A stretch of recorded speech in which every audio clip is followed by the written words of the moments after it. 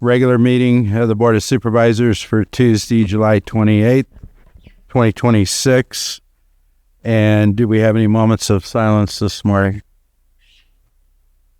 Not seeing any. Supervisor Pyska, would you lead us in the pledge?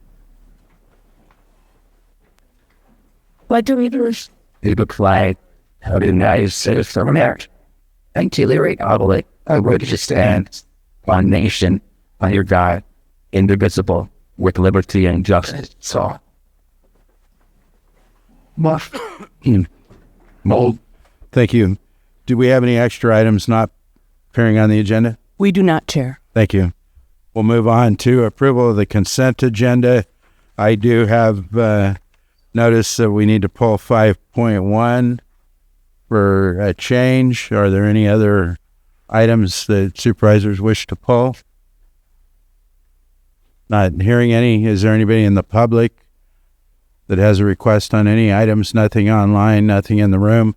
So I'll bring it back to the board for action.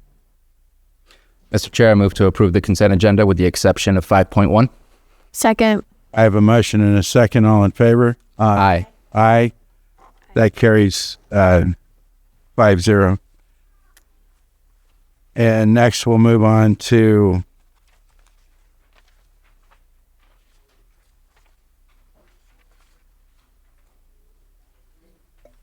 our timed items, starting with public input in the room.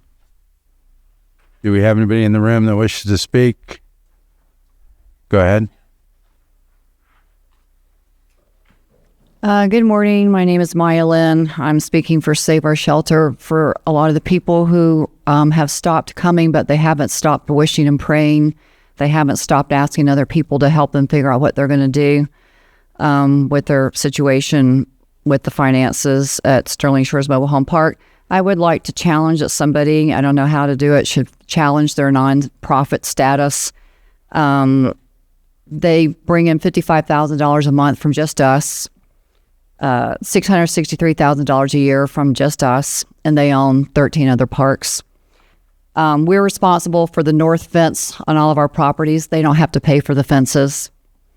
We're responsible for any piece of grass that's on the sidewalk or on the street in front of our house. They don't get it up. We're responsible if anything happens to our roof, to our shelter, to a shed, to the concrete in our driveway. We're responsible to repair it. They did have a little bit of plumbing issues, and they fixed it. And they charged, they had paving, and they charged us for it. There was a seawall that had to be repaired, and they charged us for it. So what are they spending their money on? They're not investing it in the infrastructure. They're just charging us for the infrastructure. This park has not suffered from any sort of financial restraints. They have taken well advantage of it by all of their annual increases and pass-through fees and the switching. We pay the water, the sewer, the trash. They don't pay any of that anymore. We pay the fences for the boundaries. They don't even pay for their boundary fence. The person who lives there has to pay the boundary fence. The main fence for the entrance, they charged us for it. So what are they spending their money on? When are they going to, not them, but when are we going to have something that you can be forthcoming, let us know what's happening? I know you're working on it. In the meantime, as I said last time, we just got another 2% increase for October. And I wouldn't be surprised if there's not another pass-through fee before this happens. So thank you for your time, and we look forward to hearing something as to what's happening. Update would be appreciated. Thank you. Thank you. Go ahead. Mr. Chair, just I guess a comment that's non-substantive. I apologize. I know that you have emailed requesting an update. I'll reach out this week. I have not had the chance to do so, and I apologize for that. All right. Mr. Quayle, go ahead. Justin Quayle. I'm going to talk again about abuse of power. I know that two people here, Eddie and Bruno, have been in the email threads of the abuse of power. And it's been allowed. There is no regulations written out for it, but you can abuse me because I'm disabled. Right? That's pretty much it. Because, I mean, we're talking about some real nasty things. I mean, I didn't go out and break a new crime. I didn't go out and commit a new crime. But I passed on one sheriff, and hopefully every single applicant, every 2 years, you guys are rerunning those owners. We gotta rerun those owners every 2 years, just like you did me. I didn't go out and commit a crime. On the application I even filled out, said I wouldn't have to rerun my application or fingerprint after I've been probably already given the license by you guys. I did it. Community development purposely orchestrated in emails. You better should look them out. Orchestration, organized crime. I mean, I don't even know why down here they got to tell her upstairs that I'm coming in the building. Why would the commissions need to notify Maria that I'm coming into this building? Am I that intimidating? The truth is really that intimidating? Your own emails of collusion is nasty. I'm sorry that you guys have grant fraud going on. I'm sorry about it. It's not my fault. It's all's problem. I was just trying to help you out. There's still money missing that's been stolen from our company. Sky's company, not mine anymore. Because you guys decided to take me off because I have too many complaints. At the end of the day, you guys decided to take it away from me. Because of Maria's determination, because of her right to seize our cannabis while we were in the right when we had a state and a county, because she wouldn't approve metric? Or was it because code enforcement came on there for a year wearing a body-worn camera without permission? We had a meeting with Eddie. She admitted she was doing it to other people for a year without ordinances or the right to even do it on private property. We're still waiting on that ordinance. Where is it? Timely manner? There is no timely manner here. Start doing your jobs. Read the paperwork. Read what is coming to you, please. You devastated me. Eddie has been a good man. He tried. He did apologize to the people up above, what made him kind of biased going through this, but he tried. Thank you, Mr. Quayle. Eddie at least tried. Thank you. Corruption's bad. Thank you. Do we have anyone else in the room? Me.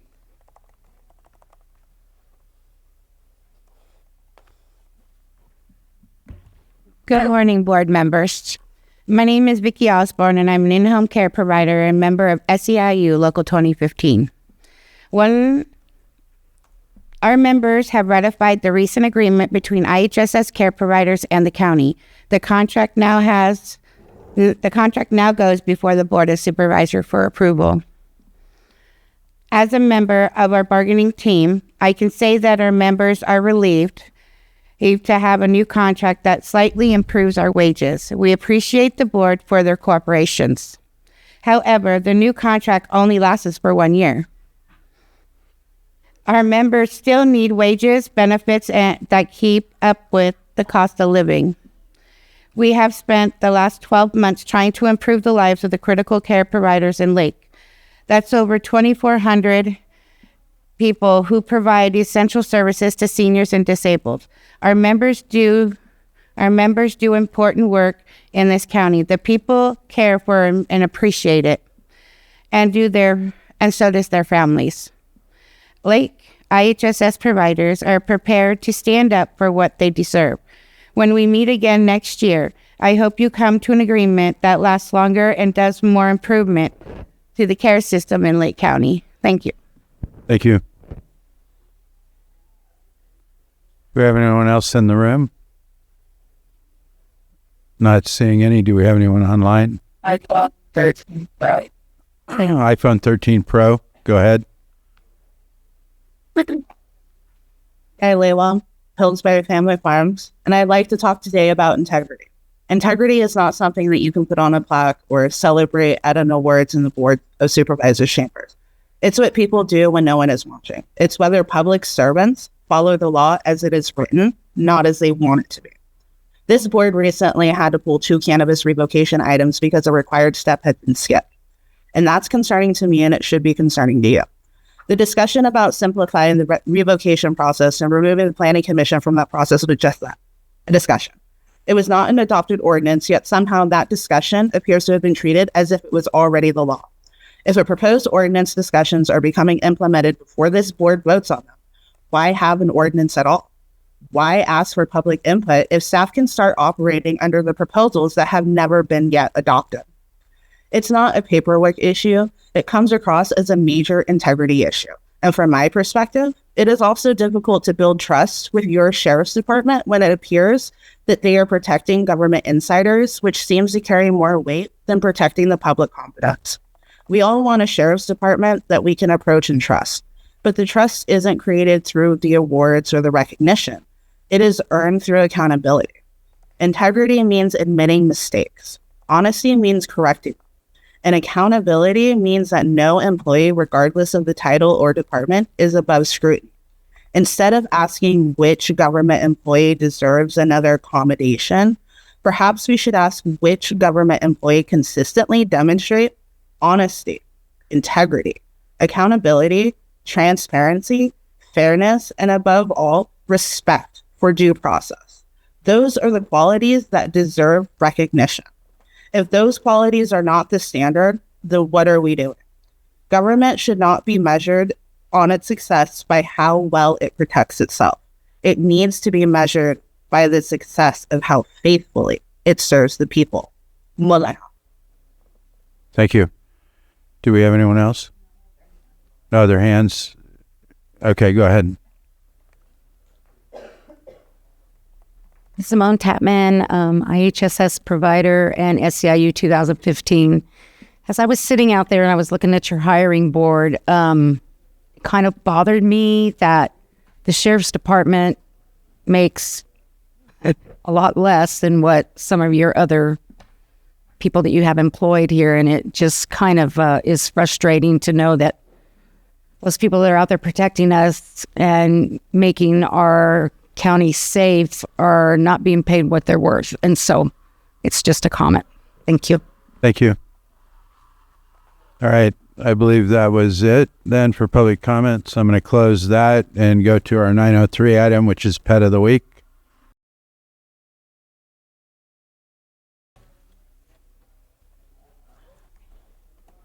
Hi, how you guys doing? I'm Officer Real with Lake County Animal Care and Control. This is Freckles. Freckles is a 2-year-old cattle dog mix. Gets along with other dogs and loves toys. Little high energy at first, but calms right down. And he's just an absolute lover. So if you need a ride-along dog in a truck or a car, he's your man. Mike? Oh. Any comments on Pet of the Week? Thank you for coming in today. Thank you. And I understand last week's Pet of the Week was adopted within a very short time. They didn't get. Okay, so hopefully he'll have somebody come in today too. Thank you. And it's not 9:30. Do you have a suggestion? Go ahead. Yes, 5.1. 5.1? Yes, sir. Okay, we need to pull up some paperwork on 5.1, and I'll go ahead and read that off.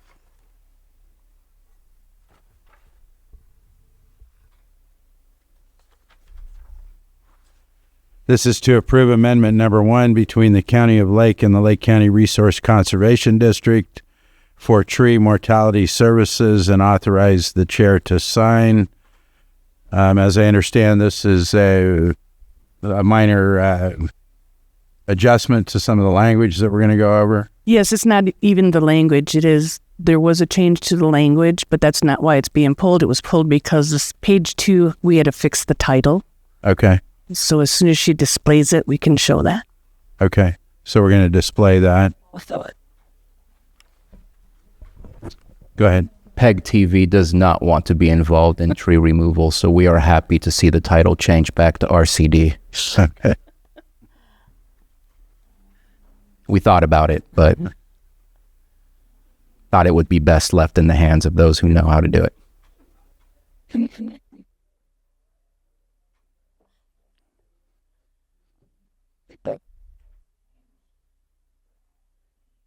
Right. Well, at that. Okay. Let's get to just set up.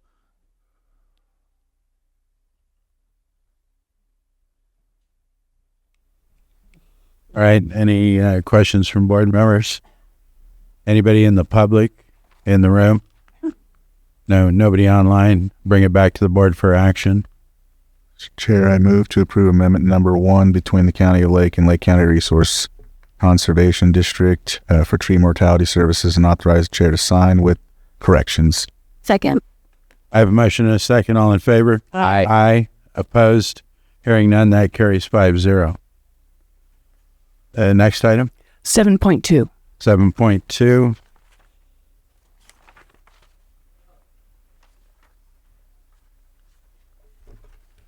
Consideration of the Board of Supervisors committee assignments and composition of the Lake County Animal Control Advisory Board.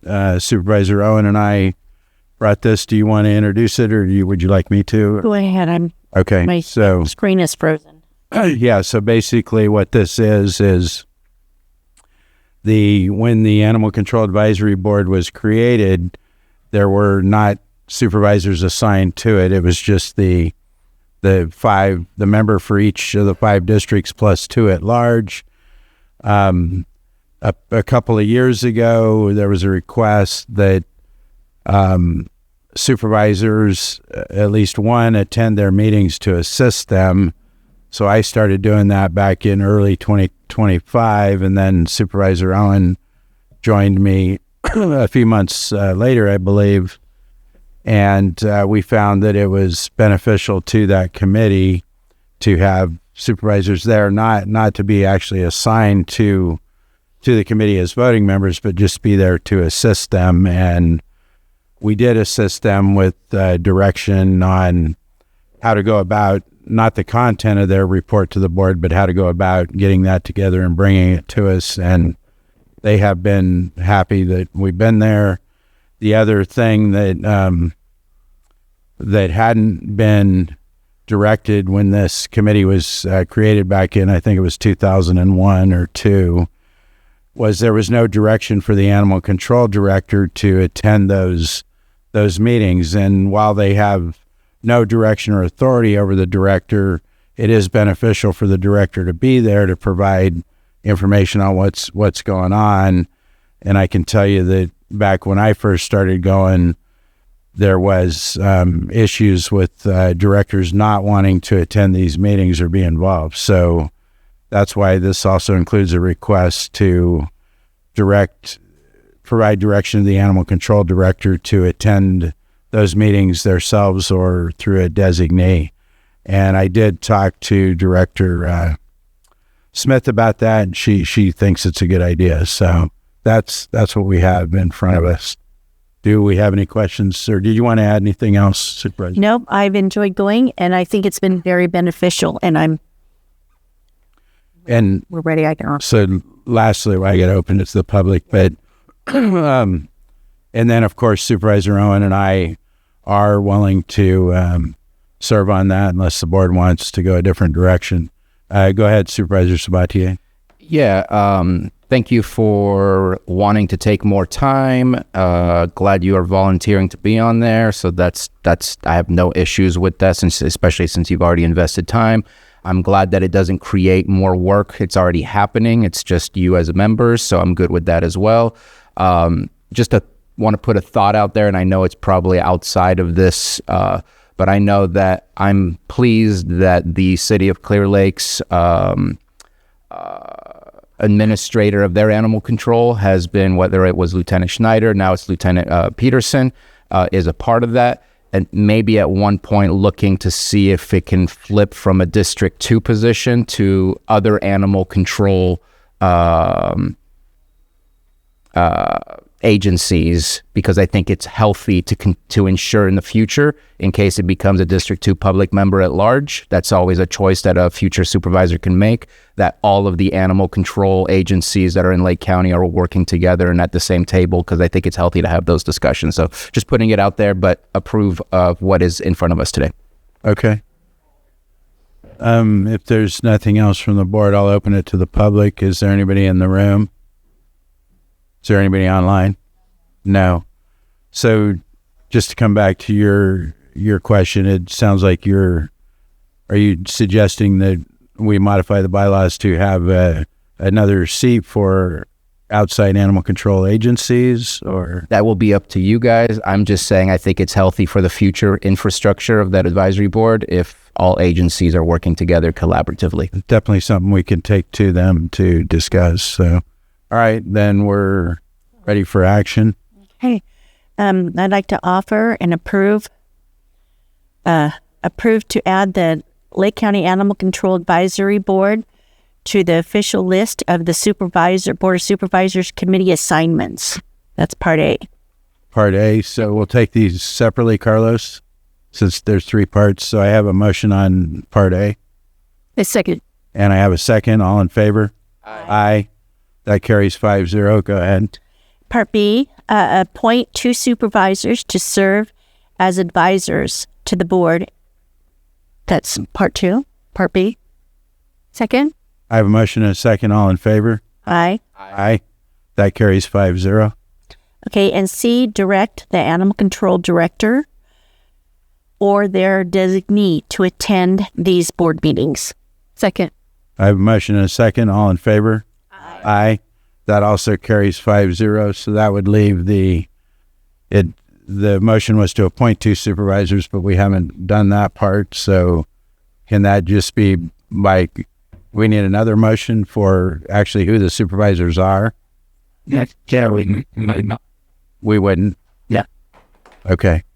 So we would just assume that Supervisor Owen and I were assigned to that based on the language in that motion? You could do it by consensus right now. So. Okay. All right. So then if we have consensus for Supervisor Owen and I to be assigned, okay. All right. So that concludes that item. Where's your Moving on to the next one. 7.4. Needs to. What was that? 7.4, which is addendum consideration of agreement between the County of Lake and Lake County Behavioral Health Services as lead agency for the Lake County Continuum of Care and Redwood Community Services for fiscal years 26-27, 27-28, 28-29, and I'll have Supervisor Sabatier give a brief description of this. Yeah, first, I want to thank Chair Rasmussen and admin for allowing me to put this on the agenda. We did finally approve this. We've been waiting for the contracts.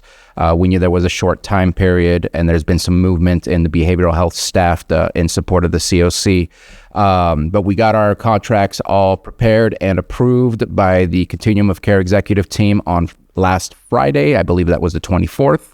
And so in front of you it's a 3-year contract for the continuation of the shelter services that are provided at the old juvenile hall known as Homerton Haven.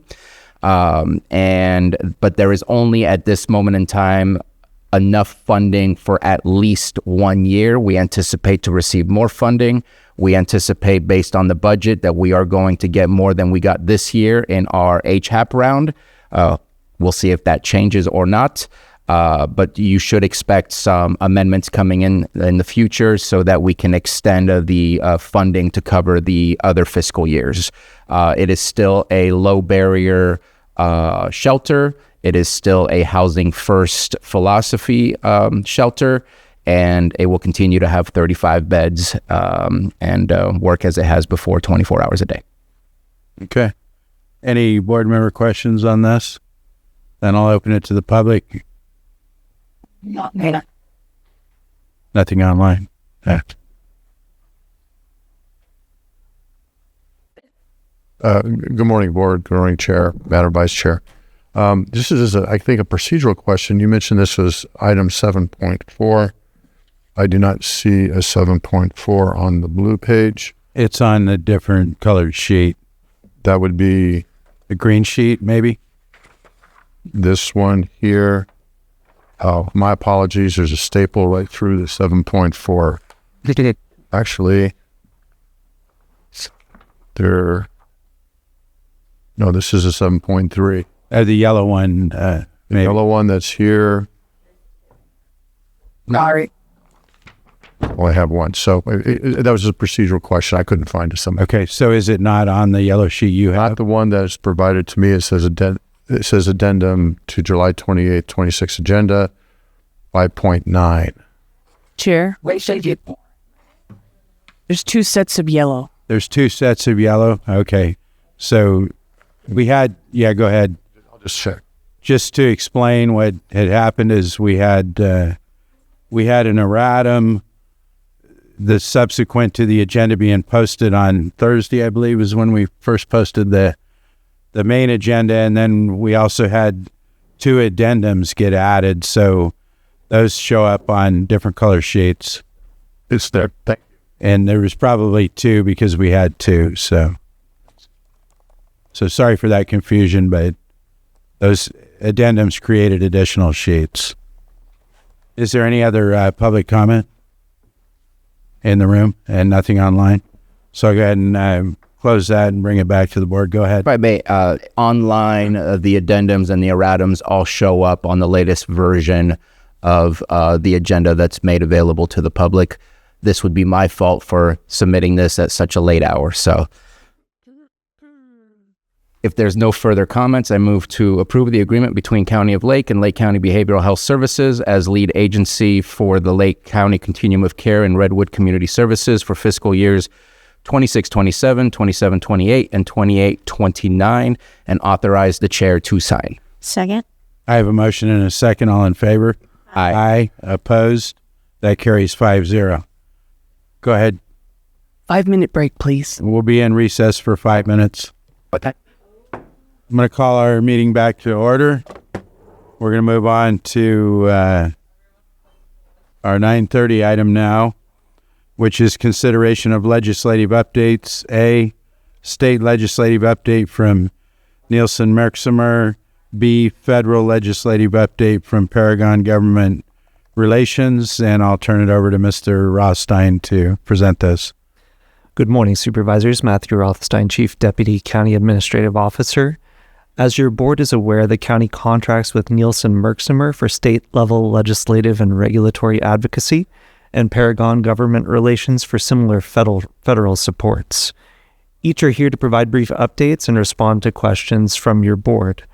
The Paragon team's federal update, led by Hassan Sarsour, will include some discussion of ongoing concerns regarding proposed changes to regulations surrounding federal financial assistance, the White House Office of Management and Budget's OMB proposed rule. But first, Jeff Neal will facilitate a state update covering legislation of interest to the county and discussion of its expectations for the remainder of the legislative session. And Jeff, the floor is yours. Can't hear him. He's muted. Jeff, you're muted so far in Zoom. Thank you. Thank you, Matthew, and thank you, Mr. Chair and members. Delighted to be here to give you an update on state legislative issues. The county, as it has done for the last couple of years, adopted a set of priorities that have guided the work that we've done with you and your staff on bills this year. Obviously, been a very active year. All of them are.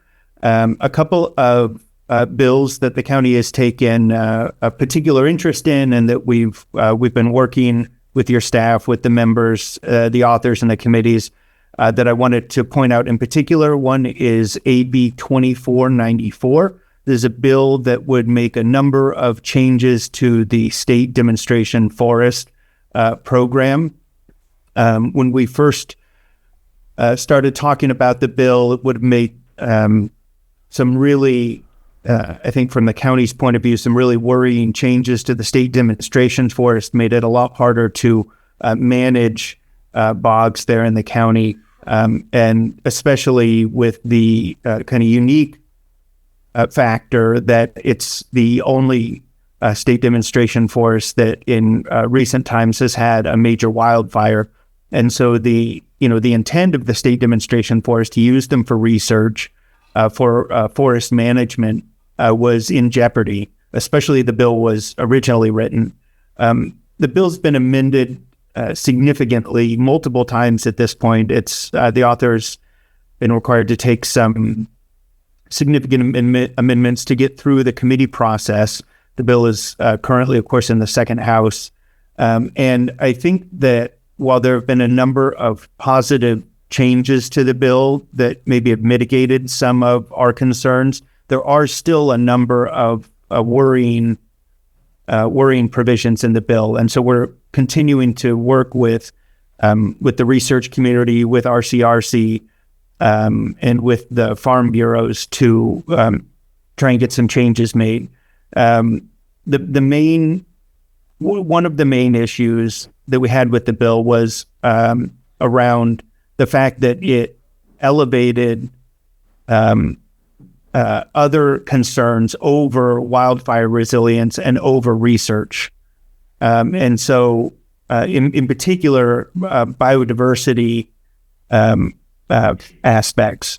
And so while obviously that's one important factor in managing the forests, we were really concerned if that was the primary factor and wildfire resiliency was relegated to a secondary or tertiary tier of concern from forest management. So the way the bill defines forest management now, instead of promoting biodiversity above all of other factors, it says that the state demonstration forests have to be managed to provide for public benefits. And then it gives a list of public benefits that include wildfire resilience, include research, includes biodiversity, climate resilience, and recreation.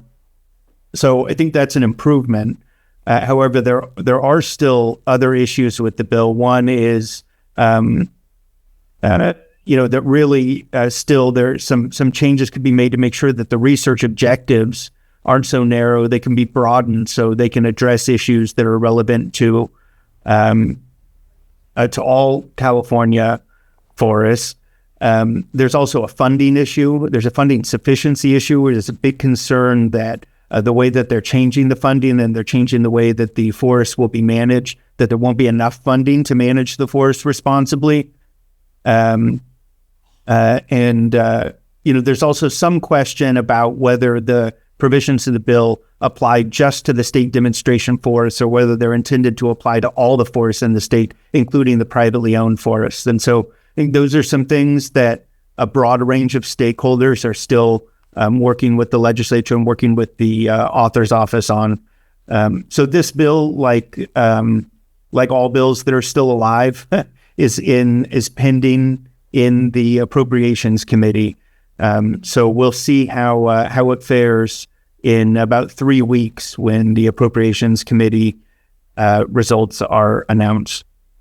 Another significant bill I wanted to mention is AB 2216 by Assemblymember Aguiar Curry. There's a bill that would expand the boundaries of the Delta Conservancy so that it include more of the land around the Delta, more of the counties that are considered Delta counties, and in Lake County's case, also it would also expand it to Lake County as sort of a part of the watershed leading into the Delta.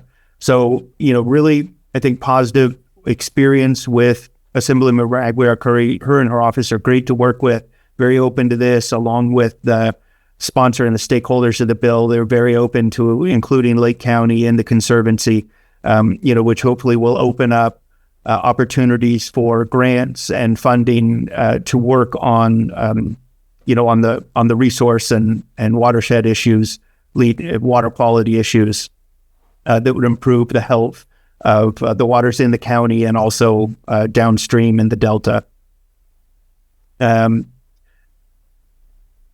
So a couple other, obviously significant issues. The budget was signed, no secret there, but while a lot of, our big push during the budget debate was around HR 1, and mitigating the impacts on the county, making sure that the residents of the county will still have access to health care and food, aid, social services that they need.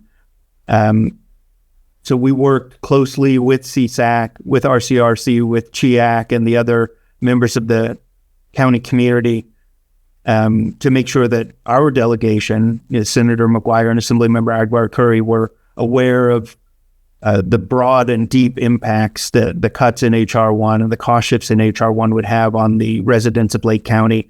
They said multiple times how grateful they were for the really good information that county staff were able to pull together, and that it really helped them put into perspective the impacts of H.R. 1 on their district. So, in the end, a number of the parts of the county ask related to H.R. 1 were included, but one really major one was not, and that, of course, is funding for indigent care, which is now, obviously more people are in California. As we move through this fiscal year and into the next fiscal year, we'll end up on indigent care because of the changes to the healthcare landscape. CSAC is making one more push to try and get funding in the budget for indigent care. I think it'll be an uphill battle. We'll certainly help them. We'll continue to partner with them on trying to get some funding for that. For Lake County, of course, CMSP still has some money in reserves, and so that should help considerably, at least get through this fiscal year. After that, it becomes a much more difficult issue financially. And so, we will look to the incoming administration, because, of course, we will have a new governor next year, whether it's Becerra or Hilton, and we'll work with them to try and make sure that issue is front and center. The other major issues that were not included in the budget that was passed and that are continuing to be debated and could have an impact on the county are allocation of Proposition 4 funds, the resources bond that voters passed in 2024. That was deferred until after the summer recess that the legislature's in right now. And then also the Greenhouse Gas Reduction Fund, paid from the proceeds of the carbon auctions. Some significant changes have been proposed by CARB to the low carbon fuel standard that, according to many estimates, will have the amount of money that's available in the Greenhouse Gas Reduction Fund. If that happens, then essentially there will be no money coming to local agencies for any of the transit programs, safer drinking water programs, and certain planning programs for affordable housing and sustainable communities. That will all be zeroed out if those changes go through without any changes to the way the funding is allocated at the state level. So some of those discussions are happening. And of course, we're working with a lot of others in the county and city community to, try and mitigate those impacts on local agencies. There's a lot of information. There's always a lot more. There are a lot of bills out there still alive, but happy to pause here and take any questions about those items or anything else I didn't mention. Yeah, we have, we'll start with Supervisor Pyska. Thank you for that update, Jeff. And I know it's been a couple of weeks since we had a conversation about AB 52 and that you were going to have more conversations. We haven't had a chance to circle back. I'm just wondering, because the verbiage of public benefit is obscure and generalized, and one of the things that we have really been trying to push for is alignment with the wildfire task force strategies, and there was new strategies released last month. So I was just curious if you were able to get any traction with that language. Yeah, we mentioned it to the author's office multiple times. They have maintained that even previously, frankly, there was nothing in the bill that precluded the implementing the recommendations. I think under the old version of the bill, frankly, I disagree with them that I do think some of the recommendations carrying them out would have been precluded. under the current language, I don't think that the state would be precluded from implementing the recommendations in the new report, but it certainly doesn't require it. It certainly doesn't prioritize it. I prefer to see that prioritized. I would guess that you feel the same way. And so, I think we've made that pretty clear to the author's office. And as we have more conversations with them, we'll continue to bring it up.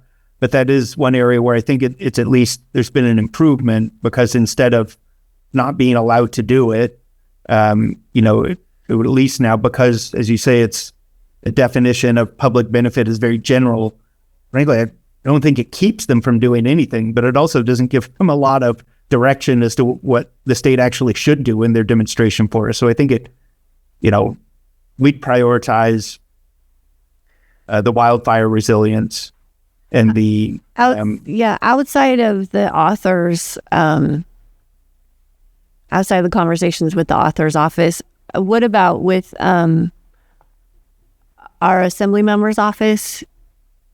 How are they receiving it? We had talked to them when it was in the assembly, and we'll do that if it does get through appropriations and off the Senate floor. I haven't had we've communicated our position to Senator McGuire's office, but I haven't had a conversation with them about it. But I'm happy to do that and let you know how it goes. That would be. I think he's co-sponsoring it. Yeah, it's and as you know, it's the some of the alignment of interests on the pro side or who's for it and against it are not our usual lineups. The county community is partly split. Yeah. Thank you. Yep. Supervisor Sabatier. Yeah, thank you for that update. I wanted to kind of go outside of just the bill process. I guess I'm asking a question of your capabilities. What there's the rural health transformation funds that a portion of that, I forget if it was 233 or 333 million, was received by the state of California, and that grants are now open for us to submit for a variety of different things like workforce development, technology innovation, or things like that. Are you able to help us in that sense? If I'm trying to figure out if the hospitals are doing this on their own, if public health is doing something on their own, or if we're doing it regionally, which probably would be better, in my opinion. But I'm trying to put my finger on that. But are you able to help us in that process? Because $233 million, if that's the number that is correct as far as what the state of California has received so far, does not go very far in the state of California in ensuring that our rural health care here in Lake County, or potentially regionally, but that we're a part of it, is received to help us at least move the needle a little bit, is really important to us, or at least to me. I think it is to us. Wondering what you're able to do to help us in that process, whether that's having conversations with the department that processes these grants, or helping us identify what really needs to not be in these grants. I'm just looking to see where your skill sets might be used to help us make sure we get access to those funds. Yeah, thanks, Supervisor. Appreciate that. Well, we're not a grant writing organization. We're always happy to help coordinate, whether that's by, talking with your staff about what the grants can be used for, certainly coordinating with HCI, which I think is the organization that's responsible for administering the grants in California. We do a lot of work with HCI on other issues. I'm happy to coordinate with them or coordinate meetings between the county and them, or with other counties if you do have a regional approach to workforce or access to healthcare.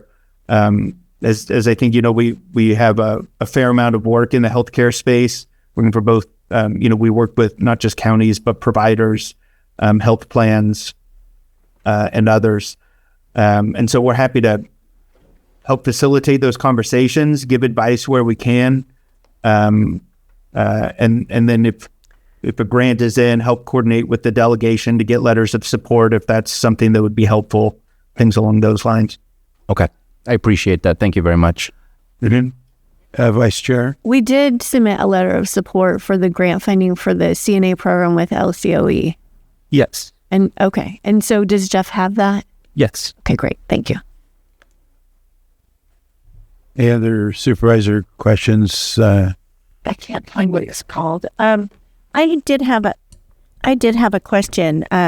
We have had the Farm Bureau approach Supervisor Rasmussen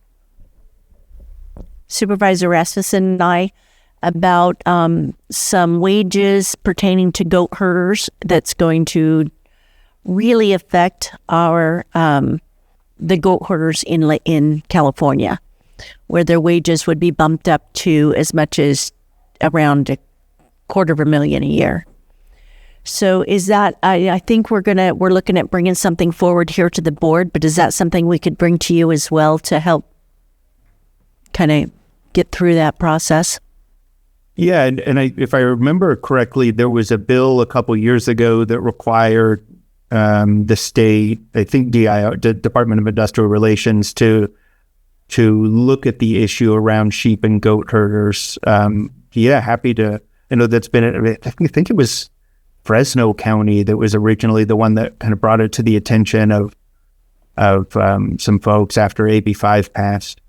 But yeah, happy to coordinate with you on that. Yeah, thank you. I think it did come forward and was passed in 2023, but there was a exemption, and it's not affecting the sheep herders, but the goat herders right now, and the exemption expired in, I think, June.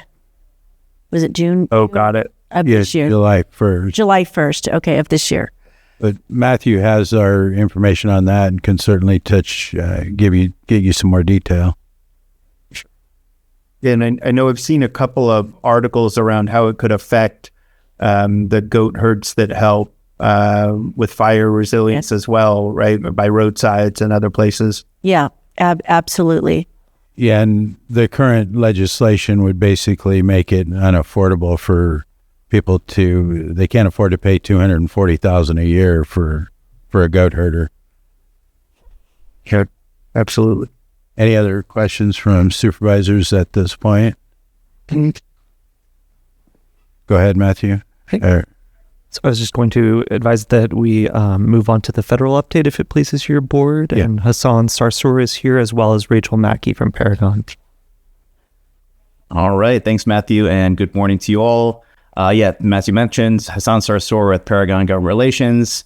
I'm going to kick things off. Then I'll turn it over to Rachel to talk about the proposed rule from the Office of Management and Budget that has us and a lot of other folks, really anybody that gets grant funding, pretty concerned.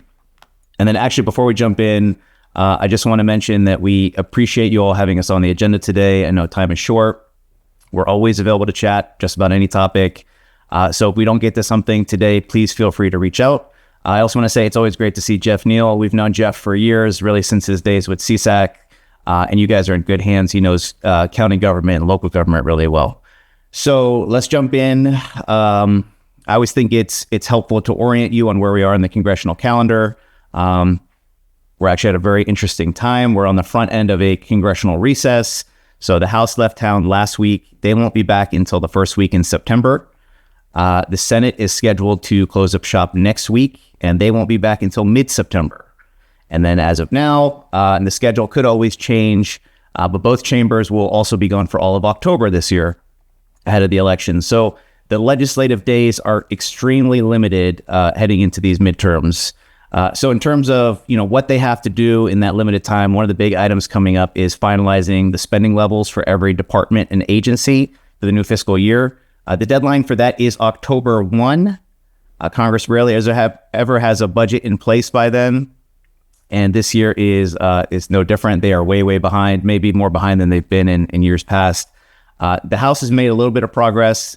Their bills are always a little bit more partisan, and outside of the earmarks, the numbers usually don't stick, so we don't pay too much attention to the actual numbers.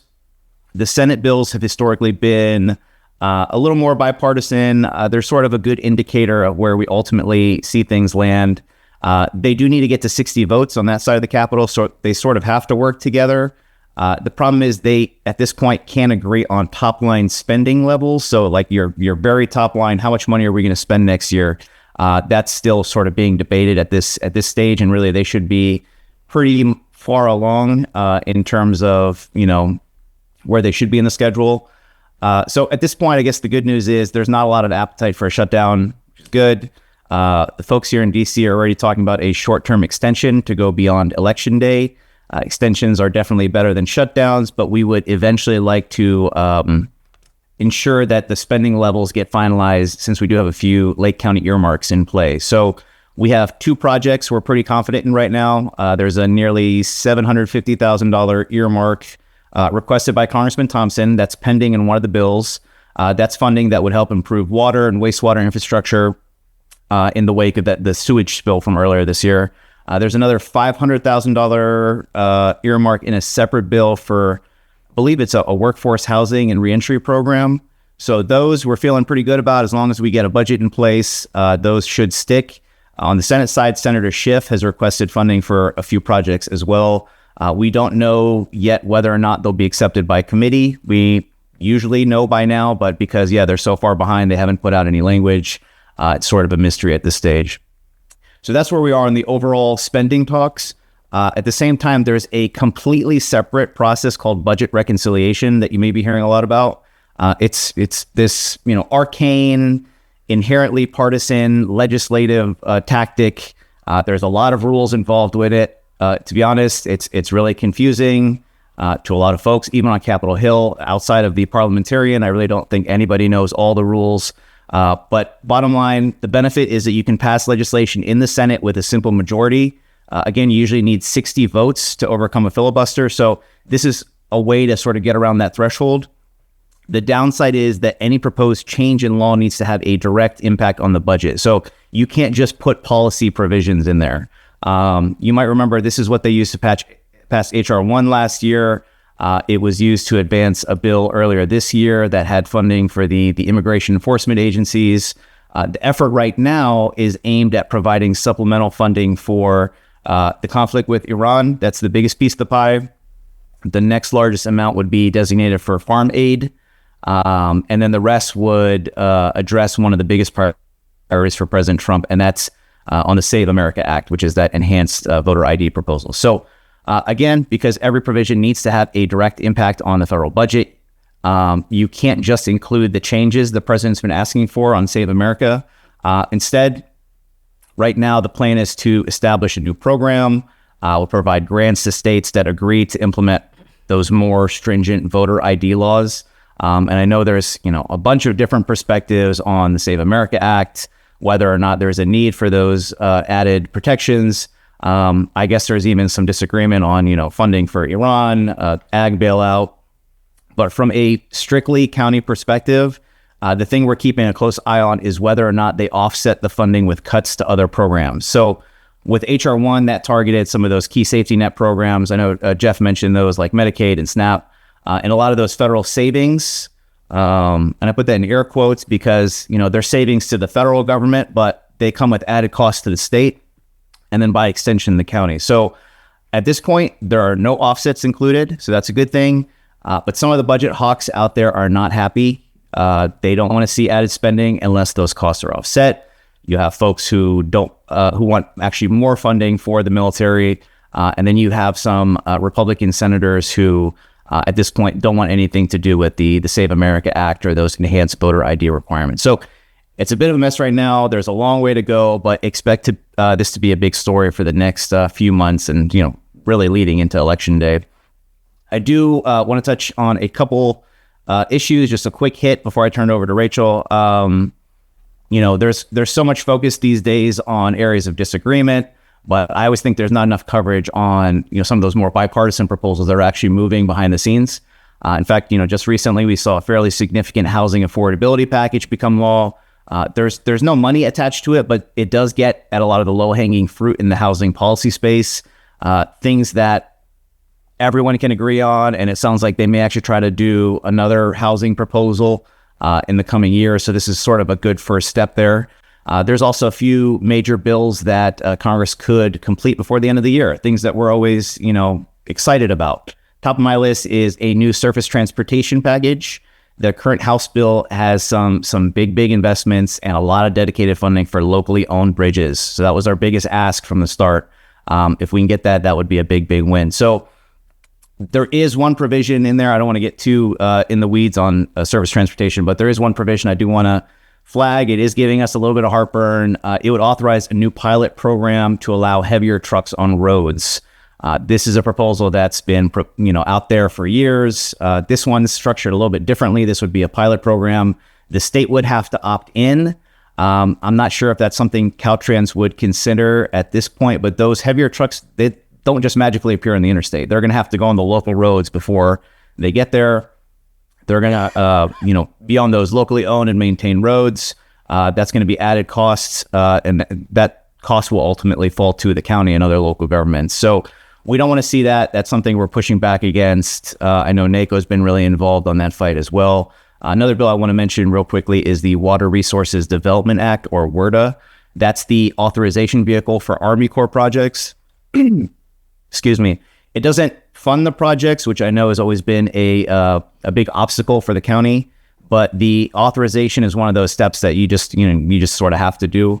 The House bill does plus up the amount of funding authorized specifically for water and wastewater projects in Lake County. So we go from $20 million authorized that's where it's at right now, to $30 million. We're also trying to determine whether the Army Corps will need additional language to help move the Middle Creek restoration forward. There is an existing authorization. It's separate in a chief's report, but it sounds like the estimated costs have increased significantly since the initial authorization. So we may need new language there. We're still waiting for direction from the Corps to determine how we approach that. The Senate WRDA bill also includes language based on the Fire Smart Act.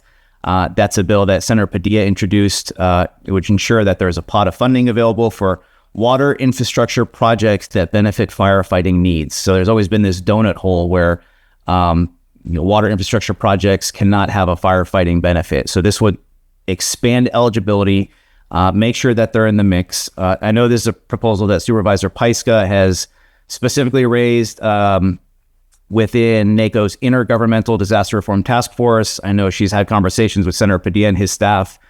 So I just wanted to flag that because there is some positive momentum there. Another bipartisan proposal that could move later this year, I haven't heard too much about it. It would build on the Great American Outdoors Act. Now that law provides $2 billion a year for deferred maintenance on federal lands. It's a dedicated pot of funding, which is great. You don't always see that. That program is expiring, but there's a ton of bipartisan support. So we should see that keep going. One I anticipate will pass before the end of the year. And the last thing I want to just briefly highlight is the issue with AT&T and their carrier of last resort responsibilities. That's been largely a state level fight up until recently. There is a new battlefront with the Federal Communications Commission, the FCC. There's also a lawsuit moving through the federal courts. So AT&T has asked the FCC, a lot of acronyms, to override California's carrier of last resort rules. The public comment period on that request recently closed, maybe last week, maybe the week before, and the FCC is reviewing that case now. I know CSAC, RCRC, a number of other California groups have submitted comments opposed to AT&T's move. At this point, I know some folks are looking to Congress to weigh in. I think it's still too early at this point, but I did want to mention that a number of folks from the California congressional delegation have pushed back. They submitted comments. They sent a letter to the FCC, basically urging them to reject AT&T's request. So Congressman Thompson's on there. Congressman Gallagher is on there. Our senators are on that letter. So a lot of bipartisanship, which is nice. I haven't seen a timeline for the decision. They could act later this year. Again, no deadline, but we're going to keep a close eye on those proceedings and make sure that we're in a good position to push back if it doesn't go in our favor. So that's all I have. I'm going to turn it over to Rachel to talk about the OMB rule. We have a question. I just want to quickly, Hassan, thank you so much for all of this work. And it was really great to spend a lot of time with you when we were together at NACO, getting caught up on everything. I just wanted to flag for you, in case it's helpful, I've testified with the PUC many times on carrier of last resort and the implications specifically for Lake County. So happy to do that anytime, anywhere. I will definitely take you up on that. Okay, great. Can you all hear me okay? Yeah. Great. Apologies to not be on camera. I'm actually on vacation in a sort of rural part of Virginia, so didn't want to jeopardize my Wi-Fi connection by being on camera. But good morning to all of you. I'm just going to provide a quick update, as Hassan mentioned, on this OMB proposed regulation that is kind of an existential crisis for state governments, local governments, nonprofits, because it touches pretty much every federal grant. While the most threat comes from the proposed changes to discretionary grant making, which is better thought of as competitive grants, there's also implications for formula and mandatory funding and block grants. For those competitive grants, which the rule is heavily focused on, what OMB is trying to do is essentially wrest control and discretion from individual federal agencies over those funding streams and really create a bottleneck wherein OMB, the Office of Management and Budget, has a great deal of discretion and authority to provide direction to federal agencies, and political appointees at those agencies would have a lot of authority to cancel grants without explanation, to review grants before they are authorized, creating a political review bottleneck. They can review applicants for nebulous, vague terms related to diversity, equity, and inclusion, or risk of harming the reputation of the federal government.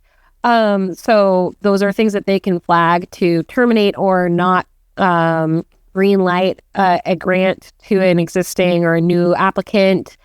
It creates just a significant amount of uncertainty, especially for small stakeholders and counties and cities, for that matter, who, don't have a lot of revenue and are, looking to the federal government to provide competitive funding. It creates just a lot of disincentives to apply to that funding at all, because you can't plan if you don't know if your grant is going to be terminated at any moment in time. For county governments, obviously there are several competitive grants that counties of all sorts and sizes apply for and receive. But, the bulk of the funding that counties get from the federal government is, in the form of formula or pass-through funding that, is often directed to the states and then passed down to the counties, or directly passed to local governments, but via a formula. That aspect of the rule is a little less harmful in that those funding streams wouldn't be subject to the political review that I just mentioned. There would be, they wouldn't be able to just terminate a formula funding stream. So think of CalWorks or the Community Development Block Grant. Like, they couldn't just terminate that in the middle of the grant year. But there are other rules and requirements that are getting attached to those funding streams that could still create a lot of heightened legal and financial risk for counties and for the entities that counties pass those dollars down to. So, I mentioned some of the concerns around harming the reputation of the federal government, or DEI activities, or supporting undocumented immigration. These are all nebulous standards that in an audit could be flagged. There's also a requirement that that states and counties and all the sub-recipients that you pass funding onto be integrated into the Treasury's do not pay system, which is like grant management system that, can easily make a mistake, mismatch a person's name or an organization's name, erroneously flag them for being ineligible to receive funding, and stop a funding stream from going through. And there's no recourse or, process by which you could contest that or appeal that kind of change. So it gets pretty technical and nitty gritty, but regardless to say, this proposal would completely change federal financial assistance as we know it, and it would provide a whole lot of discretion to political appointees and to the White House to kind of direct funding as they see fit. So as you can imagine, there was a very, very significant comment campaign that just concluded. The regulation closed for public comment on July 13th. They only provided 45 days for people to comment on a 400-page rule. So there was some pushback on that as well because it's so massive. There were over 500,000 comments submitted to this proposed regulation, which is, I've never seen that many come through. So I think it highlights just the scope and the potential impact. The California State Association of Counties, along with several other associations in the county family, including RCRC, did submit a joint comment that we were able to help shape from here at Paragon just by our relationship with CSAC, that really gets at the concerns for county governments and California counties in particular. Unfortunately, we don't really expect the comments to make substantive impacts on this regulation. They've already made clear that they hope to issue a final rule and implement these changes by October 1st, which is just a stunningly fast timeline for a federal regulation. The point of the comments is mostly to, hopefully be by the sheer volume, delay that finalization of the regulation, because they do have to, by law, review and respond to the concerns of the comments received. But also, more broadly, the best chance at blocking this regulation from coming into effect is going to be through the courts. And so the public comment record is an important material and an important tool for states or other, stakeholders of impacted groups or individuals who sue over these changes, which will almost certainly happen the moment that a final rule is issued. So we expect there to be litigation.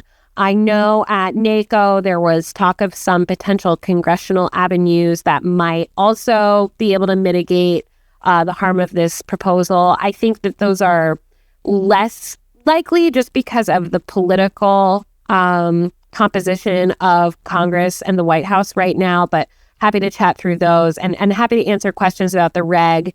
Right now, it's just kind of wait and see. There's not much to be done from an advocacy perspective, but the congressional delegation is all over this. Both senators and Representative Thompson have, signed on to letters expressing their distress and opposition to the rule.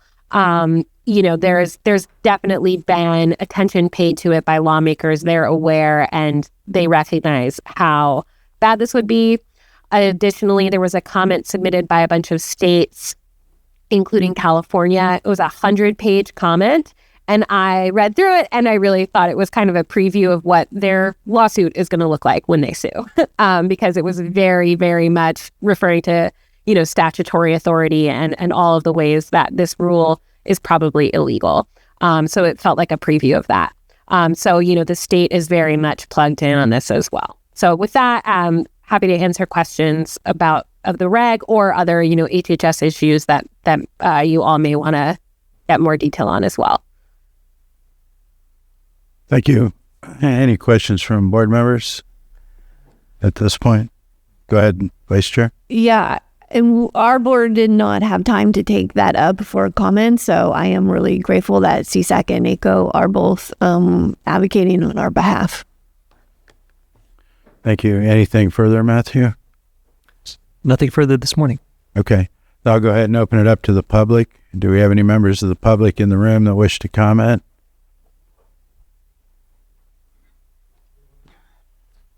Good morning, Lars Ewing, Public Works Director. I wanted to take a moment just to thank. It's legislative related, but not necessarily through any updates.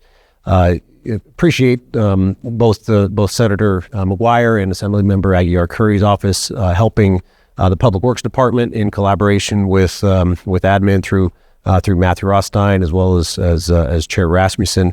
In advocating to PG&E to ensure that what's called Rule 20A funding, utility undergrounding work credits that are at the county level, that they be reallocated or reassigned into the current year, as opposed to PG&E's recent proposal to shift the funding out to 2030 and beyond, which would have created to be quite honest, a disaster for the South Main Street Soda Bay Road project. We have the county has approximately $4 to $5 million estimated from PG&E work credits that would go to that project, and for various reasons, deadlines related to the road improvement portion of that project, it was critical that we align all the funding sources.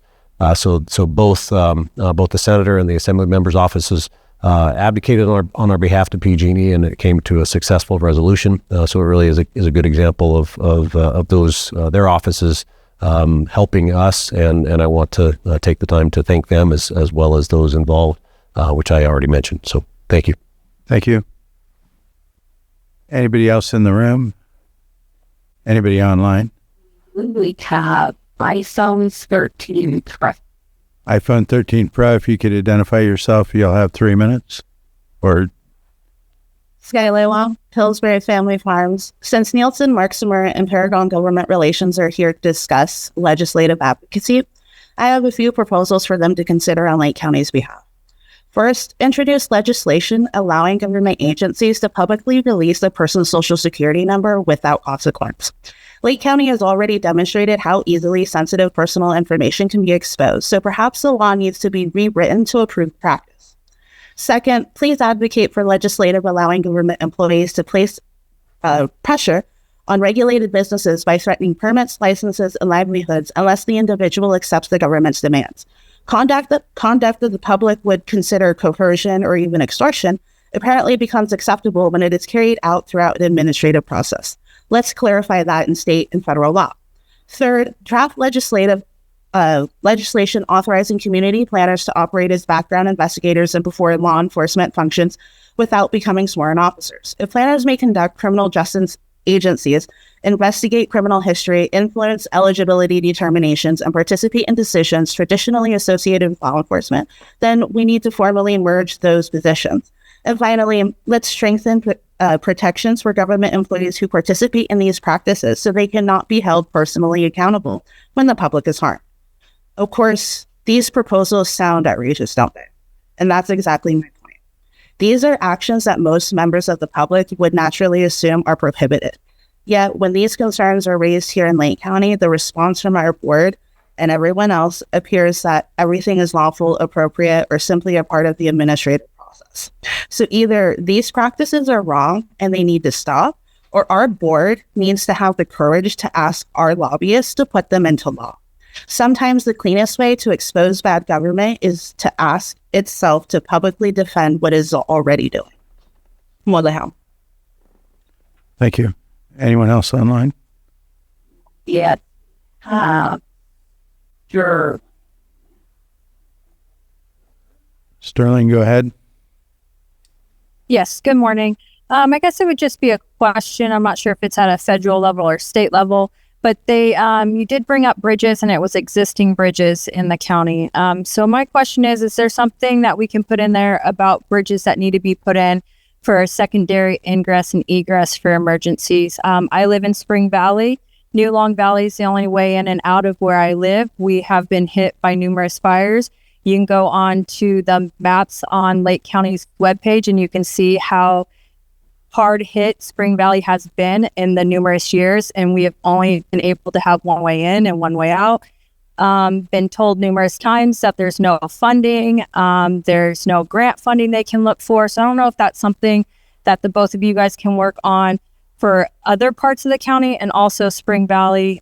We have Indian Valley Reservoir that's right above us. It is a threat to the Spring Valley subdivision. As you look up in the general plans, it also states it in there.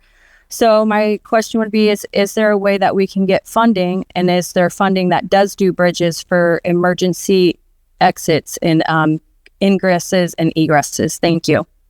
Thank you. Do we have anyone else online? Okay, Supervisor Sabatier. Yes, I wanted to just ask Rachel, because I know she has a finger on the pulse for the federal health care status.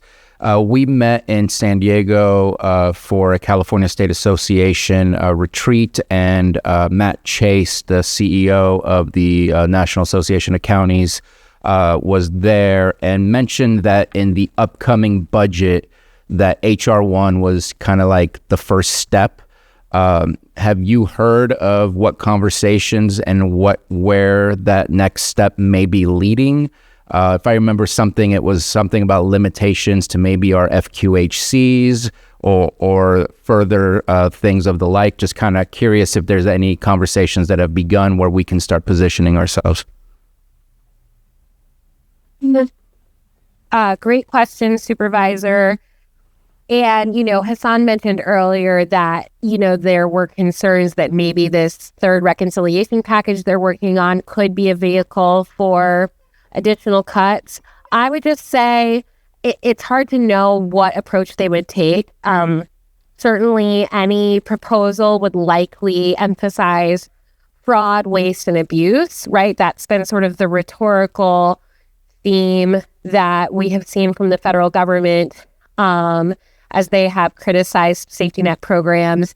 I think they could make any and all sorts of cuts or changes under that umbrella, right? And so it's hard to say really what it would look like. I don't know that FQHCs would be specifically targeted, but I could see, additional cuts to Medicaid and what it covers, particularly for the expansion population with the CalFresh program. There's additional changes that they could make that would further reduce benefits. We have not seen specific proposals. Really, anything that we've seen so far has been pretty high level and just kind of that sort of, we need to get rid of more fraud. I think, as you all have seen with the Center for Medicaid and Medicare Services, there has been a lot of attention paid to in-home supportive services and sort of hospice type providers, both in Medicaid and Medicare. So that might be an area that lawmakers might look at.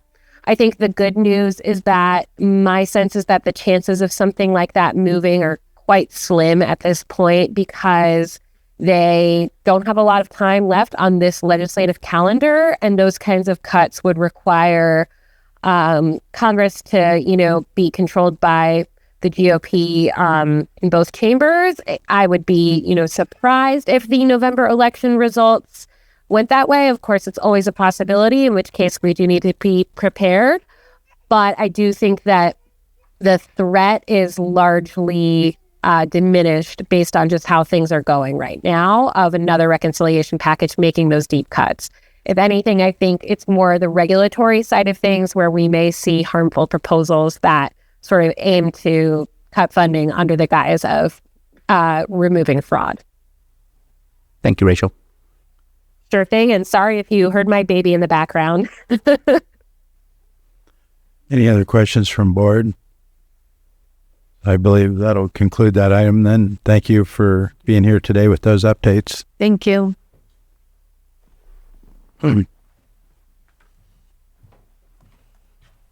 Does anybody need a break? Or... Okay, I'm going to take a short break for the 10 a.m. item.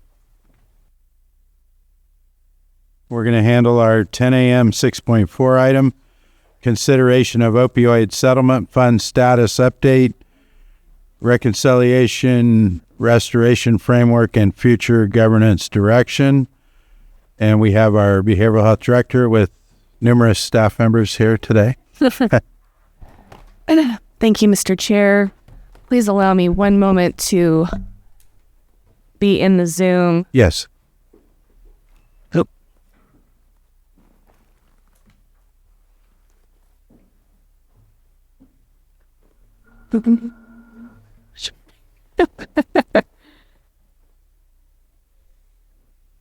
Thank you for your patience. It kicked me out.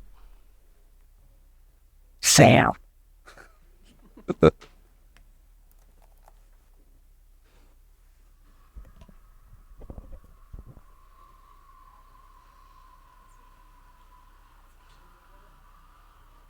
I'd rather go out and type it, but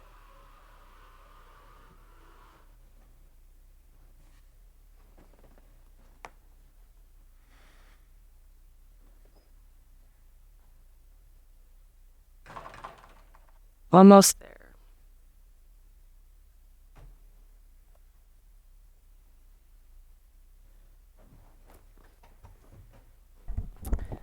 Thank you. Appreciate it.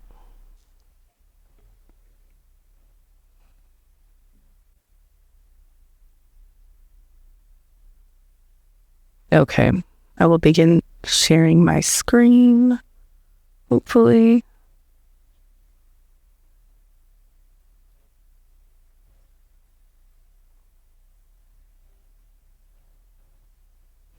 Today is the day of technological difficulties, it appears, for me.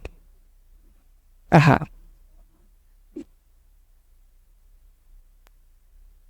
think I have arrived.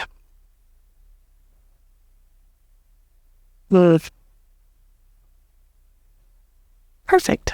All right. Thank you so much for your patience. Again, Elise Jones, Director, Lake County Behavioral Health Services, joined here by representatives from clinical, fiscal, and other leadership, subject matter expertise. The theme of this presentation: stewardship, reconciliation, restoration, and future governance decisions before the board. So just as some background, the funds from the opioid settlement funds are the result of a successful lawsuit initiated against various opioid manufacturers for their role in the opioid crisis. We've seen those payments touch down. Counties and as well as city and tribal municipalities and governments received these funds. For the County of Lake, the Behavioral Health Department was identified as the administrative entity to administer the opioid settlement funds and planning and everything that goes with it. You may recall that we engaged in what I would characterize as a very robust community engagement process with a consultant, Health Management Associates, over the duration of a year to arrive at expenditure guidance, an expenditure plan where we identified the community's biggest priorities, synthesized that with our data on overdoses, and then align that with the allowable expenditure uses, producing areas of focus for the department. Since that strategy was finalized, we have engaged through the county's procurement process, as well as internal county programming to implement these plans. We began investing in prevention, treatment, access, recovery, harm reduction, and infrastructure. We have performed an exhaustive reconciliation, and upfront, the transparent finding is that OSF funds were not maintained separately in our SUD cash account. What that meant is that we had incomplete accounting of the OSF dollars, so we have effectively pulled through all of our accounting, identified all of the OSF dollars, and I believe one of our next moves actually will be to request a separate fund for those monies, similar to what would be a similarity that would similar to the Lake County Continuum of Care. So really treating it as its own programmatic kind of entity, and of course applying all accounting controls to that. Also need to revisit the governance framework. These funds are new. The regulations passed down by the Department of Healthcare Services were relatively open-ended as regards the county's application of the OSF funds and how they wanted to govern those. So now is a great time to identify what we've done and what the board's will may be moving forward with these funds.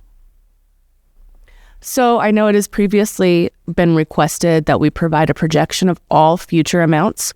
So we will, at the end of this settlement, have received a little over $22 million.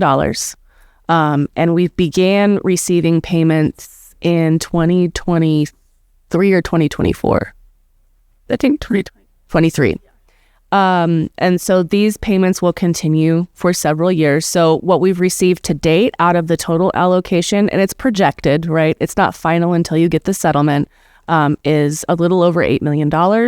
So we have remaining nearly $15 million over the course of these next years that will come to the county in opioid settlement funds. Okay, and this is a long shot just to show a visual representation of the projected OSF dollars that will come to the county. So you see it really hitting a peak in 28, 29, and 30 when they will kind of issue the largest payments, and then it will begin to trend downward with the final payment occurring in 2038. That peak year in 2030, we expect, or it's projected, that we'll receive about $1.5 million. Again, all of the total combined projected payments is close to $15 million that's coming to us. Just to revisit the stakeholder process that we did engage with, in January to July of 2024, we hired a consultant to help us develop a plan that would, again, reflect the needs of our community, be aligned with our local data, as well as the requirements, or the restrictions, rather, of the funding source.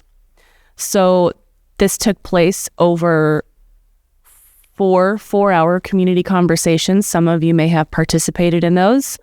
We also did surveys, structured interviews, and a variety of other activities. Overall, 139 different participants engaged.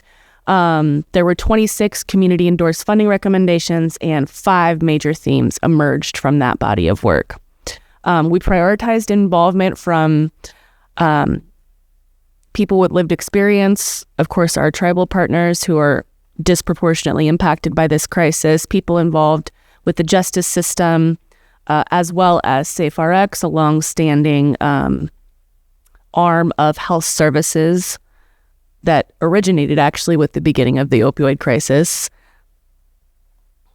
All right, so this is how we've been approaching the spending so far.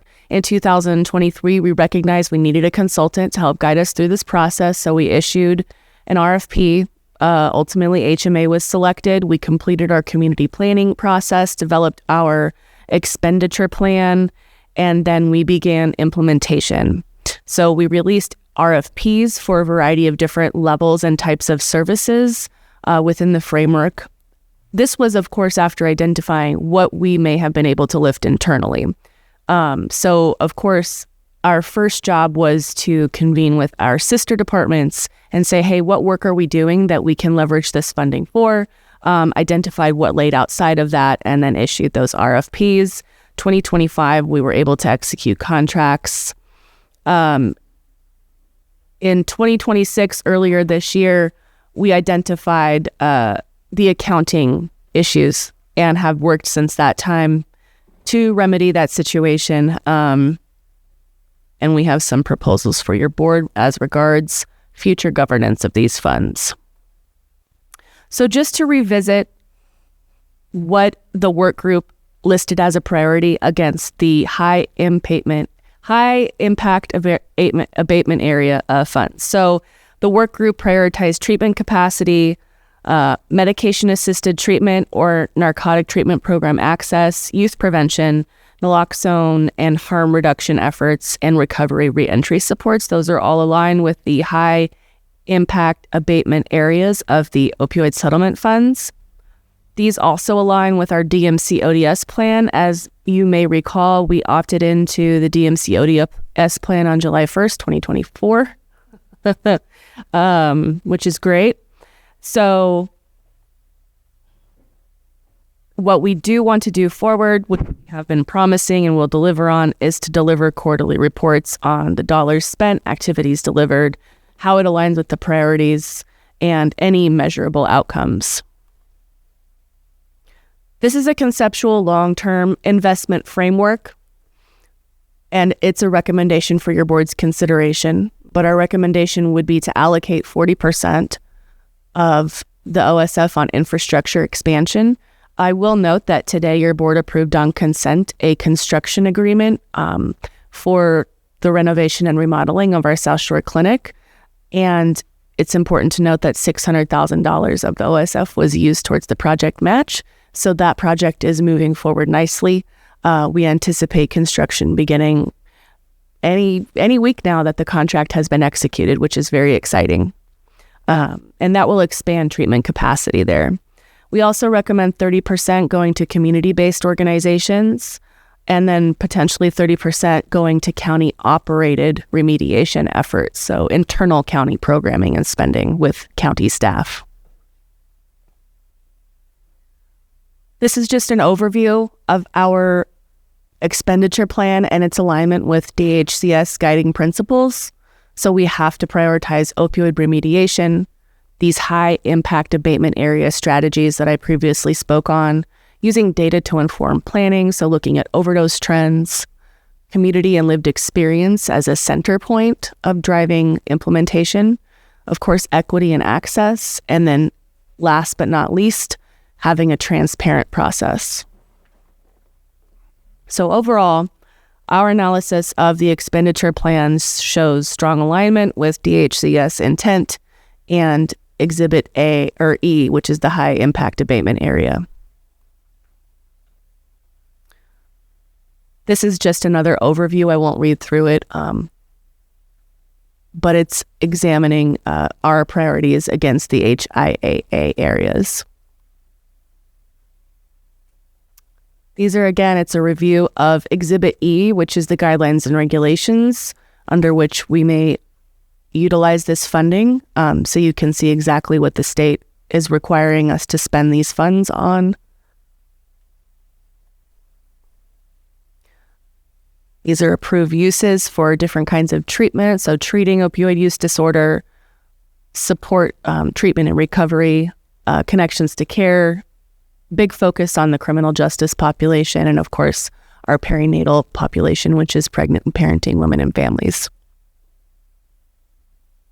This is also ways that it can be used to fund prevention, which is notable because the BHSA, related to Proposition 1, has removed prevention funding as an entire category.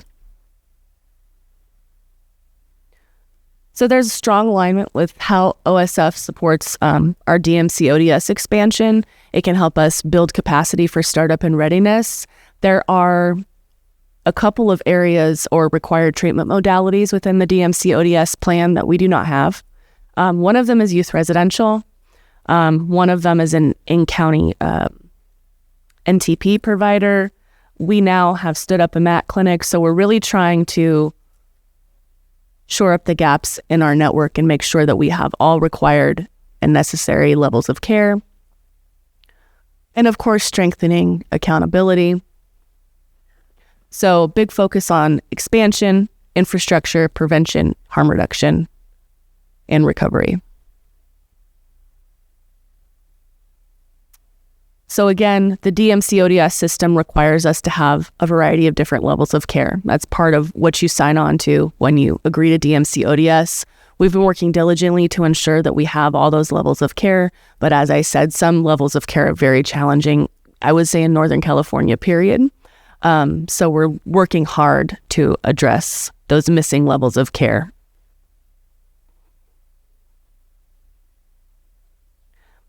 We have awarded contracts to Kanokatai Native Wellness, which aligns with Schedule A and B. It's a youth prevention program, and its population of focus is primarily tribal youth. We also have some outcome data from the past year of work from Kanokatai that hasn't been finalized yet, but I do look forward to sharing that publicly soon.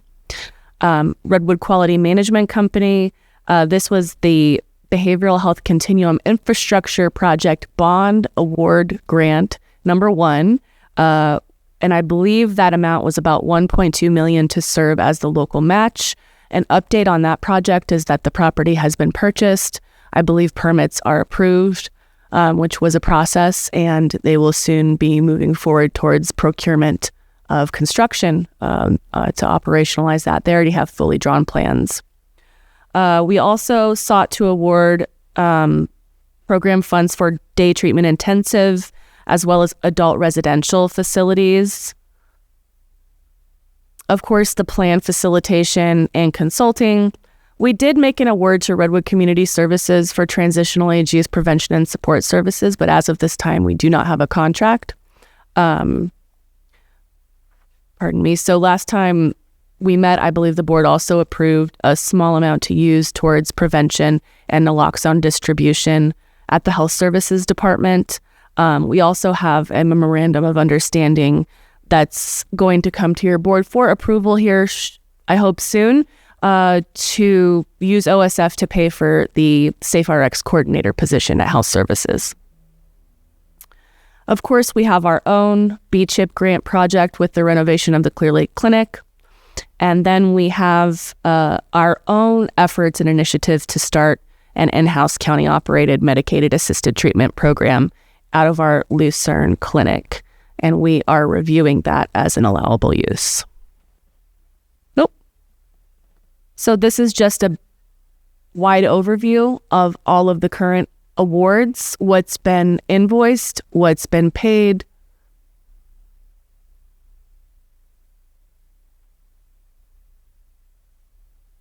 And then this is also a different view of that same data. So showing the total amount we have coming to us, the amounts that we recommend for the variety of the three categories: infrastructure, expansion, community-based grants, or county-operated remediation efforts. And then of those three priority areas, showing how much has been spent versus what is remaining.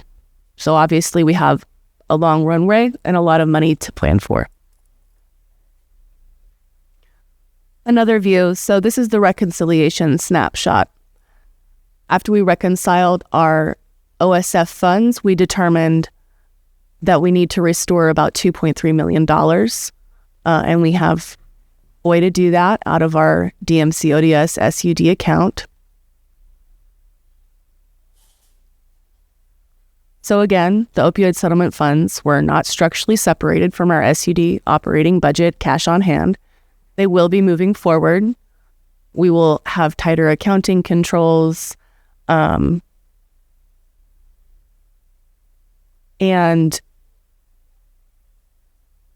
here is our current SUD budget status. So presently, and this may not be completely 100% up to date, but it's probably pretty accurate. We have 3.8 cash on hand in our SUD budget. We've seen so far, and I'm guessing this is for the closeout of fiscal year 25-26, right? So we closed out at total revenues of almost 18 million. Our total expenditures were about 15.5 million.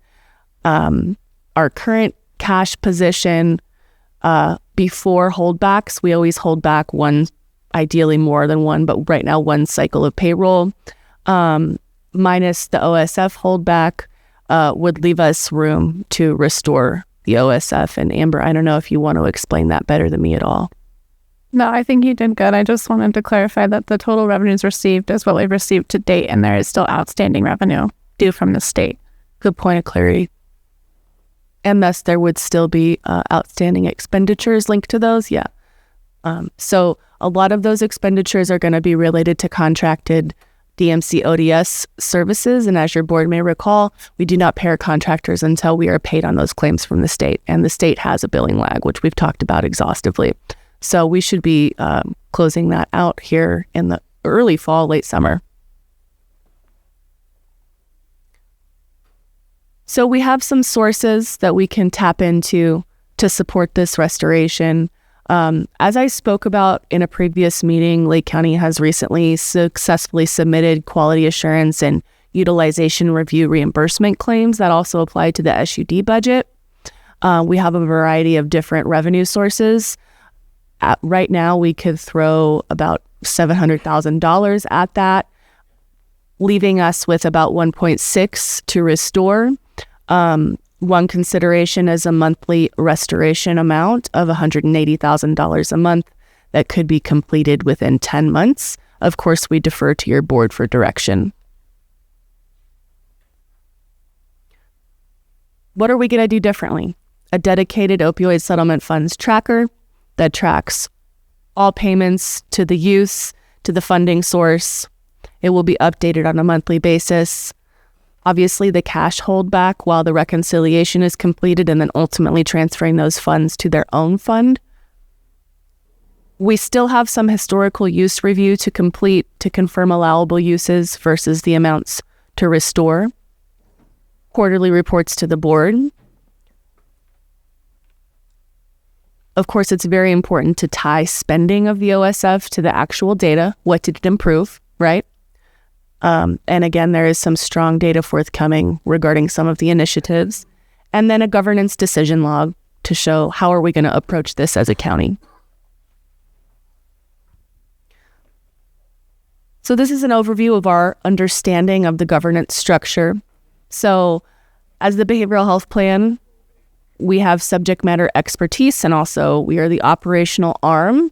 We can identify those service gaps and make recommendations to the board as regards spending and implementation of programming. And then ultimately, of course, your board of supervisors holds the ultimate approval.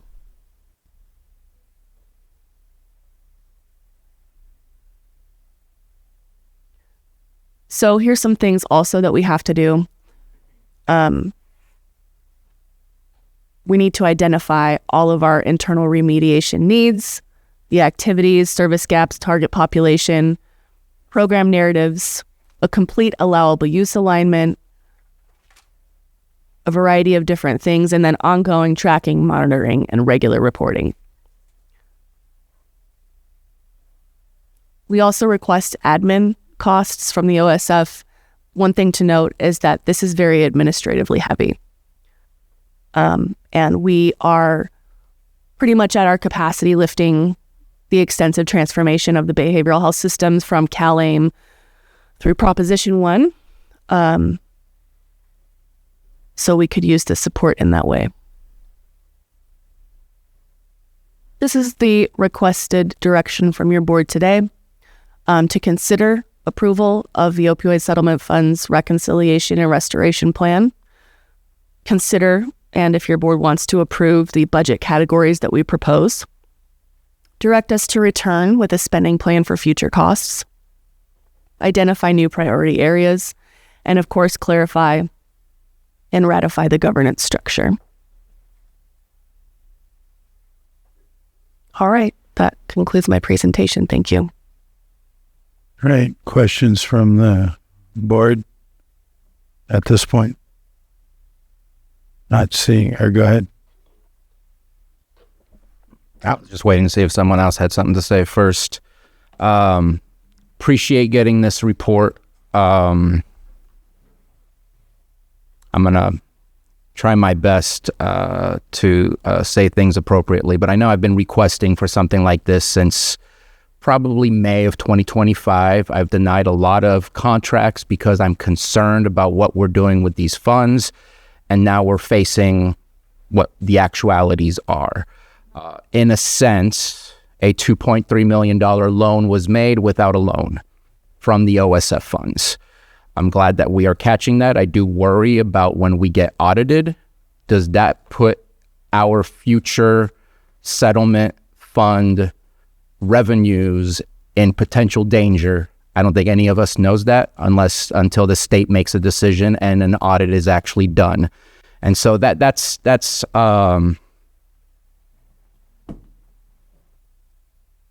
the timeline does not lead me to be very happy about all of this information, because I've been regularly requesting for us to go back and look at the expenditure plan, what our strategy is, and in reviewing our December 3rd, 2024 meeting when we did go through the expenditure plan, no official consensus of support or approval was made. And in fact, I have it right here.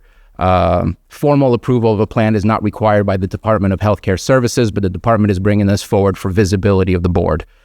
The board should always have final decision on major decisions such as this and I don't think we should be belittled in the decision-making process that we've been elected to do. And to be in a situation like this, 55% of the OSF funds have been misused. And that is concerning to me that we are at that level. And so we have, I'm going to the page. I'm going to page, I believe it is page 16 of the presentation. So these are the contracts that the major contracts that we have signed. Oh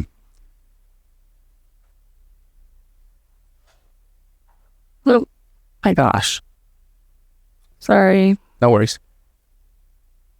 Slide 16. Program alignment, yes. No. There it is. So I'm concerned in all of these contracts. Konokatai, I would like to see an amendment that if they sell their car, if they crash their car, that we did not just buy an asset that disappears. Same thing with Redwood Quality Management. I would like to see an amendment to that contract that says if they build the building, which it looks good, everything's moving along, and they sell it as soon as they're done, the state can grab their money back. We have nothing in our contract to get our money back. I would like to see an amendment, and I'd like to see those amendments within the next 30 days to protect us from those potential losses. I have every belief that Mr. Bill is going to do everything he can and wants to do, because I've seen his work, and I very much appreciate the work that you do and respect the work that you do. But we have to protect ourselves in a contractual way, and we fronted money with no expectations or anything aligned and connected to the purchase of assets that are not our assets, that if they disappear, we just spent money and that money disappears. So I would like within 30 days to see, and if there's consensus, to see those contracts amended. Obviously, we can't force anybody to sign a contract. There's going to be negotiations. But if their mission is aligned with our mission, then I don't think that those negotiations will be difficult to get to a place where we can all agree that we're just protecting one another.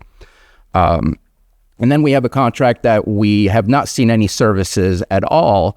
It just continues to, and it continues to create further concern. This is supposed to be a generational, life-changing status or opportunity for us, and coming back here after more than a year's worth of requesting to be brought back to this place for this discussion, it's frustrating. From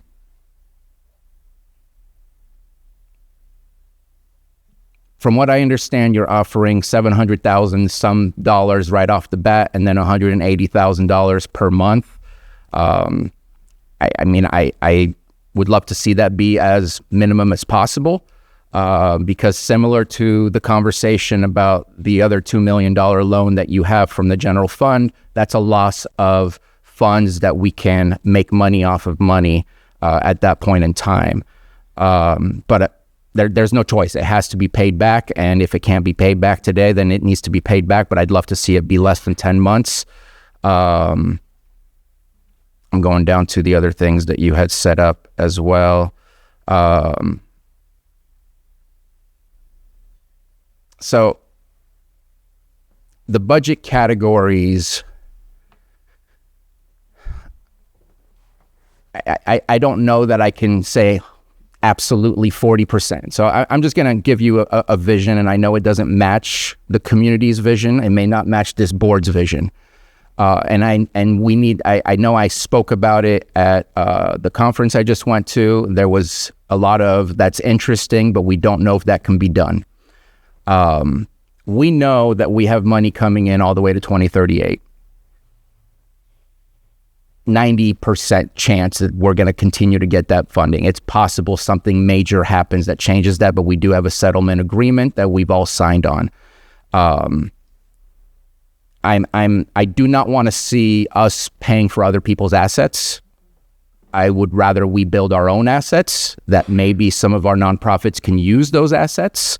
And one of those things that I know it's in my heart of hearts, and maybe I'm just an idiot, or maybe I'm living in the wrong world, but 85% of the people in our jail have substance use disorder issues based on the jail medical reports that I've received.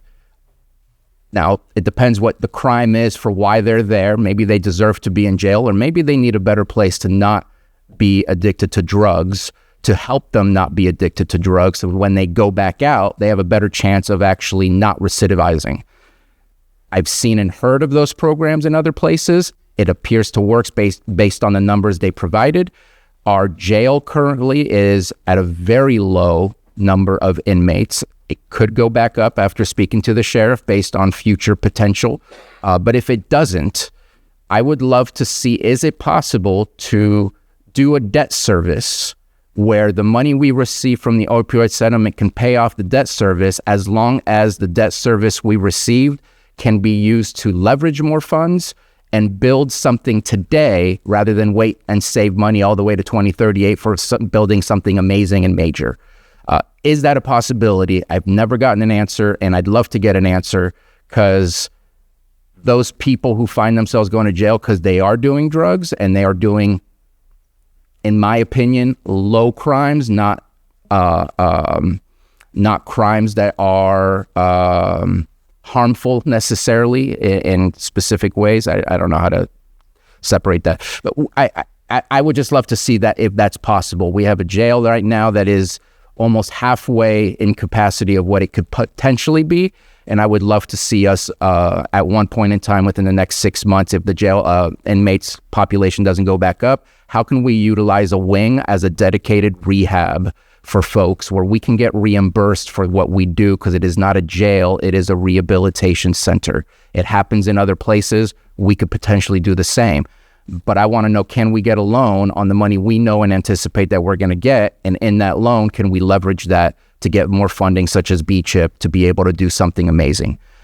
So I don't want to see future assets in the hands of others. I want to see, if we build assets, we're building it for ourselves so we can have them in the long run and do with it what we feel. I don't want a percentage on each category. I think the categories just need to be what they are, because I think we're going to have to be flexible anyways. And the government structure, yes, I think we're already getting quarterly reports, or actually we're supposed to get monthly reports from you and your department. But I think in the long run, you've always done the work to find what are appropriate programs or appropriate projects, and then you bring those to us for approval. And I just think that's the way it needs to keep going. But how do I know that, and I guess it'll be part of the thing, that OSF funds are not being used for anything else? Because that was the questions that I had. And something more than just this conversation has to happen, and I don't know what it is. We have a loan that is struggling to pay us back. We have this where money was commingled and wrongfully used. We have contracts that aren't strong in protecting our funds. I don't have, the answers I have are not good answers as to what needs to happen, but this board needs to have a serious conversation about doing nothing is telling the public we're okay with what has been brought to us, what we know about, but doing something is like, what does that step look like? Because I am very concerned that we only know what the right questions are to find out information, and that is there something else that I should be asking that I just haven't asked that doesn't bring us some of this information. So I feel the conversation should not end here. It needs to keep going, but to know that $2.3 million was commingled and used in other ways that are not compliant with OSF is a big deal. And to know that we have a contract where we receive nothing out of that contract is a big deal. And doing nothing is on us. Supervisor Owen? Look at that. I'm going to echo Supervisor Sabatier's concerns. As I know that you know, I've had some major concerns as well. It looks like in the last 12 months, your department has went in the about $4.5 million with the $2 million loan from the general fund and the 2.3 misuse of the OSF funds. I too really believe that if we're going to be doing construction or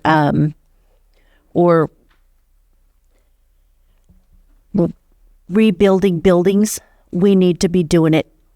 We need to be owning them. We do not need to be doing it for contractors. And I know that there has been some what I feel is fraud, and I just really want to make sure that we tighten this up and that we're responsible. Our contracts have to be there, tight enough to be able to protect us. I love the idea of the rehabilitation. That's not something I had thought of, but that would be really cool in our departments to be able to offer something along those lines. And that's where I'm sitting on it. Thank you. Okay, any other questions from board members? Can I just clarify? I don't mean to be argumentative with you, Supervisor Owen. I don't believe that the word that you used is appropriate, and maybe I said things that were inappropriate, and please correct me. I don't think that there is fraud. I think that we have seen potential waste. Okay. And I think we need to be real about the word choice that we are saying. Okay. All right. Any other questions before I open it up to the public? Anybody in the room wish to comment? Go ahead and come forward.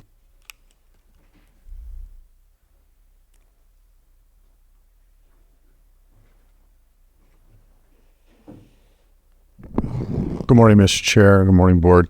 I want to take a slightly different tack, but it is related to what's being discussed here.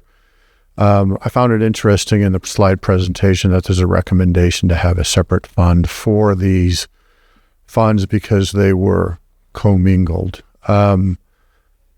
The deja vu for me is this isn't the first time I've heard this. So we had almost an identical conversation about this on the biochar project about a year ago, where the state of California was concerned. There might have been, I think they actually used the word fraud as a concern that they were investigating because funds had arrived and they were necessarily used properly, and that was a component of that concern.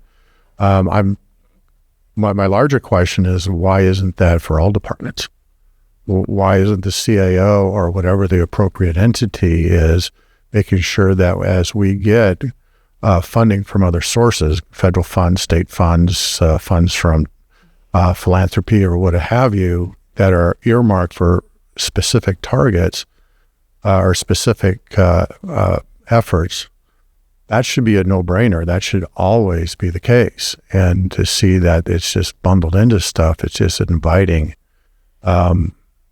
misuse, whether intentional or not. I don't think any of this was intentional. I think that it was the lack of a financial structure that would not only give us the accounting that we need, but also protect ourselves from ourselves, knowing that, I can't use that money for here. I can look at what the stipulations are and know which bucket I need to draw from, and keep us all honest and keep us all doing the right thing the right way. It certainly is a problem with behavioral health, as they've acknowledged, but I sit there and I see it happen with other departments as well. So as you go forward recommending a policy, that policy should be a blanket policy for every department. Special districts had an issue, I think, in Spring Valley with money being used to build a center that money wasn't intended for. And how did that happen? So I'm actually pleased to see that the board is taking fiscal responsibility a little bit more seriously this year than I've seen in the past, and I am very thankful for that. And I think this is just part of that. Thank you. Thank you. Anyone else in the room? Good morning, board. Kyle Bill, Executive Director, Kanokatai Native Wellness. I appreciate the discussion and points that Supervisor Sabati is bringing up and Supervisor Owen. I just want to speak on behalf of Kanokatai as one of the contract recipients for this funding that definitely understand having to ask those tough questions. We would be willing to look at those discussions around our contract amendments to alleviate some of those concerns that you have around investments that you're making. I just want to kind of also kind of broaden the understanding that Kanokatai has been around since 2010, but we have 100-year lineage to this area. We're going to be here. We've been here prior to this funding being here. We're committed to this work. We're committed to Lake County. So an investment in us is an investment in Lake County. And what we're doing, I think it's a wonderful idea going to the prisons or the jails. Here locally, we ourselves go into the jails to support relatives that are incarcerated. But I also want to acknowledge that the work that we're doing at our Lakeport office is prevention. We're trying to capture our youth prior to getting into those systems. And the impacts that our program has had because of the county's investment through these funds, we're already seeing positive change. We know that this work is a marathon. We might not see the things that were, the impacts today, but we as tribal people know that the work that we're doing is for the next 7th generation. And so the impacts of what we're doing today might not be felt here, but I want to reiterate, we have youth that are following our footsteps, and they're going to be the ones to take over Kanokatai, and they're going to continue this work. But we're open to dialogue. We're open to having supervisors come and visit our office, see our youth, what the impacts that these funds are actually having on the ground, because the data and the numbers don't always tell the complete story. And we're always willing to share that. And again, just to collaborate together, work together. I previously served for my tribe, and I know how difficult it is to have to be accountable for dollars, to make sure that we are good stewards of those resources. So I definitely understand the position that you're in and are always willing to work. But I just wanted to just share from our perspective that we are seeing positive change. We are making change for the future, and it's because of those resources. We are limited in our capacity. And so we're expanding our current facility. So it's a positive thing, but I also see that there's potential for us to work together to meet our common goal, which is to build a healthier community. And I just want to let you know that Kanokatai is here, that we're not going anywhere. We're going to be here. We're going to do this work regardless. It's just the impact is greater because of your support, and we appreciate it. So I just wanted to share that, and again, invite anyone to come and see us and visit us in our office and the impact that we're doing. So I appreciate it. Thank you. Thank you. Anyone else in the room? Not seeing anyone online? Yes, can you have a guess online? Guest, if you could identify yourself, you have 3 minutes.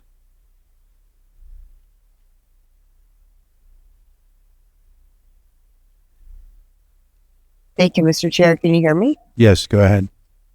Thank you. I just wanted to say that, I'm sorry, Angela. I just wanted to state that hearing the concerns that were raised today with the funds being commingled, and it's disheartening. A separate fund should have been created for that from the beginning. I don't know who should have had that oversight, if it should have been the CAO's office, but it ultimately comes back to the Board of Supervisors. And in budgets, this was never addressed. It was never brought up. I think that with so many different departments having funding issues, there needs to be a harder look at what is going on with some of this funding that is coming in. There are other organizations throughout the state and in other counties that there's been reports of misuse of funds. I do not want to see that in Lake County, but we do not have transparency. I encourage you guys to please do something about transparency, ensuring that these funds are being used properly, not in just this department, in all departments. Thank you. Thank you. Anyone else? No. Now I'm going to close public comment and bring it back to the board. I believe Vice Chair was spurred. I just had a question. When we were looking at receiving these funds, opioid settlement funds, there was like a series of meetings and sessions, right, with different people, and there was plans on how this money was going to be spent. Could you kind of walk me through that and what happened during those timeframes? Because I know that there was a lot of discussion around what the county was going to do with that funding and whatnot. So, Absolutely. So that work was done in January to July of 2024. So the first part of 2024, we had the consultant. They came in. We had 4 community, essentially listening and workshop sessions where we went through, like, first of all, what is the opioid settlement fund? So we did education to this group about what that is. And then we said, here's the sandbox. Here's what you can use the funding for. Then we said, here's our data in Lake County, which is tragic, and overlaid that with what's allowable, what's really needed, and what does the community want to see. So that's the data that was collected and analyzed. And I do have, hold on, I'll show you I have the plan pulled up so we can go back to that. Oh, it's doing the fun thing. So this is the plan. This is first identifying what the community saw as gaps and barriers. So they essentially occupied 5 different buckets. So some of them are structural. We don't have a lot of solid infrastructure for treatment.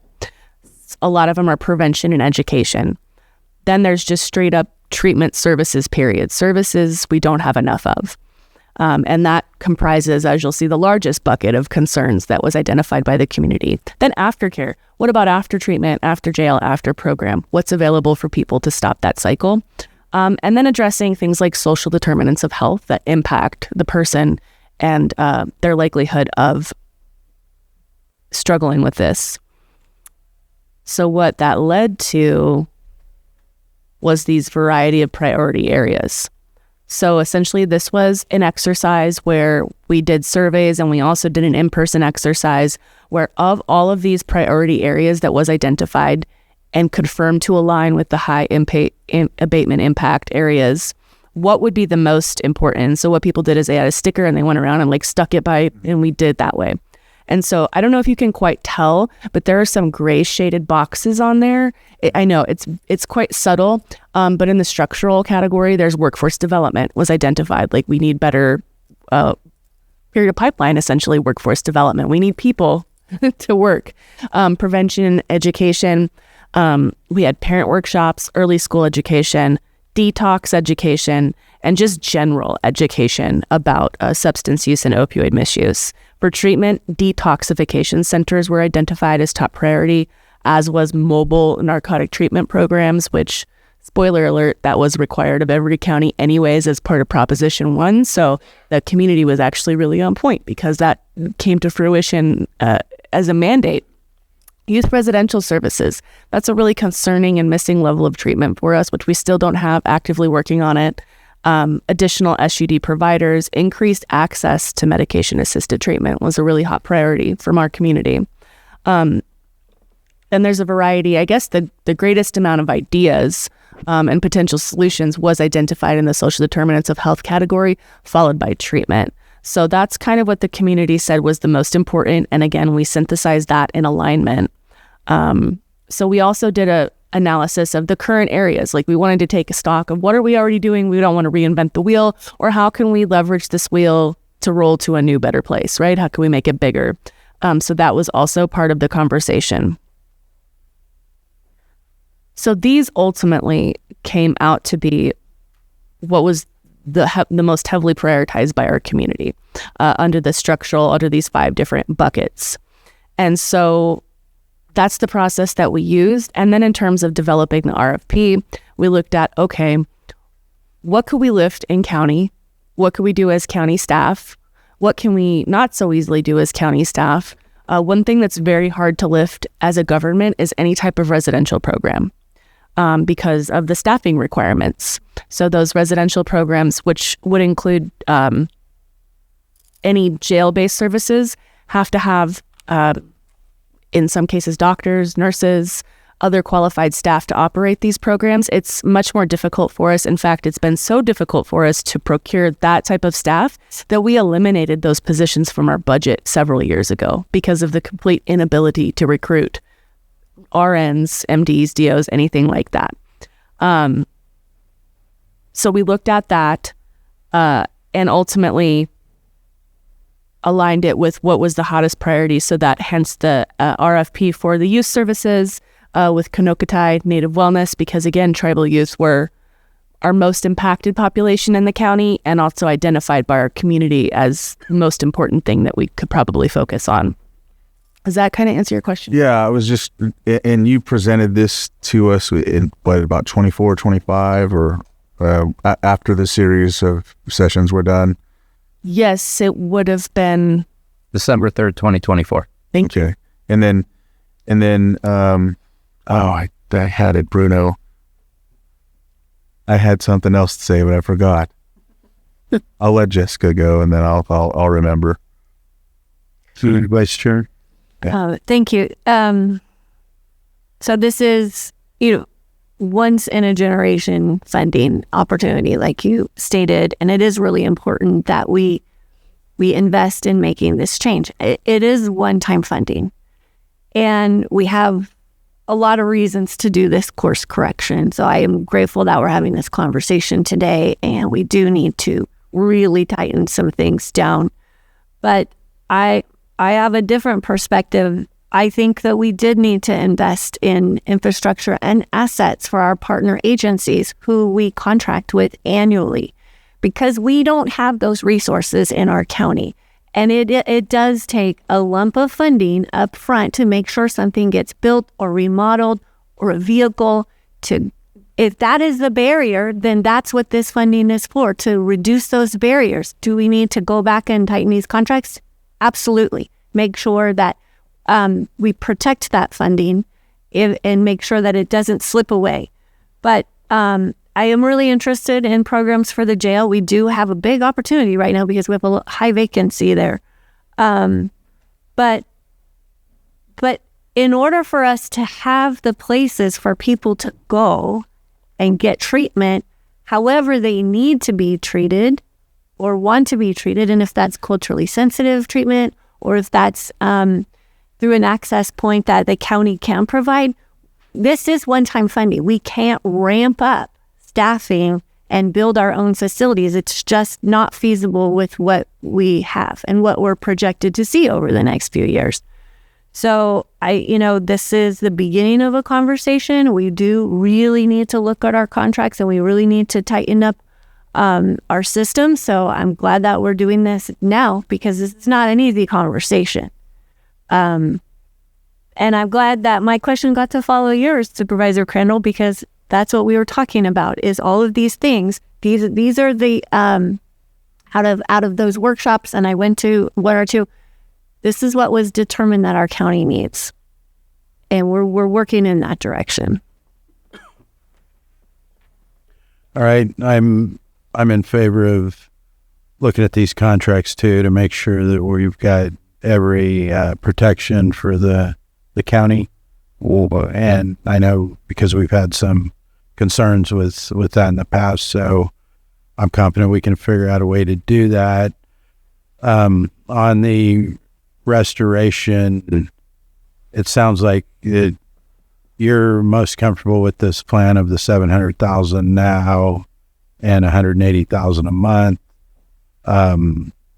It sounds like you would have concerns of being able to sustain it if we tried to change that in any manner, or is there other options that you think are viable? Miss Amber Luch. I think it's a very reserved repayment approach. It's a safe approach. Obviously, if we have more revenue than what we anticipate, we would apply anything extra to restoring the OSF funds. But this was a very kind of controlled repayment so that we're not overextending ourselves and getting ourselves into this where we can't pay our contractors or, needing a loan or any kind of fiscal trouble. And that would, because I know we have that other repayment plan going as well. So this, you don't think would affect that? No, these are two different budget units. Okay. All right. So looks like we've got several things to figure out here. Mr. Chair. What's that? I would note that we are already working with County Counsel's office on revisions to these contracts with being more robust and protective of the county and the contractor. So that work is already in motion. So I appreciate the direction to staff to continue. Okay. And those, do you have a question? I do. I just wanted to kind of clarify when we were talking about investing in ourselves. I know that Supervisor Pyska felt that it was okay, and she kind of supports. This is money that we're giving to contractors to build their own facilities. And what I was trying to bring forward is that if we have to build a facility, that we own it, and therefore we can then lease it to them, perhaps, something along those lines. But I didn't want to give this money to contractors for them to build it and therefore they own it. And just to be clear, that we would then maybe have a revenue, a source of revenue with a lease for them. I'm not saying that we don't build these facilities. I'm just saying that we would own them. Thank you. Okay. So it sounds like we've got several things. The first one is accepting the current reconciliation and restoration framework. So I think, are we going to need motions on, or just consensus on all these different parts of the recommended action? I see several pieces to it. Are these actions generally directions to staff, or is there Are you considering any actions beyond directions to staff? No, I think what we need to figure out is just confirm the direction to staff out of this recommended action. But I'm reading it as several different aspects. So it sounds like we can just figure out consensus on the different pieces, because some of them may be different. Correct. Consensus would be fine. Just be clear about what each part is that you're... Right. So I'm looking at the reconciliation and restoration at this point to see if we can get consensus on that. You have a question? Yes, just real quick before we move forward. I know that part of this has to do with there's a project in Clear Lake that's going to work for outreach that's kind of taking the place of, I don't know if this is interlaced, but what has to do with losing the peer support center on all of that. Is the settlement funds are part of an initiative to build that outreach center, right? No? It's just an expansion of the facility that's there for more offices to provide more services. I can provide additional clarity. So that grant was awarded to expand outpatient SUD treatment services as well as outpatient specialty mental health services. So it's an outpatient community behavioral health clinic.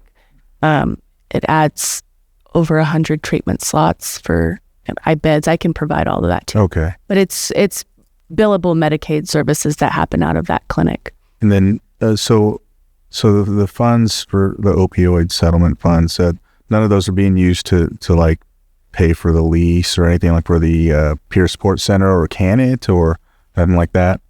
No funds. Well, that's a complex question. So some contracted providers have utilized opioid settlement funds to potentially purchase a lease for a facility to operate a program out of, but the county has not used OSF to pay for any leases that the county holds. Does that Yeah. There's a little bit of nuance to that. Yeah. Not that it could, of course, we would have to explore the allowability of that. And of course, we would just make moves at your board's direction if that's something you wanted to explore. I would, only because I know just even in seeing because of this center has been, basically vacated. There's just, I've been by Nylander Park, and I know that was a big facility for that. And so I don't know. I had to mention it because there's so much concern, especially from Clear Lake Oaks about it. And I know, so I had to mention it. That's all. Well, it's notable because BHSA eliminated prevention, and now this funding source prevention is an allowable use. Yeah. All right. Excuse me, Chair. Yes. Apologies. If we can actually break the recommended actions into at least 2 motions and then the rest by consensus, because the way it's written, accepting the current reconciliation and restoration framework, we would do that by motion. And then the fund budgeting, if we could do that by motion, the rest we can do with consensus.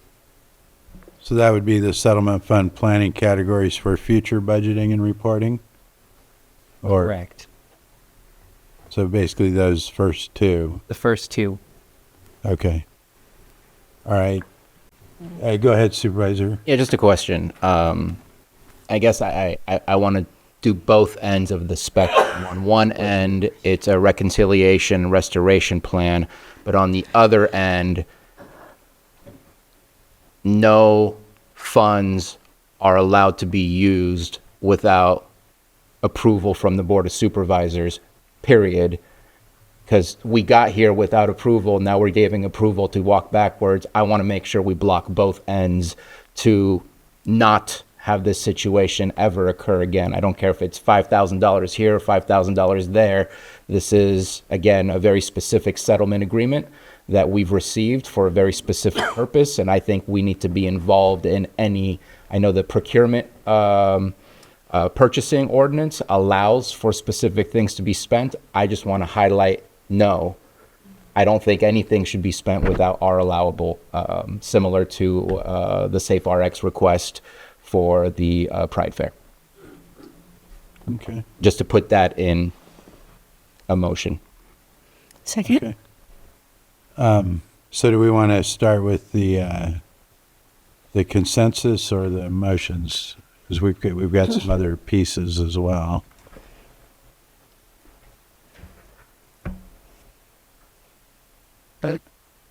Or we start with the motion. If you want to help us with that, Carlos, on a proposed motion. Yeah, start with the motion for the first 2. The first 2 recommended actions. We'll have to work on the exact language for Supervisor Sabatier's suggestion about approving any further spending. So you would have a motion to accept the current reconciliation and restoration framework.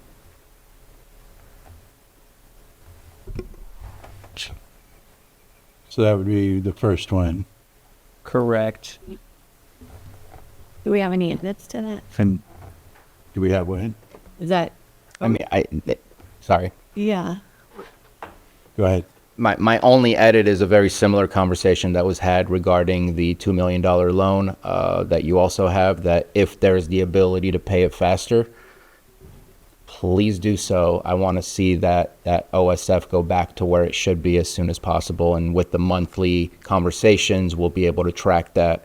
And so that's what I would add to the reconciliation plan. It sounds like it's 10 months with the original 700 approximate amount of the initial reimbursement to that fund.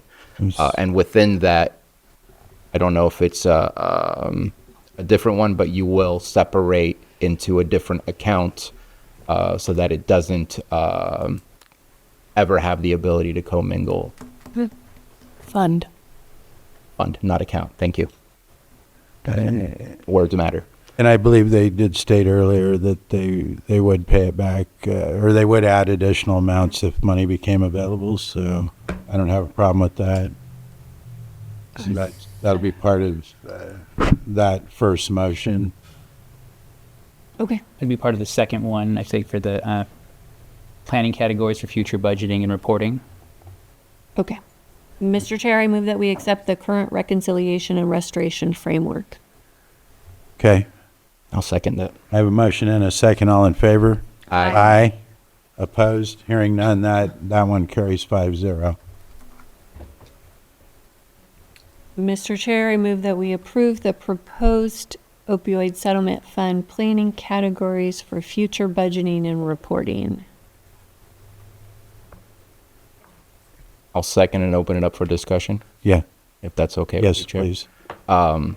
I still think that the percentages should be made flexible and not firm, in the sense that it really depends what the need and what the opportunity, and there's so many things that can swing in different directions. So I like the categories, but I want to be flexible. Flexible with the categories. I'm okay with that. So just question, so for say it was 43% instead of 40. Or even 60%, if that was a great opportunity that is a change factor for our communities, I want to be able to support that. Okay. Okay, I'm good. Approve with flexibility. Second. Okay, I have a motion and a second. All in favor? Aye. Opposed? Hearing none, that carries 5-0. And everything else. Direct Go ahead. public health to return with the spending plan prior to new discretionary OSF. Behavioral health. I'm sorry, I should read behavioral health. Okay, with behavioral health commitment. Yes, and actually, I was thinking, we did this plan. It's not old, but it's aging. And so I would appreciate board direction on the cadence of, like, potentially hiring a consultant or not, and revising or, revisiting the plan similar to how we're required to with the Behavioral Health Services Act plan, where we have to do it every 3 years. That wasn't a consideration that I apologize for bringing that, but I also wonder if the board has thoughts on that. So the direction is just to have you come back with these plans. Okay. Hey, go ahead. I mean, just based on the comment made, I'm not interested in going through. I went to all 4 of those community meetings. I'm not interested in going back over that right away. I like what you're saying, which the matching the now BHSA, MHSA process of every 3 years. I think it's a good place to, what have we done so far? What should we continue to focus on? So that way we can pivot in the right direction and not still have this wide breadth of choices. Maybe it would then just be the direction of the board during regular review to, like, okay, it's time to redo or revisit, revitalize the plan. I think it'd probably be best to set a date just to make sure that we don't keep saying move on. And I would say January 29. That way that gives us 3 years. That's when we really started spending money, was this year. Thank you. I appreciate that direction. Okay. Consensus? Or else it may never happen. I agree. Thank you. Yeah, that sounds good. Okay. And is there anything else we need to cover? So I guess that was a second that you needed for that? I think that was consensus. Okay. We did the 2 motions, so everything else is okay By consensus, correct. Yeah. Consensus, but I'm not sure if we More covered things it. on the list. The allocations, internal use, affirm the proposed governance structure, and direct behavioral health to provide quarterly updates to the board regarding receipts, expenditures, restoration progress, commitments, project status, and outcomes. Everybody good? We can blend those with the other report that you're going to provide. Yes, absolutely. I'm a fan of brevity. So just to clarify, we will, and frankly, we don't have a lot of capacity even to lift some of the planning and work that would be required for any expenditures, but any cent of expenditure, regardless of whether it was in county, in-house, or not, would come before the board for approval. Gotcha. Yeah. Yeah, go ahead. I just have, again, I have deeper concerns about the finances of the department itself. I would like to ask admin what budgetary tools do we have to get a better grasp of where we are, rather than ending in places such as this, where we find out we might be in a situation. I mean, again, if there's an audit, there could be some hardships that come along from that, from having to either not receive future funds or having to pay them back in different ways.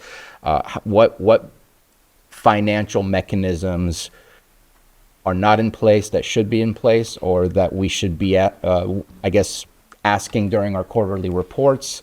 I'm not the expert in the room, and I'd like to get some help in ensuring that we are watching what we should be watching, rather than waiting for items like this to come. Yes. Go ahead. Thank you, Chair. We have been looking at this, and we'll continue to look at this and make some recommendations to the board. I need to meet with my fiscal staff to see capacity, and as you know, we're preparing for final right now. So that's the best advice I can give right now, because I really need to do a deep dive. So you might be able to come back during final to provide what those mechanisms could be? I believe so. Okay. But I do need to talk to staff, confer with staff. Okay. I was looking for consensus from the board to agree with that. Yes, we have consensus for that. Thank you. So who is setting up the fund to keep track of these? Is that within your department? We would request it from the CAO's office. Okay, thank you. Okay. So I think we covered everything. I do have one final question, Chair. I apologize. You had mentioned payments to contractors. I know in the conversation, I believe it was on June 23rd, when I watched the video, there was, maybe it was before, concerns about payments not being made to contractors, because you had also a line item of this is the amount of money that we have not paid out yet. Are we up to date on paying our contractors, or is there a deeper concern? We are up to date. I appreciate the question. In instances where we have a contract and no money has been expended, well, there was a contract award. Redwood Community Services, ultimately, we never brought a contract forward. There's no fully executed. There's no fully executed contract for a variety of reasons. So no funding, that funding needs to be reallocated back into the total pot since it was unspent. All contracts are current in the OSF. Okay. And then my final comment is I don't mind purchasing assets for other people or helping other nonprofits, but we have to have a return on investment and protection to ensure we get years of service back to the community for the assets that we helped develop. That's my major concern. And I believe we have that situated now with today's action. Do you have any other questions or? I do not believe so, Mr. Chair. Thank you. Okay, then I think we've established all the needed consensus. So we'll go ahead and close this item. Thank you. And thank you for being here today. 2 minutes? We're going to be on a 2-minute break. It's almost. Call our meeting back to order. And first I'm going to call 6.6 an 11:30 a.m. item, consideration of presentation of the Lake County System Improvement Plan for the term of November 25 to November 2030, and there's a request to move this to... Please move it to a future date and time. A future date and time. To be determined. Right, so I'll open it up to the public as to only whether or not we move this item. Is there anybody in the room? Anybody online? Okay, so we have consensus to move that. Yeah, looks like we're good. Okay, that concludes that item. Now I'm going to move on back to our 11 a.m. item, 6.5 item, consideration of a presentation by Alliant on the County of Lake 2027 medical renewal. I'll turn it over to Human Resources for opening this up. Good afternoon, Board. Pam Samek, HR Director. And I'm actually going to be turning this over to Arondi Camel, our senior HR analyst, who is our benefits guru and coordinator, to review our 2027 renewal. Thanks, Pam. Arandi Campbell, Human Resources Analyst. So today we have our broker, Alliant, who will actually be leading the health insurance presentation. Before they begin, though, we wanted to provide a brief update. There will be a significant rate increase for plan year 2027 on the health insurance. We've met with the benefits committee. They've reviewed the renewals. And just as a reminder, the benefits committee is composed of our union groups and as well as board members. So the medical will be increasing by 18.9% and the dental will be increasing by 11.5%. There were many factors that contributed to the rate increase, one being high utilization in health services. So our employees are using the health insurance. High utilization in prescription medication, with the latest being the GLP-1s for weight loss. Lower dependent participation. So we have fewer employees enrolling their dependents to the health insurance, which when you have fewer people, the cost sharing for those healthcare claims are a little bit higher. A health plan works best when there's a large and diverse group of participants with different healthcare needs. It helps spread out the risk and the cost across the plan. That makes a plan more stable and helps reduce those premiums. Inflation is also a big component. Things are just costing more than previous years. New medical technology and expanded treatment options are helping with the patient care. However, those advancements also come at a higher cost, contributing to the overall rise in healthcare expenses across the industry. We want to make sure employees are aware of this increase for plan year 2027, because depending on what kind of health plan they have, they will be starting to pay out of pocket for employee-only coverage. Our office is going to be doing its best to provide as much information as we can, and we encourage all employees to reach out to the HR office. I'll pass it over to Tom Shear and Chloe Smith from Alliant. Hi there, my name's Tom Shear. I'm a benefits consultant with Alliant. This is my 48th year of doing this and my close to 20th year working with Lake County and the other cities and counties in the PRISM Joint Powers Authority for purchasing health insurance. What I'm going to tell you today is just a quick overview of what the rate change would be. Then we're going to talk about why you're doing this through PRISM Health and not through the independent market or through CalPERS. A little bit of context, big picture stuff with what's going on with the rate of change in healthcare costs across the United States. Then the specifics of your county, what's driving rates here. And then finally a little look at what's going on 2027 in the future. So the renewal itself for 2027 was among the higher rate changes for the entire PRISM Health program. You have contracted through PRISM in a purchasing pool now for close to pretty much 20 years. This gives you the opportunity to participate with 13 other counties, 18 other cities, 26 public agencies, and a pool of 50,000 people buying coverage instead of yourselves with about 1,100. And that gives you some economy of scale and some advantages, which we'll show you later on. The original rate change proposed for the pool this year was among the highest that PRISM's ever had, and it was almost 16%. A very big chunk of that was driven by glucagon-like peptides, GLP-1s, for weight loss. And the PRISM Health Committee, which is made up of people like Pam and Randy, who makes the final decisions on how this plan is run, that's who we, Alliant, work for, as well as for you individually, made the tough decision to stop covering weight loss at all, zero, after January 1st with weight loss medications. And that brought the program renewal down from almost 16% to 10.7%. So that all by itself, we had tens of millions of dollars being spent across the program for thousands of people on weight loss. And that was a tough decision to make because there's a lot of, affects individuals' lives. It affects how they think about themselves and what's going on and how they view the employer and so forth. But the committee felt they needed to make a tough decision because it was just too much money going that direction.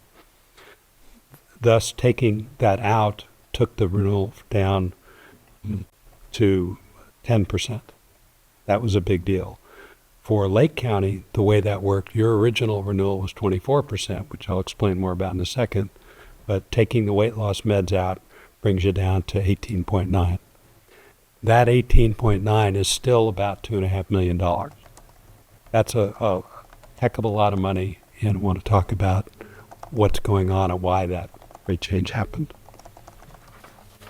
The next page is a kind of a global contextual history of your performance. On the far left-hand side, your rate changes year over year. The PRISM Health Program rate changes in the second column, and then the differences between the pool and your rates in the third column. A couple of indices on the right, CalPERS, what they're doing, and then PPO rates paid by insurers. In the red box that goes across the bottom half of the page, your average change in rates over the last 10 years is 8%. The pool program, those other 40,000 people, 45,000 people, is about 6.5%. So you're averaging about 1% more per year than the program does. You can see the CalPERS is 7, and commercial insurance, the right-hand column, those rates are higher because there's profit involved. Insurance companies have to make money. The rates don't come down to the same the way that they do for you. One of the things that happens that's really important in the PRISM pool is all those 50 folks are in there because they know over time they're going to make their own rates. What happens is we come up with a rate increase for the program, and that looks at the loss ratio. Your loss ratio in 2025 was 100.8%.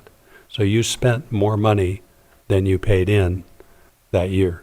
The pool itself, their loss ratio was about 90. So what happens is every year we go through and look at how each of the 50 employers in the program compares to the pool. Is their loss ratio close to the pool or not? And if you're significantly higher, you can get a bigger rate change in the pool. If you're significantly lower, you can get less. Your very first year in the program, back on 2018, not on this table, you all did better than the program. You got almost a 2% less of a rate increase than the pool.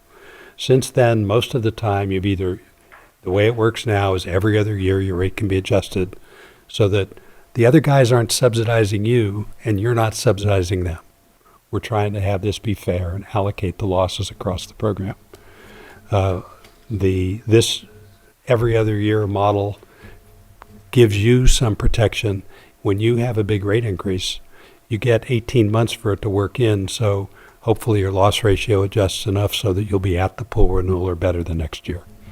It's trying to be fair to everybody who's in the program. One of the big things about PRISM is it's a not-for-profit. You're part of, you work with them for property and casualty insurance, and as do 50 other counties.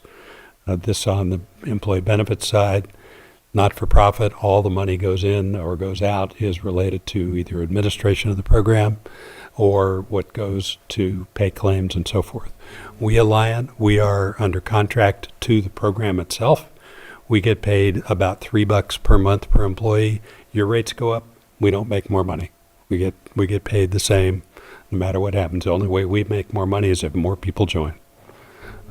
Which I want to say is different than traditional plans, because traditional plans are based on premiums, percentage of premiums, and they have a flat rate. Yeah, you get paid 5% of the rates, and the rates go up, the broker gets 5% more, right?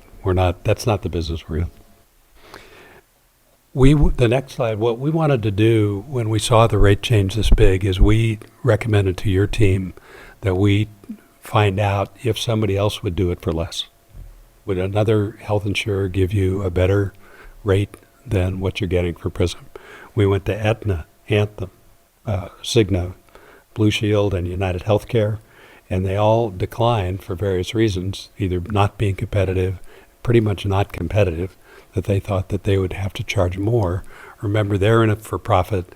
They never want to lose money. It's a different kind of pricing model. The context for this change is, this is a study from Price Waterhouse that takes data from 100 health plans around the country to try and figure out what's really going on, what's the expected rate of change in the future. You see that big zigzag in the middle? That's COVID. Things were going along kind of steady Eddie from 2015 to 2020, and then bam, nobody went to the doctor for a little while. And then the next year in 2021, everybody who didn't go in 20 also went in 21, along with the people who just went in 2021. The unfortunate part of that is the way that things are trending on the right-hand side. And this is a study Price Waterhouse has been doing for 30 years now. It's running at we're at a 10-year high with the expected rate of change of just medical claims themselves, 8.5% to 9%. So the exact same thing next year that happened this year would be 9% more expensive. And pharmacy is 12 to 14%. Those are big numbers, and those are a systemic nationwide problem with the healthcare system. Medi-Cal figures into that, Medicare figures into it, private equity buying up private practices figures into it. There's a lot of factors there. When we narrow the focus from the big picture down to the prison pool you're in, and we're going to get to the county after this, the upper left-hand side there where it says overall increase in utilization, that's how many drugs and how many times somebody goes to the doctor, how many days in the hospital. That's how many units of care are being used. So there was an 11.5% increase in the frequency, the units of care.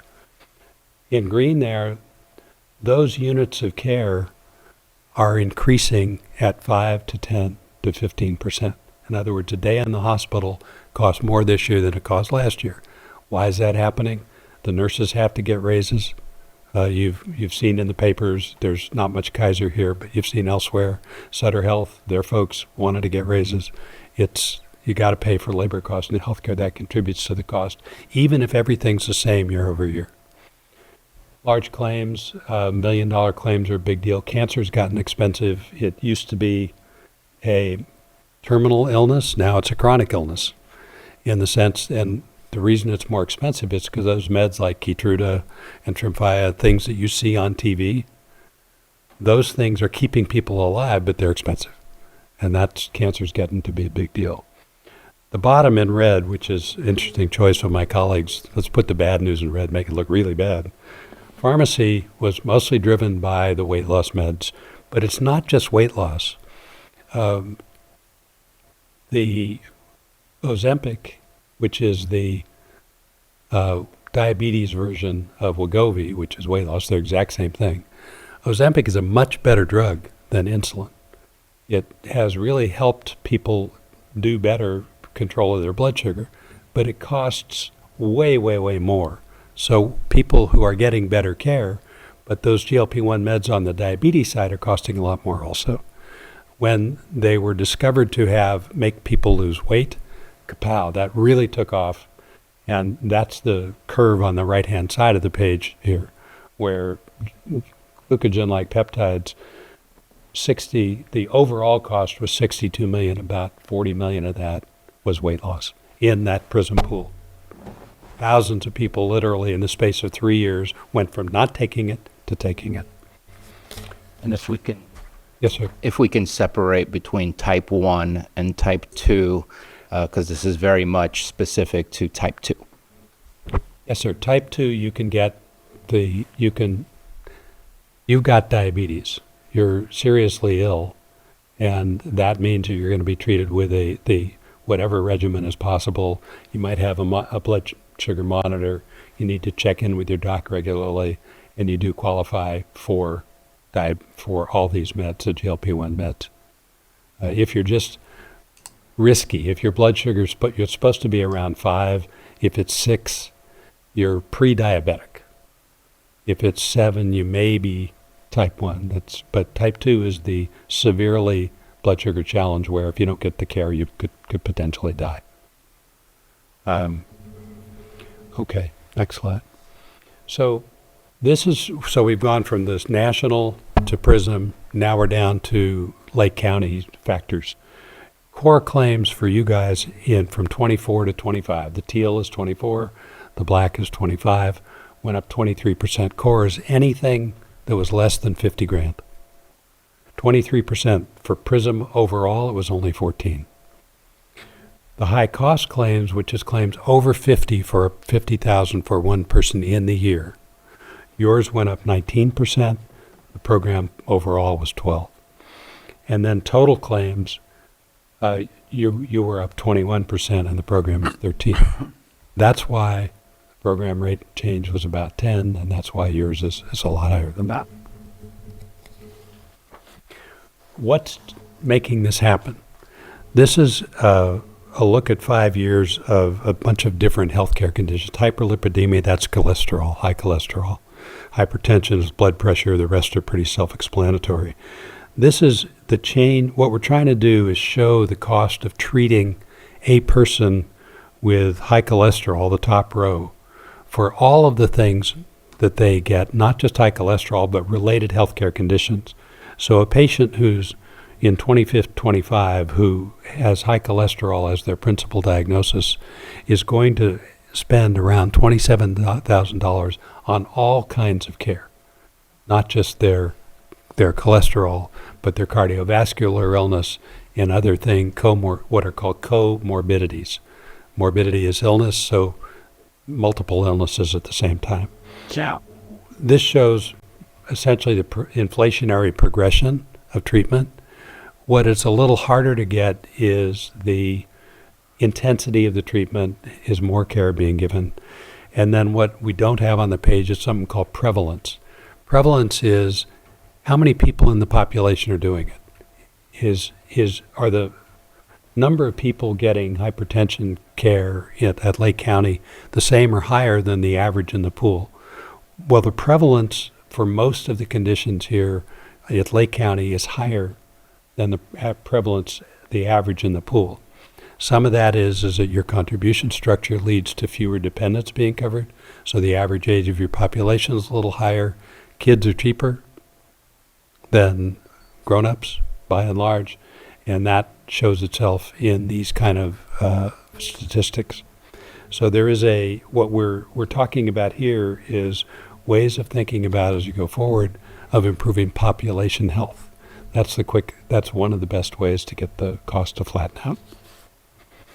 So what do we do from here on out? Well, we know for sure that cutting out weight loss meds is going to save money. Right off the bat, that saved you some money. There are provisions in some of the other solutions that you went from having a high of 113 people on weight loss meds. First quarter of this year, you were down to 37. Once it gets taken out, you'll have none.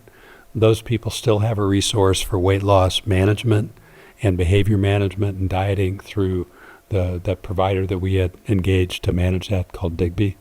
So the committee thought really hard about that. Gee, we're taking something away from people. Well, we want to have them have some support as we go forward.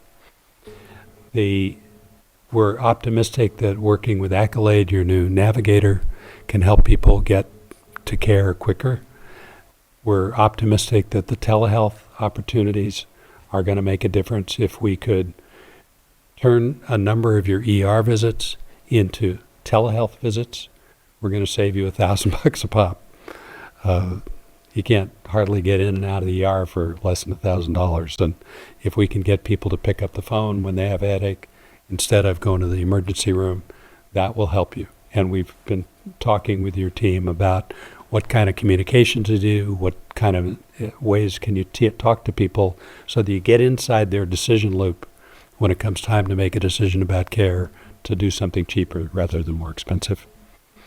We did have some hope. Down at the bottom of this page, you'll see that Accolade, when somebody calls and talks to them, they made referrals to some of our other plans, our enhanced care plans, which we're going to talk about in the next page, which to help people do better and spend less money. There are a few things that members can do that are not run through Blue Shield or through the Navitas or the pharmacy benefit manager. Big B is the top one for chronic condition and weight management. Carum Health. This county has been the leader in using that program for a number of years. You only had a few people this year. I think one year you had as many as 10 people go to Stanford or San Diego or someplace else to get their knee replacement, hip replacement, and so forth. That saves the program money and it gets your folks better care. Hinge Health is a telehealth for the musculoskeletal, for physical therapy, post-surgery treatment, or prevention. And it's elective and you don't have to drive anywhere to get the care. You get it done at home. And then finally, RX and Go, we're trying to put more money into the hands of your folks. Most of the savings here get them cheaper generic meds. Saves the program a little bit of money, but the savings, a lot of the savings go to the individual. And that's pretty much my story, and I'm sticking to it. If you have any questions, we also had a big appendix there that had a bunch of other data if you'd like to ask questions. Vice Chair. Yeah, thank you for the presentation and thank you for coming. I'm also on the benefits committee, but I missed the meeting, but I did watch the video, so thank you for sending that along. And I do appreciate Accolade and RX and Go and all the other kind of wraparound programs. I've used them a lot and they have really helped me save money and direct me to the places where there are less expensive options, because rural healthcare is very expensive. And I think that's part of the problem too. You know, you go to the doctor and someone in my family just had a TB test. I got a bill for $800. That's ridiculous, but it's where we live. And sometimes you just don't know how much things cost. So I more and more will run things through Accolade so that I can have a better understanding of what the cost is. But, you know, the biggest piece of this is our pool. And we have had this weird system for a long time that is broken now. And I think will really crash out the more we lose dependents and families. And I really appreciate Pam pulling the numbers. So we have 708 employees using our health plan, and we have 25 families, and we have 32 family or person that has a dependent. So that's 60-ish and that leaves 651 people that are individuals. So our plan is not, or our pool is not a healthy, sustainable pool. And looking at the increases, the families are, if you look at the increase from this year and next year, that's almost $1,000 increase for families, for individuals that work for the county that want to have service provided or benefits for their families. I don't see this as sustainable. I think we're going to see families pulling out, making our pool even more unstable. And so how can we address this? Is the problem that we've been talking about for years. And I know we just went through labor negotiations and some of the units decided to go with the 80-20 plan. I wish everybody would be on the 80-20 plan because I think it's important that you really understand your healthcare and you have a little bit of skin in the game too, because it's unfairly burdened by the very people that can lower the risk to the pool. So I want to know from staff, what are you thinking about? Is there, what can we do? Because right now we don't really have any answers. We're getting a lot of really terrible news. That's really going to hurt a lot of our families. And so what's next? One of the large areas we could improve in is by having employees use the RX and Go, by having employees use Accolade, by having them use the virtual appointments instead of emergency care. Now, if you have stitches, that's emergency care. But if you have a headache or the flu and you just didn't make it to the doctors and you go to the emergency room, that is driving up our cost. About 19% increase in emergency care last year. So one of the things I would like to propose is that we actually make it mandatory for everybody to go to an open enrollment meeting to get education. Because just by having the lunch and learns, only the people that are interested in that topic are going. And so we're not getting the information out. They're not reading this guide, which shows you how to save money. So at least we could do some more education, and maybe we hold 20 open enrollment meetings so that we can go over Section 125, because that's a way you can reduce your medical cost, your taxes on expenses you're already going to have. But if we can get people to start utilizing the plan that doesn't impact our cost, that can save money. And people are not bothered by paying a $150 copay for the emergency room because they're using that for medical services. Well, and that person is probably on our most expensive plan, and they have a very low deductible, and it may not, like you say, paying $150 to go to the emergency room is no big deal, but it's $3,000 when I want to go to the emergency room out of my pocket. Right, understandable. So I think we have to better utilize some of the plans that reduce our cost. Everybody's going to have skin in the game this year because of the increase. So they'll be moving more towards paying some out of pocket. I don't think changing the dependent care, at least at this point, is going to change next year's utilization unless we start utilizing these low-cost programs. It's not going to drive, because our biggest unit that did not want to go to 80/20, even if we increased our family copay or our family, what we're offering, they're still not going to bring their families into it because they can't afford it.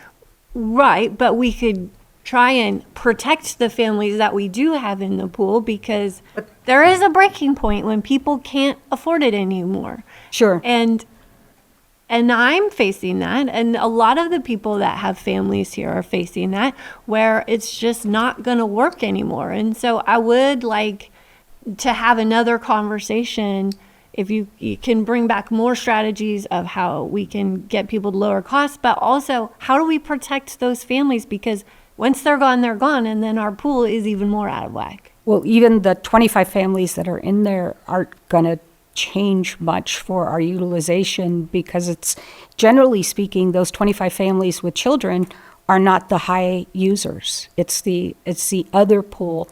But unless we can allocate more budget money, which I don't know that that's going to happen unless we find a big cash pool to offer dependent coverage at a cheaper rate. I don't know that much is going to change, and there isn't a strategy for where we're currently at. I think we need to look at it, if the board agrees. That's what I think. I think we can't do nothing. I think we need to have a clear understanding of what are all the things we can do, and then figure out after that how we move forward. True. Well, this presentation is primarily focused on what's going to happen next year, which open enrollment is happening in a couple of months. We're going to be working on communications and meetings, and that's kind of where we're going to. I think other strategies are coming back if there is board direction that there is money to throw at our dependents. Otherwise, there really isn't a solution except for better utilizing our plans, and I think that's going to happen through education and getting people to our meetings. Did you have further? That's it. Oh. Go ahead.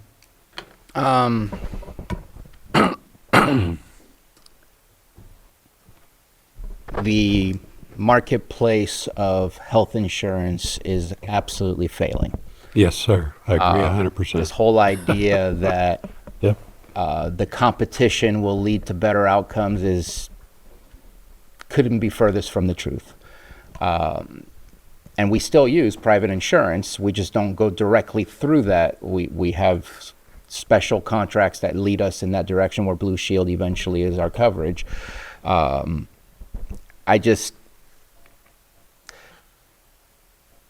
We are working in such a tight box.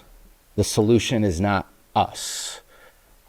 Is it 55 counties out of the 58 that are part of PRISM, or do other counties? For property and casualty, there's 53 of the 58. For employee benefits, there's 13 counties. So 13 counties that and use 18 cities and 20-something special districts. And the counties that use it are predominantly rural. Mendocino, Tehama, Calaveras, Amador, Sutter, Del Norte, Tuolumne, San Benito, and El Dorado. So just to get a clarification, we are part of a pool. Yes, sir. That is part of the worst aspect of healthcare, rather than being part of a pool. Well, if rural health is going to get you the bad, there are some urban members in there also, some bigger urban groups too. I want to be part of a pool that has a much larger number and that balances between rural health, which struggles and is more expensive, versus urban health, which may not have the same struggles, may not be that much cheaper, but I feel like we need to expand ourselves as much as possible, because if we're part of what you just stated, I think that's part of the problem. Is we're in a pool that probably is on the lower end of the those that are attractive to the healthcare world. Well, the biggest pool in the state is CalPERS, of course, and their PPO rates, the ones that are comparable to your PPO 80 plan, are about $75 higher than yours. And the only reason they're that good is because the other health plans in the CalPERS system are subsidizing their rural health, mostly rural health care, because they have PPO coverage in some urban areas, but CalPERS has lots and lots and lots of rural members, and they also have a ton of retirees, which you don't have. And that's making that one pretty expensive. I understand what you're saying, that it's, on the other hand, the PRISM pool, pretty much there are some semi-urban groups and a few urban groups also, and it's also balanced with Kaiser. So the way the rate increase starts, Kaiser's about a quarter of the enrollment, there are some non-Kaiser health HMOs that are part of it, and then there's the PPO. So that average number of 10.7, everybody's getting that. That's coming with Kaiser and the HMOs and the PPOs. So there is some urban, some spreading of risk that is not purely the worst risks, as you phrased it. And I appreciate that. And even, we use the RX and Go, you use the Accolade, we're still potentially at just the 10% increase, which is not a sustainable increase either. Right. I feel like this conversation is much larger than the box that we're in. I'd like to offer, I don't know if it's a solution or not, but to go outside of the state of California for pharmacy benefits if possible. I know that at NACO, I don't have enough information, but they always look at the public promise insurance plan that can help out with pharmacies that may not. I don't know if that's something to look at, but if we're not looking at every single option, we're not looking to try and create the savings that we have. But I think I feel like we're screwed no matter what we do, whether we do better or not. It's not sustainable at that 10% increase. Well, one of the things we did do is we changed pharmacy benefit managers starting last year, and we went from one of the more conventional Express Scripts, which belonged to an insurance company, and moved it to an outfit called Navitus. And Navitus they're managing it, and we generated tens of millions of dollars of less cost by making that change. So we're now getting all the rebates, and they don't get to mark up the price at the pharmacy when the pharmacy sells it, and the pharmacy benefit manager doesn't get a cut of it. So it's all a fee-for-service arrangement. We tried to really hammer that down. There is conversation now in strategic planning inside of PRISM about considering direct contracting? Would it ever be possible for PRISM to have a contract with Sutter Health that locally helped Lake County? That's very challenging stuff to put together. There's conversation about doing something about the longer term aspect of it, because we agree with you entirely. The system as it's set up now is not working well. Anything else, Supervisor? But our pool, what's our responsibility? Yes. Is higher than You mean your people? our people in the pool. We're higher. Yes. So we do have to look internally because we have the highest increase of any other jurisdiction in our pool. And also, RX and Go stopped doing EpiPens.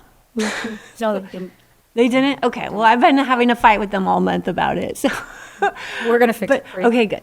So, I mean, yes, it is a big outside external conversation, but we have to get our house in order too. And this system that we've been working in is absolutely broken. But for those people, and I don't know what the percentage are using RX and Go, we had the RX and Go person here to help people kind of plan through, but we still didn't get heavy utilization in visiting with that person and making the change. So again, that program reduces our cost. That's why I want to move towards mandatory open enrollment meetings so that we can get in front of everybody. I think it's a great idea. If only 45 people show up to our lunch and go, because those are the 45 that are interested in that particular topic, they're not getting the education, and nobody's going to read this whole binder. But if we can give them a summary of how to save money and then have the RX and Go person here during the open enrollment meetings so they can sit down, like they sat down with me and they said, well,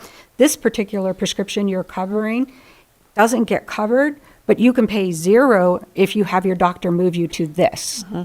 And so it was a one-on-one meeting, and then I had to go back and meet with my doctor to say, all right, hey, for me to save money, even if I save $10 a month on one prescription, that's excellent savings, but it goes beyond my savings. It saves our program money. So if we can have the rep here, one of the other things we did, like we brought in Jet Dental recently because people were having trouble utilizing our dental plan because of the lack of providers. They came right here. I got my teeth cleaned right over there. Amazing. I mean, but yet we're rolling out some of these services, but we had 10 people not show up for their appointments. And this, so it's education. And I think this year changing the way we do it and getting in front of more people and having reps here, not just getting tchotchkes, but actually learning about your program and how you can save money individually and how it rolls out to the county will really help us.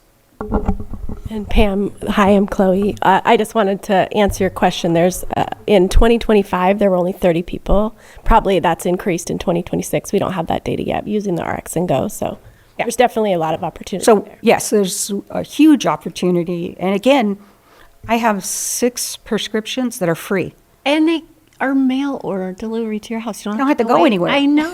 That's what's so great about it. So we have some wonderful programs that can help us to save money.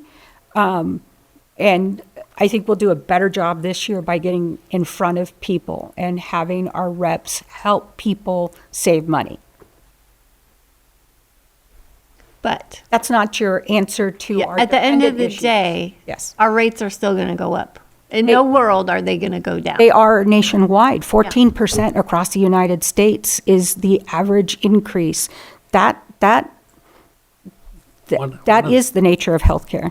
One of the things that's not going to help is if all these Medi-Cal cuts are pursued from the federal government. That's going to shift. What that does is the hospitals already get paid less for those patients than they do for one of your people. So what happens is if they get paid nothing for those people, to keep the doors open and keep the staff there, they'll have to higher the charges that they make to the folks who do have commercial health insurance like yours. So we're already seeing that happen, it's right? constant. And that's why rural healthcare is so much more that's a big deal. expensive. Yeah. Mm-hmm. Go ahead. So I know that I have these conversations with our congressmen and our state representatives. I just want to make sure that that is on our administration's purview as well, that we are having these conversations, that this is not just us fixing us. There has to be every layer of healthcare that there's no solution inside at this moment because nobody wants to change anything, or if they are changing it, it's making it worse.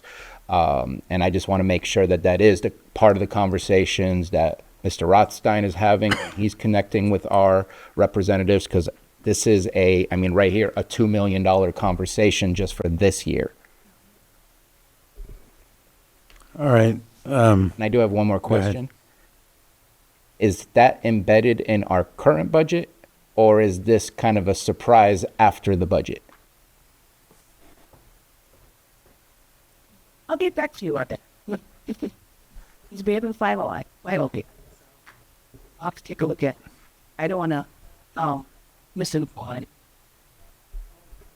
I appreciate the conversation. I do think that we need to continue to look at our situation internally. My concern is, some of these employees that we have are going to be paying almost 50% of their salary.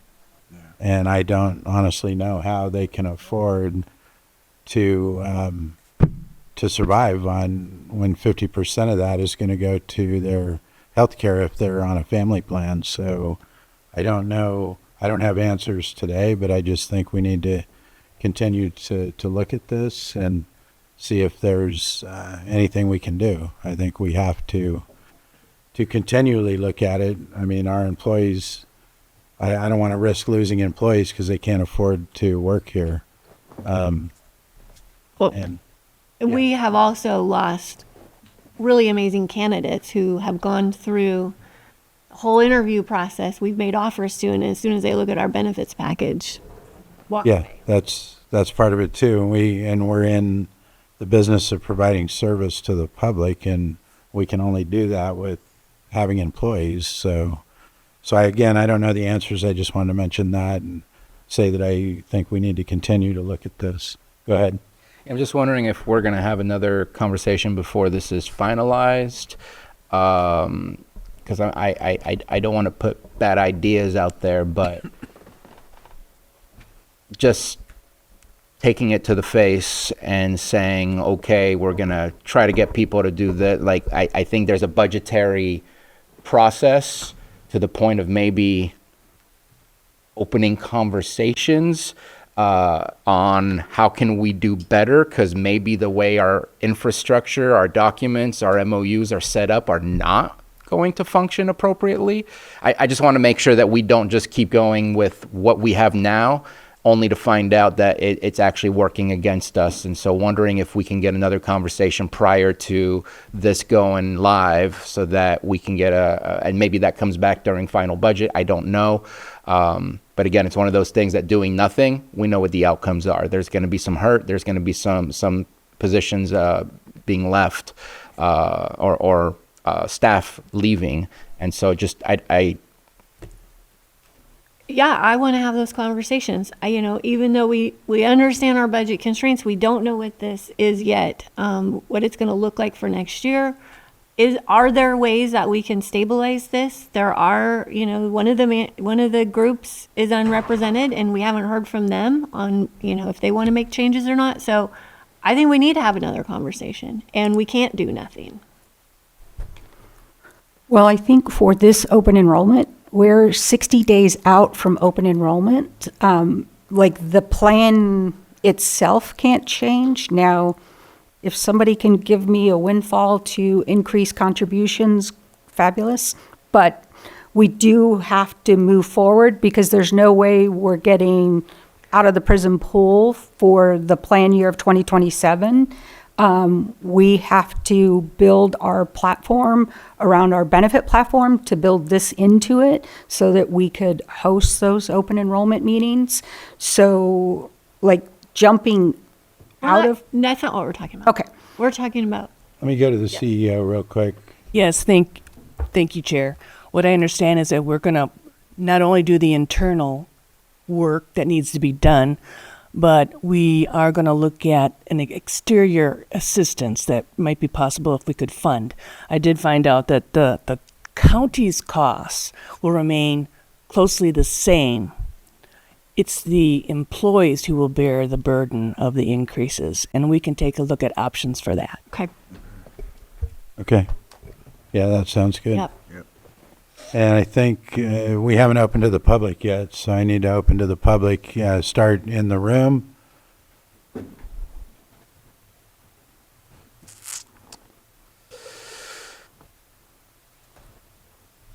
Good afternoon, Board. Tom Lasik, and I think the conversation is very helpful, and yeah, it's healthcare's in our country is not where it needs to be.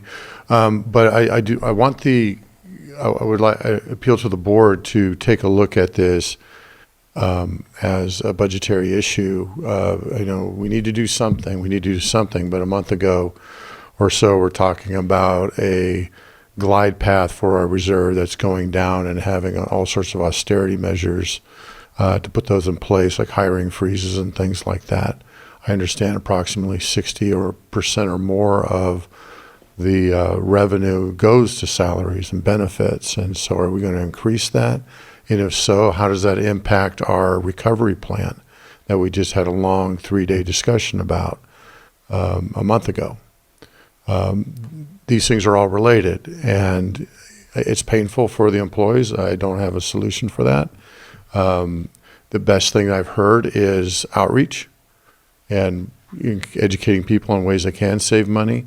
But if you're going to increase the cost to the county, and I'm not saying you should or shouldn't, but that needs to be bounced back onto your austerity plan that you just greenlit a month ago. And are we going to go, is it going to be no change? Is it going to be something where we go sideways faster, or what? We don't. And the question to the CAO was, is this already baked in? And we don't have an answer for that. So I think you guys did a great presentation. You laid out the problem statement perfectly. We all suffer from that, whether you're a county employee or not. It's national. But now you're talking about we just can't let them pay for this. And I understand, 50% of your salary is horrible. And maybe you do something, but you need to come back and explain how does this impact the long-term play. Thank you. Thank you. Anyone else in the room? Anyone online, Carolyn? The first one is call in. Call in user 2. If you could state your name, you'll have 3 minutes. Oh, my name is Gord Arbison, and regarding healthcare, it's way too expensive. And you want to know why it's way too expensive? Because of trainees demanding healthcare. I'm sick and tired of healthcare dollars, our tax dollars, being spent to turn the chop off trainees' dicks. It's gross. It does not belong. I hate that. That needs to stop, and you need to save money by having real health care. Also, we give much health care to illegal immigrants. We need to stop giving health care to illegal immigrants. And I think that socialized medicine is killer commie care. I hate these trannies. They should go to hell. They should all be locked up in institutions. God bless. Sir, you're off track. I'm going to stop you there. Who else do we have? The next caller is Jonette Moffett. Jonette Moffett, go ahead. Hello. I am an employee of the IHSS department. I'm a supervisor. I've worked for the county for 15 years. I would just like to commend the board for your position on this today. Everything you said, I wholeheartedly agree with. I would like to give you some information that's interesting. because I know you guys have been struggling with the budget.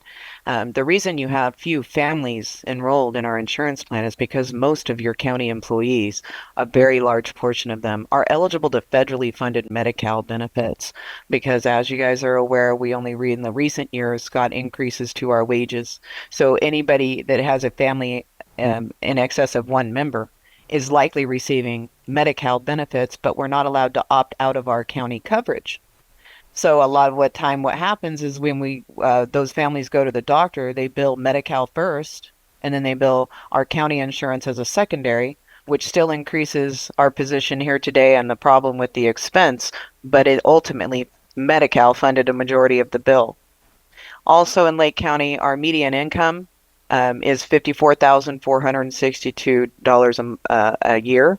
If you divide that by 12, that household of 4 just became eligible to food stamps in Lake County. Okay, so these are some other factors to consider. Also, I'd like to note I use all 4 of the extra things that were mentioned today. I use Carum and Digby and RX and Go. I utilize all of those, but I'm still going to pay upwards of $900 to go get one image at Adventist Health in Clear Lake out of pocket after my deductible is met.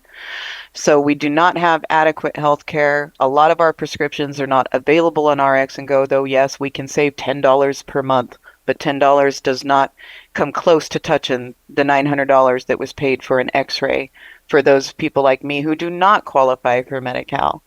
Okay. I do appreciate the board's position because, again, this does affect all of your employees, and you're not wrong. It will absolutely impact the hiring pool and the retention. And we've just now got to a place where we are already fighting state and federal penalties for production due to short staffing. And these things just have to be considered. And I realize part of this is not curable by a simple conversation. We have budgets, we have requirements, we have all of these things in place, but I absolutely appreciate you going to the table to find the best possible approach because it does impact all of us in the long term, not just immediately. It absolutely affects all of us in the long term. I could go on, but I believe I've made my point. Again, I support the board's decision. Further conversations, Bruno, thank you for that. Absolutely, it needs to be addressed because this is a huge topic. And I was also only made aware of this over this past weekend. So the part where it's just coming to fruition January 1st and we have no input on it, it's going to be upsetting to a lot of county people who just don't follow Board of Soups like I do. Thank you. Do we have anyone else? Do on the next. Second is Lisa Marie. Lisa Marie? Go ahead. Can you hear me? Yeah. Good morning, Board of Supervisors. I also really appreciate the complexity of insurance. I even, I'm a college educated woman that's been in the professional field for quite some time, and I don't understand it still. But I do think that when we're talking about working for the county or we're talking about working for any governmental agency, our first responsibility must be to serve our people. And the first layer of people that we should be serving and taking care of are our employees. So I think that this conversation is a really critical one, and I appreciate the budgetary restrictions, but if we're going to shave corners or cut corners, it can't be at the expense of our people. One question that I would ask is, I noticed a lot of the presentation was focused on, the cost of GLP-1s. And as someone who has suffered with morbid obesity my whole life, my mother died at 36 from obesity. And I've been a 3-sport athlete that's been busting my tail trying to fight this. And the only thing that saved my life is GLP-1s. Sorry. It just kind of breaks my heart to think that we're just striking it just because of the cost. Like, if the Board of Supervisors got a presentation put in front of them that we were going to stop paying for insulin or we were going to stop paying for chemo because the cost was too much. We mentioned that there were 37 people on the county that are working on it. that's 37 people. It's not just dollar signs. It's not just numbers. So I strongly encourage, I understand you might not be able to do anything about it because of the time period and the January 1 start, but I strongly encourage that to be considered, because I am a working professional that made the decision a couple years ago. I would never work for a company that did not provide some sort of coverage. And I know bariatric surgery is one option that you have, but that is life changing and comes with significant complications and is not effective for all people. They remove part of your body and then you can't eat the same, or it's just not. Anyways, the research shows, medical professionals show how critical GLP-1s are to people who are suffering with the chronic illness of obesity. I'm not talking about the people that want to lose 20 pounds to fit in the swimsuit they were in last year. I'm talking about the people who the only issue I have is my weight, but that cuts off years of my life by just simply being overweight. So I want to bring that into the conversation. And the other thing is just to talk about the conversation of medical access, because a lot of our folks use the emergency room because they can't get to a doctor. So I just want to emphasize that, and I'm sorry for getting emotional, but I really want that to be a part of the conversation. Thank you. Thank you. Go ahead, Pam. I did want to speak to the GLP coverage going to the market, and I am a person that used it. I was 45 pounds overweight. I struggled. The GLP-1 helped me, brought down my cholesterol, high blood pressure. So I do very much get that aspect of using it, but I was able to go out and find it for $125 a month on the open market versus $1,600 for the prescription to the county, and then utilize my Section 125 to offset that cost for myself. So this is kind of part of the education process as well, is that if we can get in front of people, we can help people find alternatives to save themselves money and the county money as well. But I do get that it's a very personal thing because I was a person that accessed that. In the appendix to our presentation, there is a list of all the, not all, but there's like 8 different providers direct to consumer and how they work with the FDA, what they do. We could work with you to promote, to make that available at open enrollment, depending how you want to do it, because we know that some people are willing to go that route and make it work for them. All right, thank you. Do we have more online, Carolyn? Patrick Sullivan.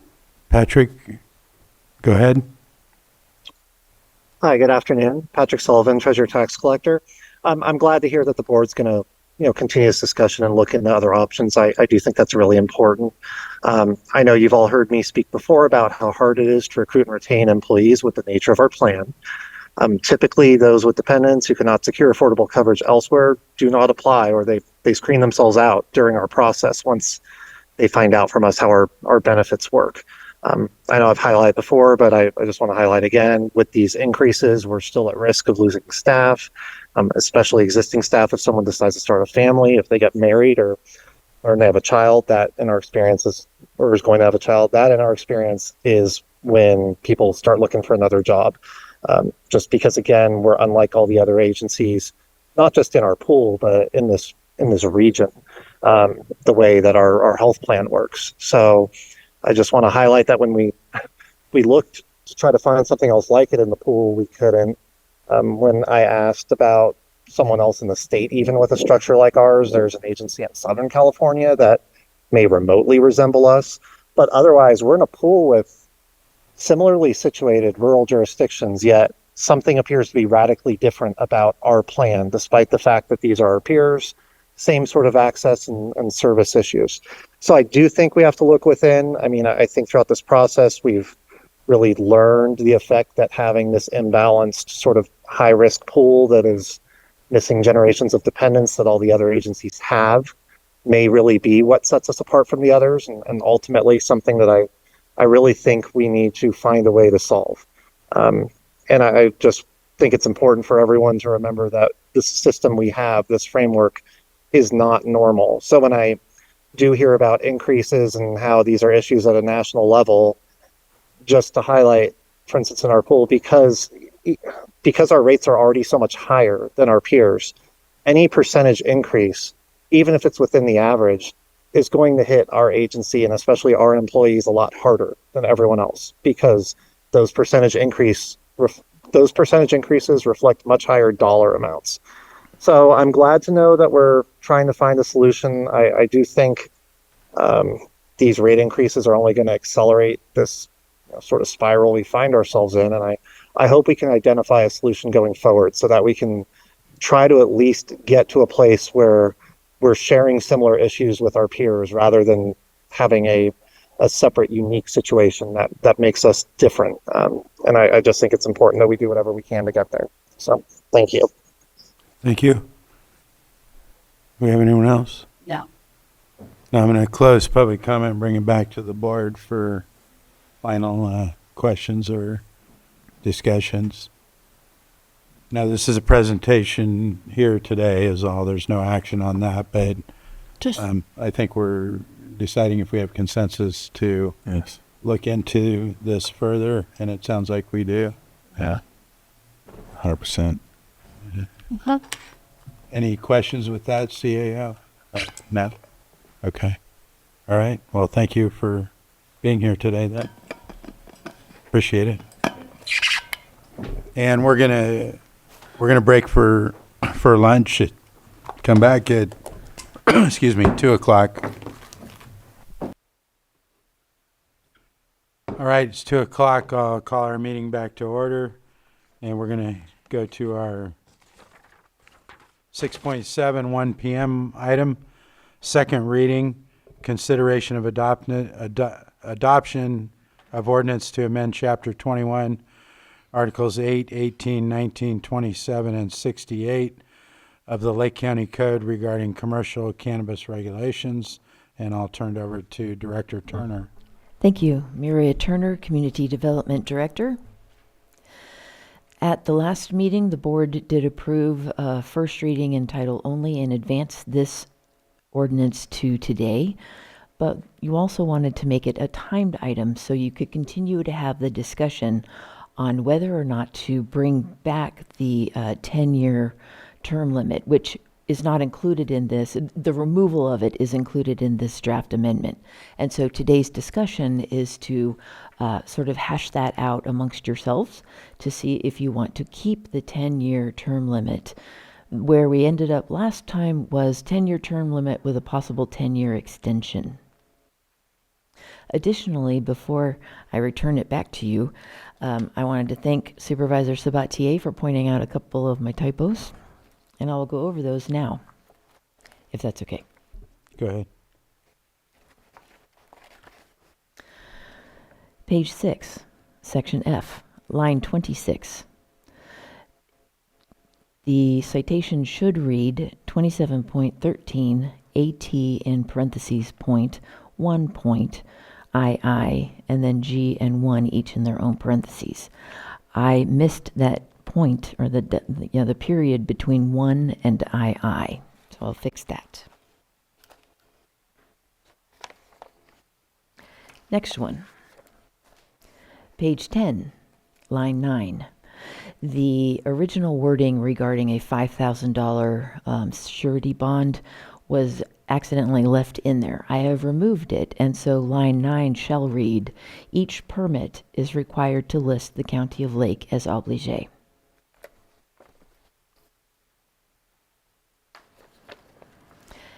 Lastly, Supervisor Sabatier brought it to my attention that there was at some point an error in the way the subsections in 68.4 definitions were listed. We had a glitch someplace, and so at a certain level, I think it's like the letter H definitions, it starts over, instead of being H, it's B, which then throws off all the subsequent. So once he realized that, then it made it not possible that the Section 8, or this draft ordinance, Section 5, page 17, line 4, the way it is right now, it should be J, but it's not. It should actually be P, because I'm doing the definitions of words that start in P. So I'm going to correct that as a separate action, and we'll keep this as, but it should be corrected. It should read to be line 4, P in parentheses, definitions, and then capital P in parentheses. That's it. Okay. I need to state an issue I'm having here. I try to pull up my documents on the Granicus, and it says they've been removed.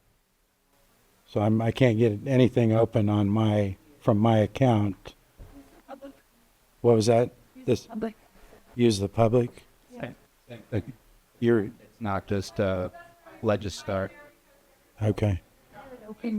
I'll have to go to a different access, I guess. You can't open the draft ordinance? No. I just opened it like that. I ate it. I opened it on Granite. Let me reload it.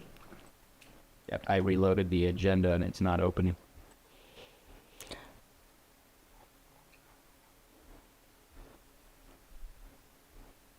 I'm going to try to load it again. Elton Turpington. Done up. What's there? Yeah, it's there. I just went through the public portal and it opened. Yeah, I just.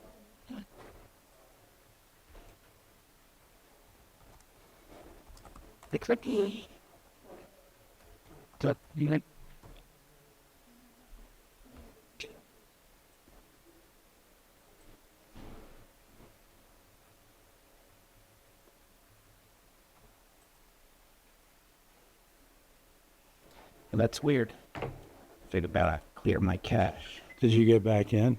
Not on my computer, but it pops up on my phone. I can't. Yeah, I just. It's a cache issue. Went out and I can't get back in.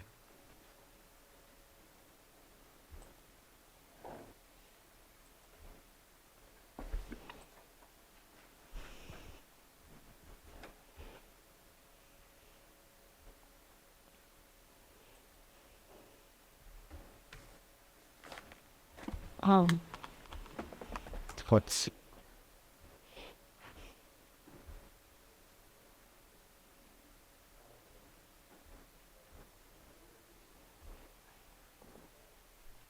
Nope.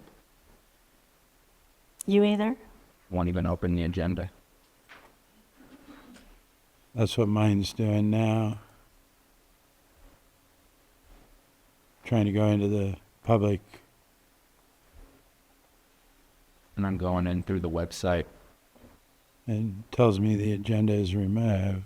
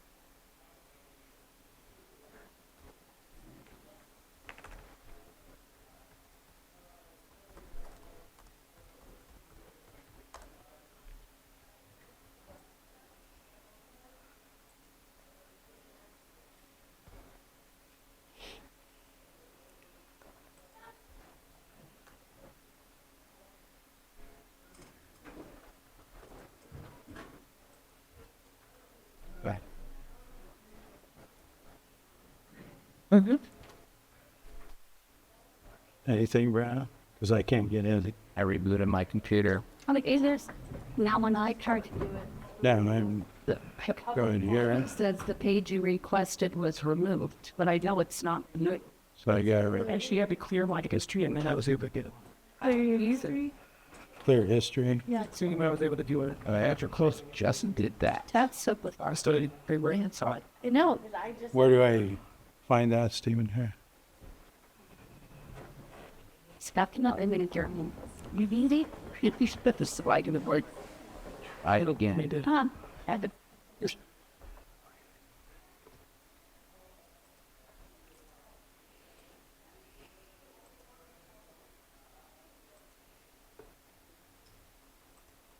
I can open up the other agendas below it. When you get us in this? I had to clear the whole entire history. Oh. I've got it on my phone if somebody wants to use my computer. I have it on both.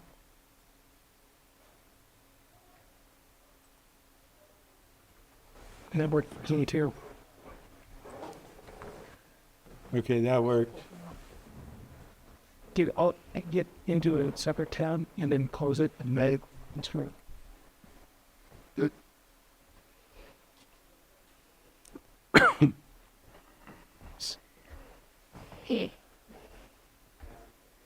Now that's now.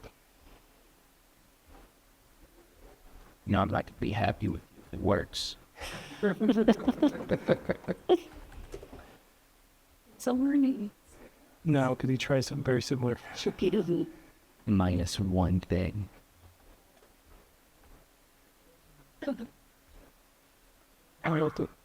I was doing it with, not with Google, I was doing it with Expo thing. We're on the big screen, we're frozen. It's folded. Cold in here.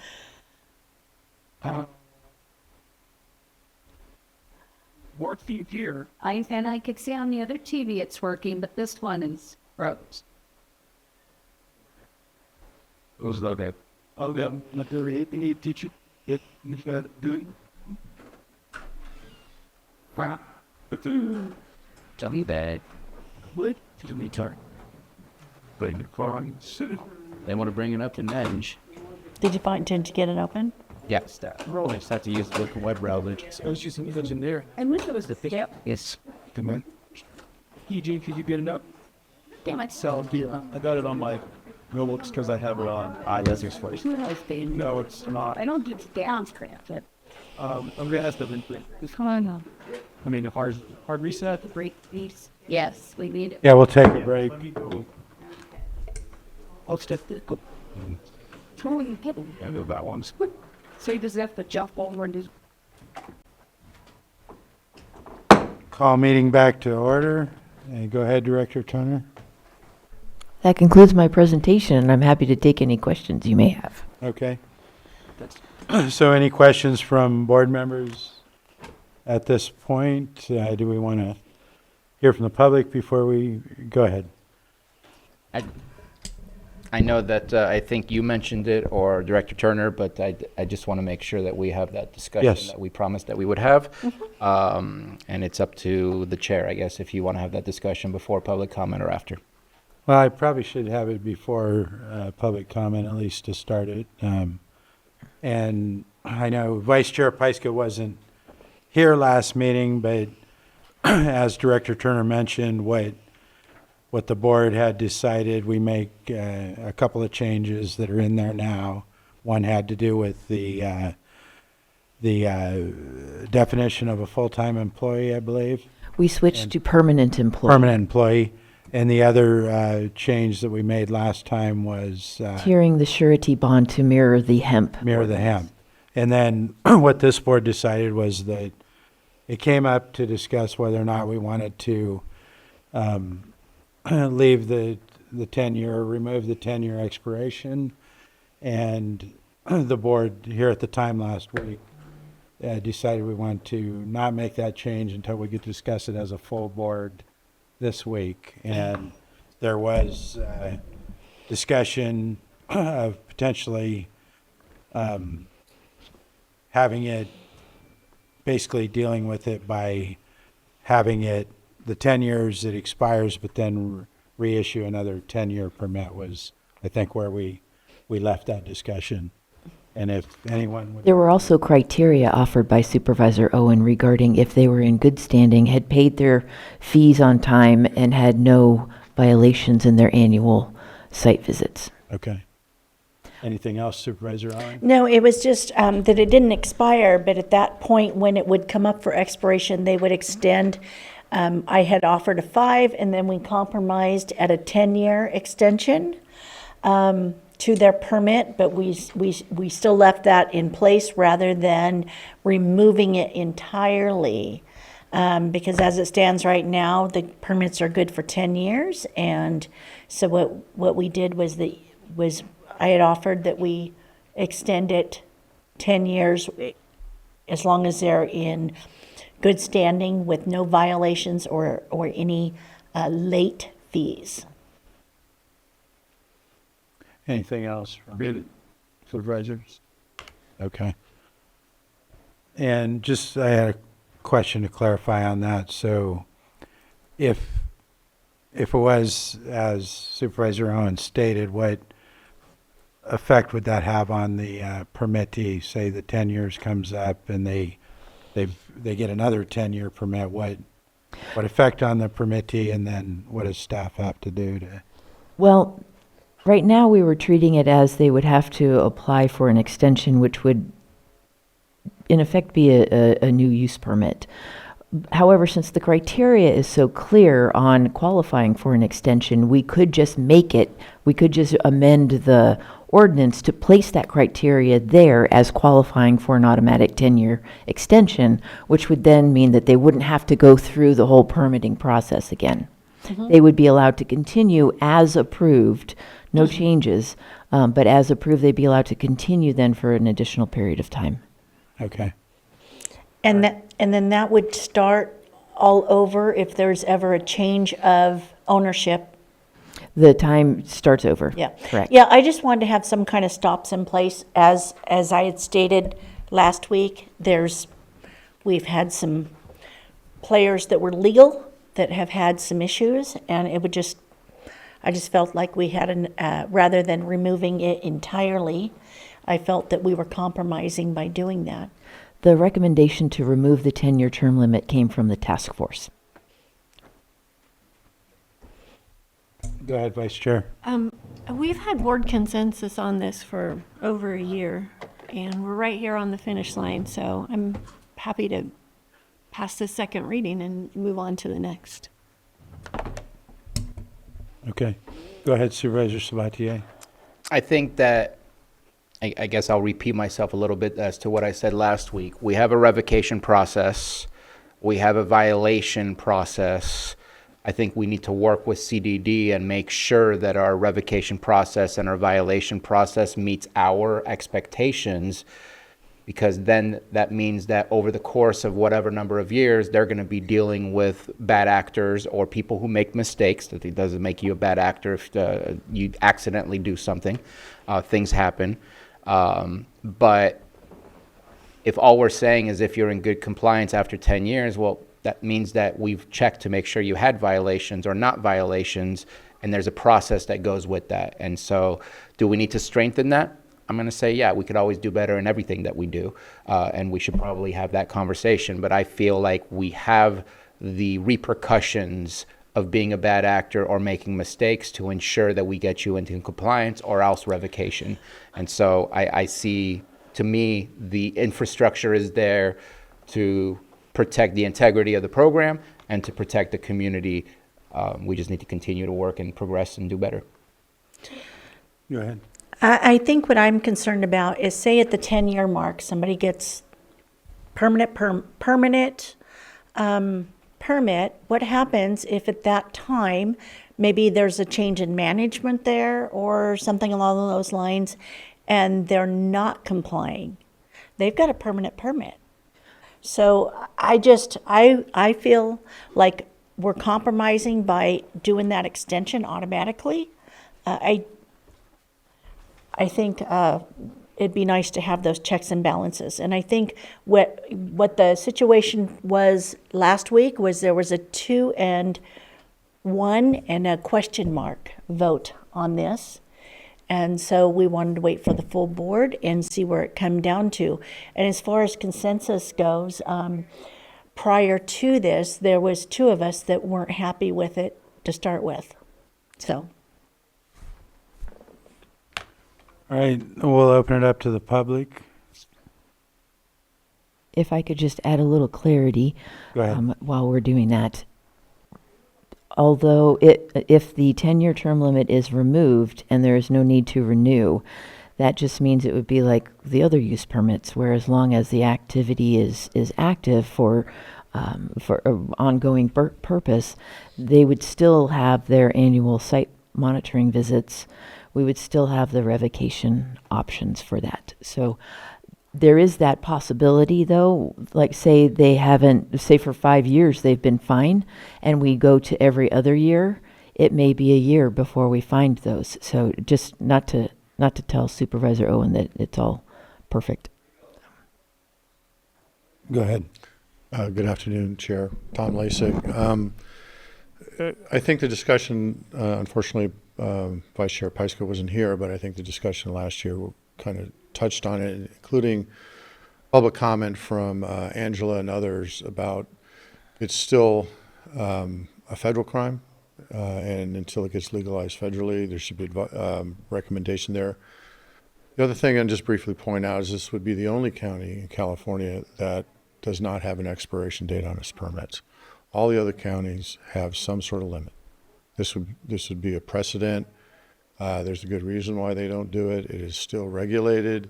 It is like other items. It's not just, oh, you get it and you're done. You have safety, you have security, and all those other features, which is why there's an expiration date. And I'll just leave it at that because we discussed this at length last meeting. Thank you.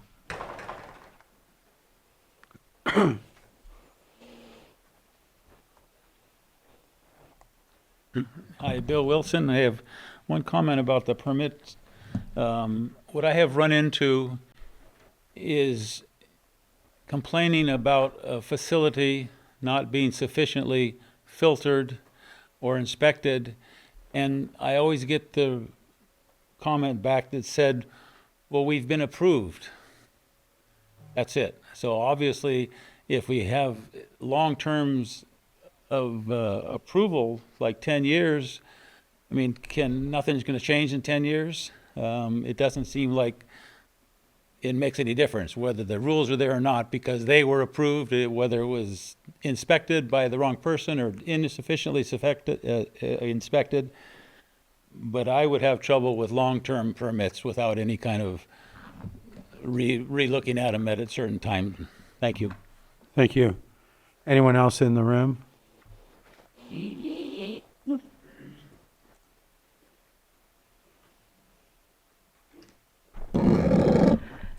Good afternoon, Chair Rasmussen and Supervisors. Margot Kambara. Your board continued this agenda item on March 10th, April 7th, June 2nd, June 23rd, July 14th, and July 21st of this year. Attorneys for Tom Lasik and Margot Kambara submitted public comment on their behalf about the amendments to the county's cannabis ordinance in a letter addressed to your board dated March 6, 2026. In this letter, attorneys explained that the cannabis ordinance amendments are not exempt from California Environmental Quality Act review as a county claims. Environmental review is required. Section 7 of the draft ordinance before your board today states, quote, the amendments modify the ordinance to increase restrictions. The general exemption applies in this instance because it can be seen with certainty that there is no possibility that the proposed amendments could have a significant effect on the environment and thus are not subject to CEQA, end quote. The amendments do not increase restrictions on 8 points. First, background checks will no longer be required for all employees, contrary to a law enforcement recommendation given to the Cannabis Ordinance Task Force. 2, the amendments remove requirements for applicants that are corporations, nonprofit mutual benefit corporations, cannabis cooperative associations, limited liability corporations, limited partnerships, and trusts. 3, an amendment proposes removing the current 10-year permit expiration and renewal requirements.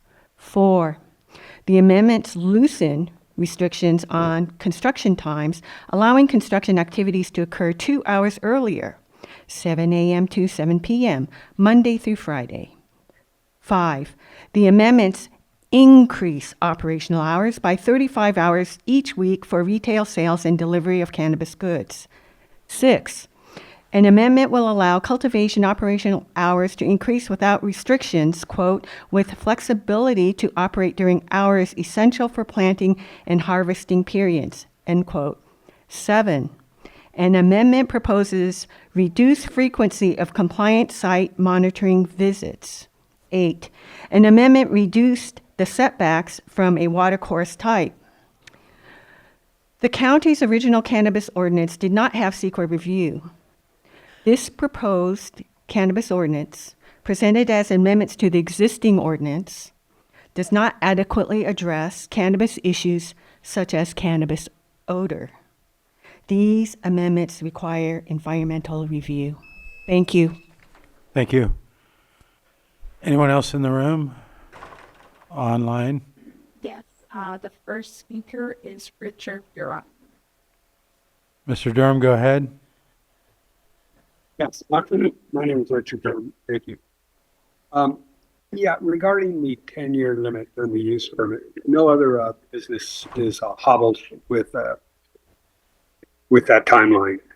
For example, these farms are not cheap. First, you have to acquire the land, acquire the licenses, put in all your infrastructure, and plan for the next 10 years. I'm coming up on my 10 years soon. I put in easily $1 million in my infrastructure, which is now aging, and I'm going to have to put in a bunch of more money to keep this thing going. Now I'm running up against the 10-year limit. It's kind of interrupting with my business. I have to hold off on bettering my infrastructure because they may not give it to me in 10 years. So I just think it's kind of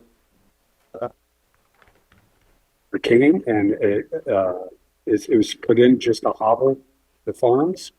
If a gas station or let's say a liquor store sells to minors several times, they lose their business. If a cannabis business messes up too many times, they're going to lose their use permit. I think the 10-year limit is arbitrary and should not be held. I think we should have the same privilege as every other use permit in the county. Thank you. Thank you. Next. Next is one guest. Guest, go ahead. You can identify yourself.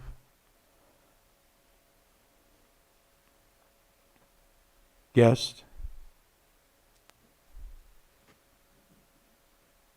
Not hearing him. Is there another one?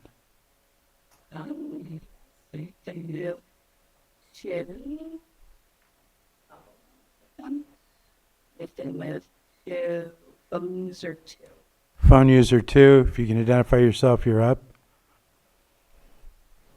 Sky Lewa, Pillsbury Family Farms. I've spent over a year asking one question. What is the background disqualification reconsideration process? Not a rumor, email, conversation in a hallway, but what's the law? Because if the government is going to tell someone that they're disqualified, the government should be able to tell them what comes next. Instead, we were directed to seek reconsideration from Sheriff Bingham, and that changed the course of our permit. Supervisor Crandall and Sabatier were a part of that communication. So today, I asked this board again, and Director Turner, a simple question. Was that the official county process? If it wasn't, then we need to stop pretending that it doesn't exist. Put it into the ordinance and make it a part of every revocation proceeding. Require written notice, require written findings, require a clear opportunity for reconsideration.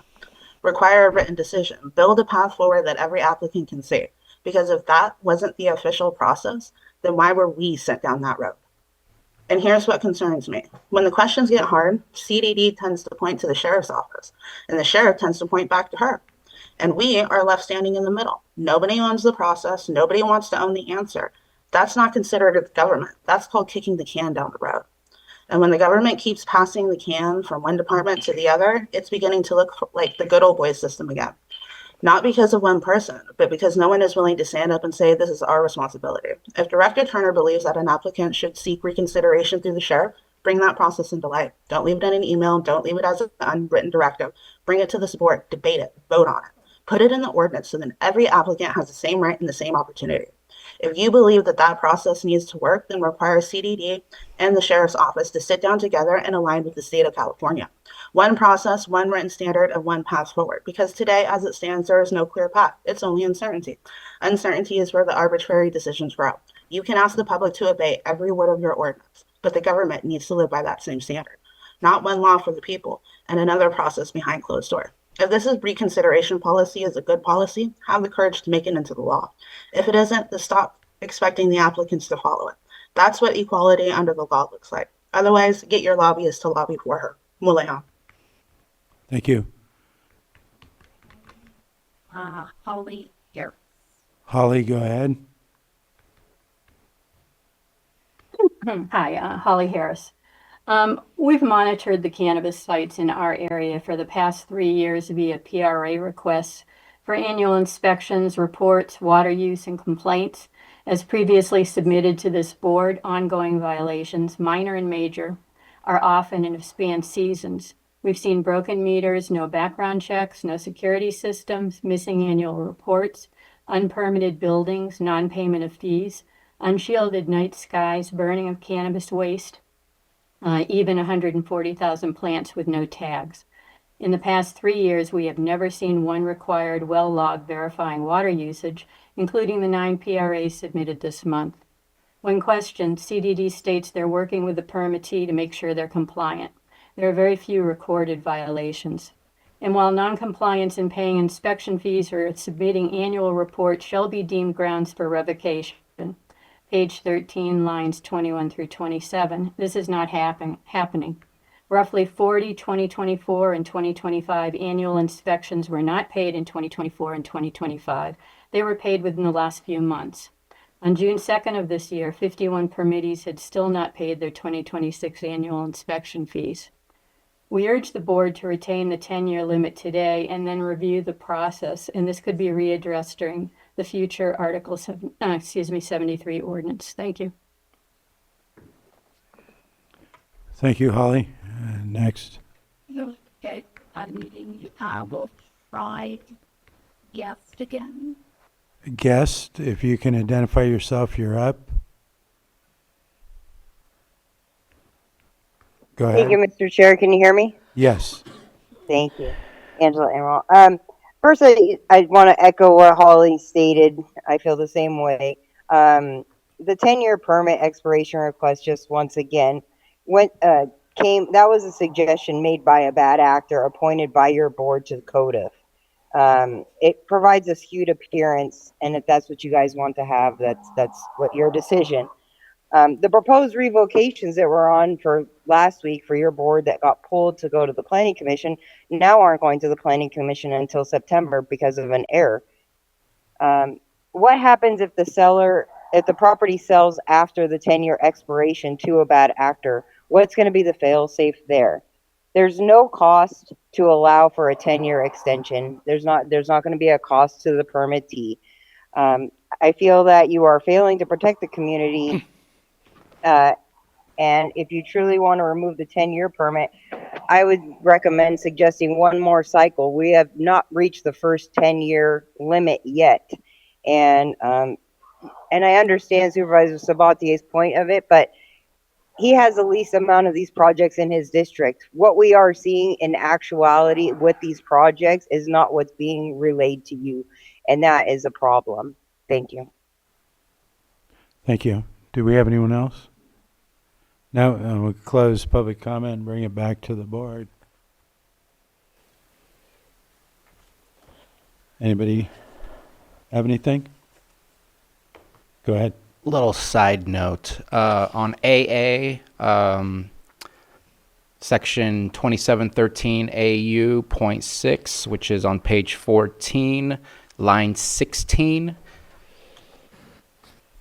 the last two words are full-time employee. Did I miss that one? Sorry. Thank you. If we can change that to permanent employee. Huh. I did a search. Thank you.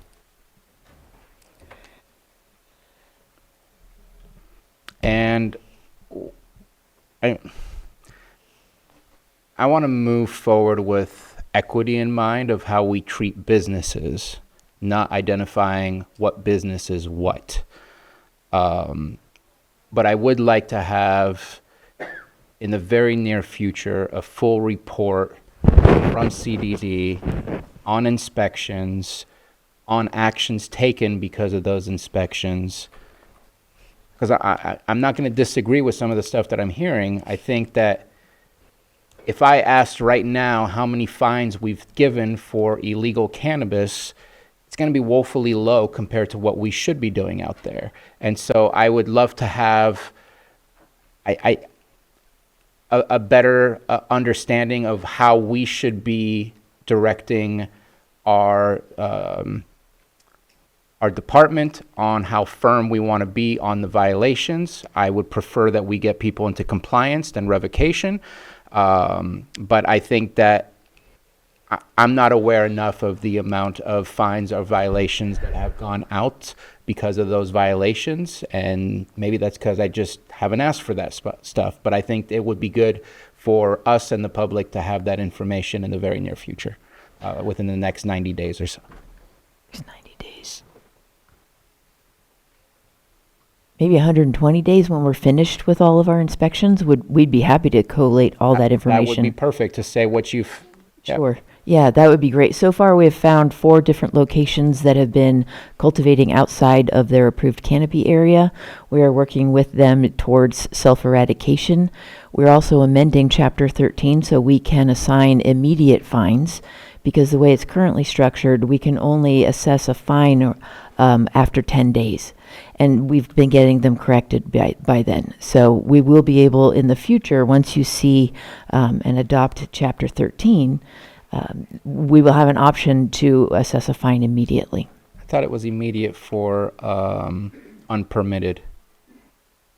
We're dealing with permittees. But if they're outside of their permitted area, doesn't that become unpermitted? As far as I understand, we don't have the tools yet, but we're working on that.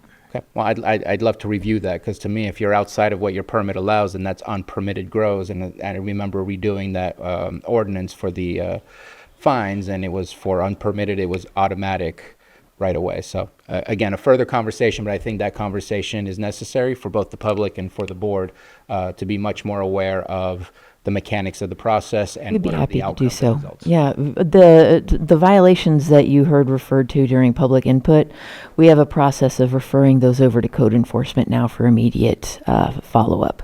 We also are current now as far as back monitoring fees. They've been collected. How many grows were outside the permitted area? 4 so far. 4. No, go ahead, Supervisor. You got Okay. more input? Yeah, I do. One of the other complaints, along with, I still believe strongly that we need to leave something in place on the 10-year, because this is not like any other business. This is not federally recognized. And the people that I have spoke with have brought up complaints. One of them is the people that were asking, that were influencing what came forward from the task force, the cannabis task force. Some of those people are now in revocation. Not some. One. But she represented, and she was She did pushing. sit in one of the multiple seats that were Yes. appointed by this board. So it still doesn't look good. The other thing is that I've had people bring up to me that I think I skipped over is there's not a complete or safe or a way for people to file complaints where they're not feeling kind of stressed or threatened in a way. I believe in our policy, they're supposed to go directly to the grower to file their complaints. Is that correct? We do encourage the grower to distribute their supervisor's phone number so that they can be reached for complaints. And do you think that is encouraging people to come forward? That system that we have in place, do you think it's encouraging people that... We still do get complaints regarding cannabis. I thought earlier this year you said you had only received like one complaint. We're talking specifically about odor. Odor. We get light complaints, other types of complaints as well. Okay. Water use, things like that. Okay. Additionally, we're doing some fact checking on a piece of public input that we're the only jurisdiction that has term limits on their use permits. I don't think that's accurate. What we're seeing is a lot of other jurisdictions don't have conditional use permits. They have operational licenses or things like that, and those have short terms. But we're fact checking that one right now. Just wanted to clarify. Yes, you may offer the phone number to the supervisor, but no. The supervisor offers the phone number to the neighbors. Okay, but we have a process to receive complaints and claims. Indeed. I mean, it's online. It's in and part of our. I just wanted to make sure and clarify. Yeah, thank you. I appreciate that. It can be anonymous. Yes, it can be anonymous. And also, we do collect, so let's say a complaint goes to the operator rather than to the county. Annually, they do have to give us their list of complaints that they've received. The reason I bring this up is I know I brought this up last year. I had people come forward and tell me that they were afraid to make complaints and that it was not going to be anonymous. So they were. We've had many knockdown, drag out, robust discussions with county council regarding protecting the identity of complainants. Okay, that's good to know, for me to know, because that's not what I was being told. Collegial knockdown, drag out, robust Okay. discussions. All right. Okay, I think that's it. Thank you. All right. Are we ready to take action? Go ahead, Carlos. So you'll be offering the ordinance as amended in reference to Supervisor Sabatier's finding of the typographical errors. Also, I'd like to clarify with Director Turner that the second half of section M3, that's the surety bond language, I believe that's going to be removed, and I wanted to ask you if you consider that to be a substantive change or not. I consider that to be a correction of an inadvertent typographical error. Perfect. Thank you very much. Thank you. I think all we did was remove the 5,000, correct? Yeah. That was the change that you made at the last meeting, correct? I just added what we changed and forgot to take out what we had before.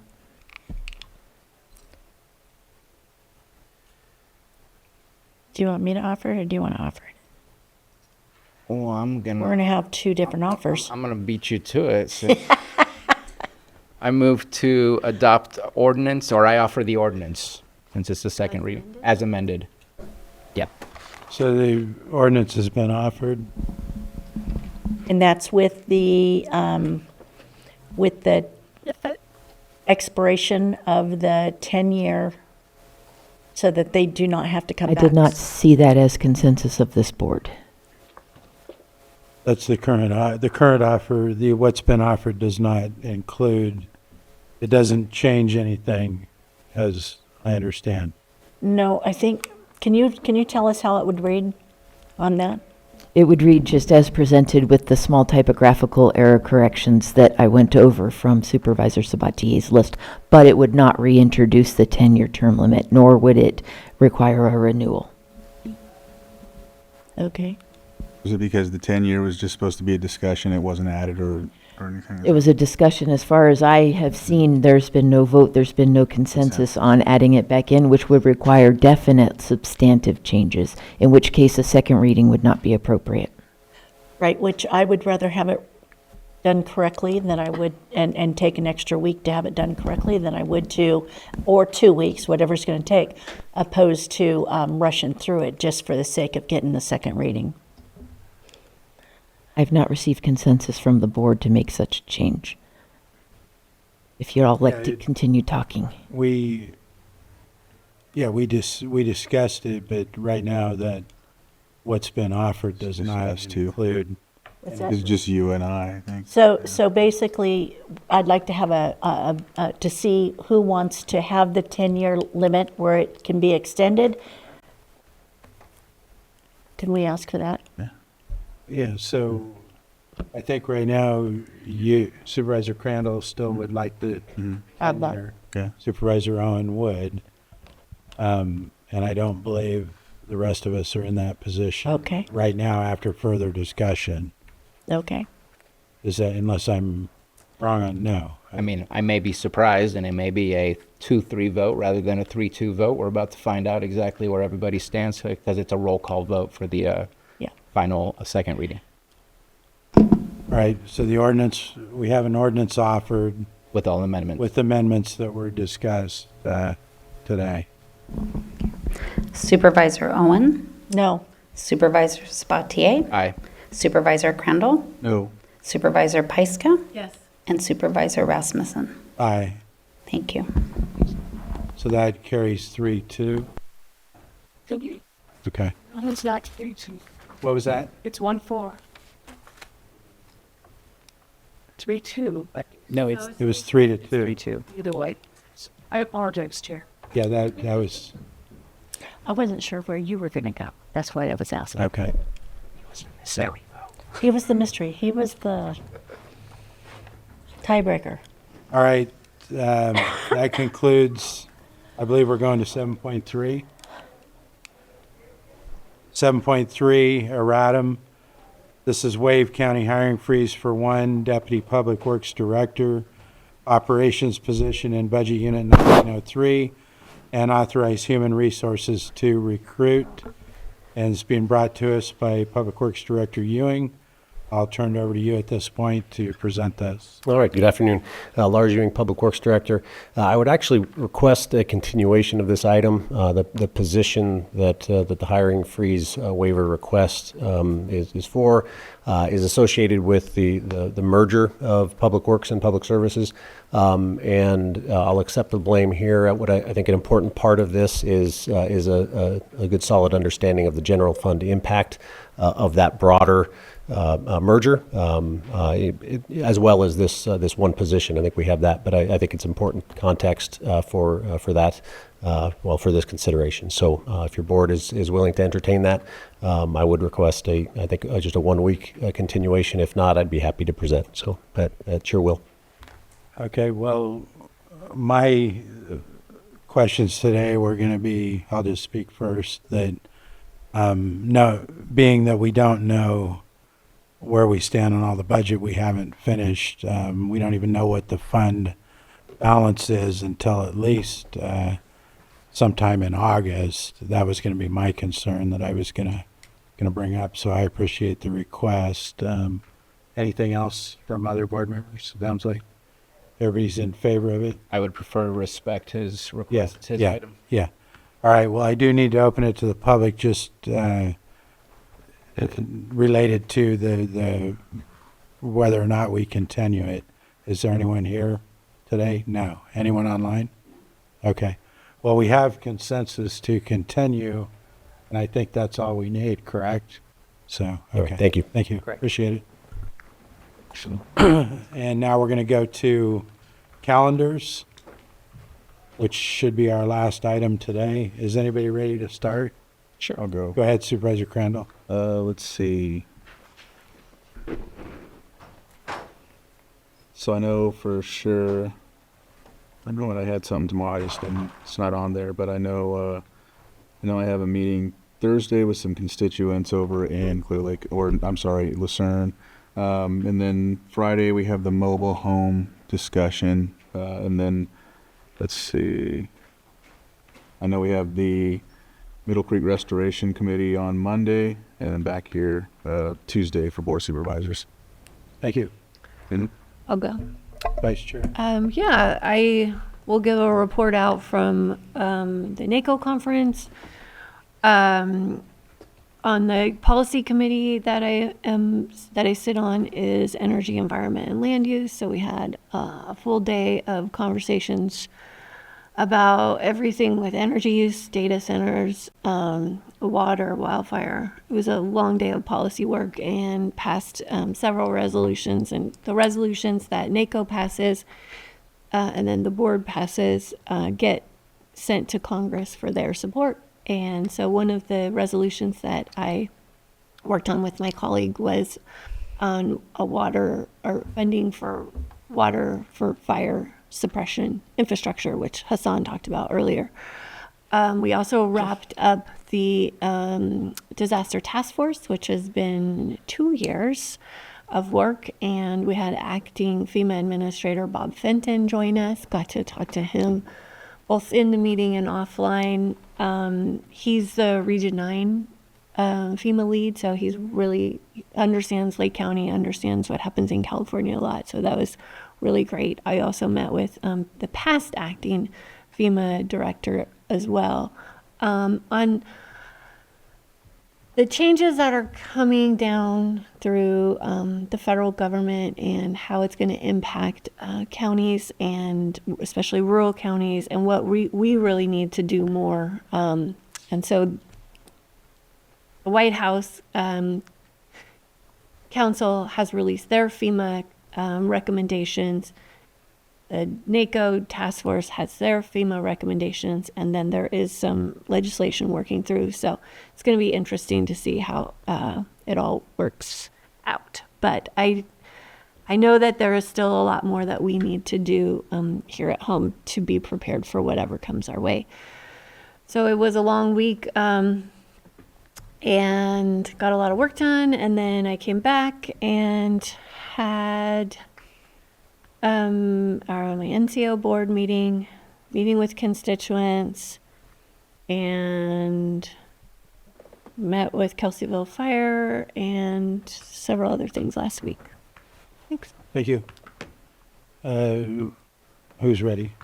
Go ahead, Supervisor Sabatier. Yeah, I'll just be brief. Made a little bit more progress on the potential veteran housing project that I'm working on. We are looking for a response from the property owner that we've been in touch with, and hope to get a final price on what the property is, so that we can get our application out as soon as possible to for the Home Key Plus grant that's available. I know that we are meeting on next Monday, so this upcoming Monday with PEG. PEG has started to create some new content, and so we will be coming out with some ethical standards of creating content and what it needs to meet and so on and so forth, just to make sure that we cover our content creators. We'll also have some limitations on what the public can create as well, just because we can get public material as well. And so working on that. Can't think of anything else off the top of my head at this moment in time. But I'm glad that we had that conversation about OMB changes today. I think that's a little bit of a reality check of where we might be heading.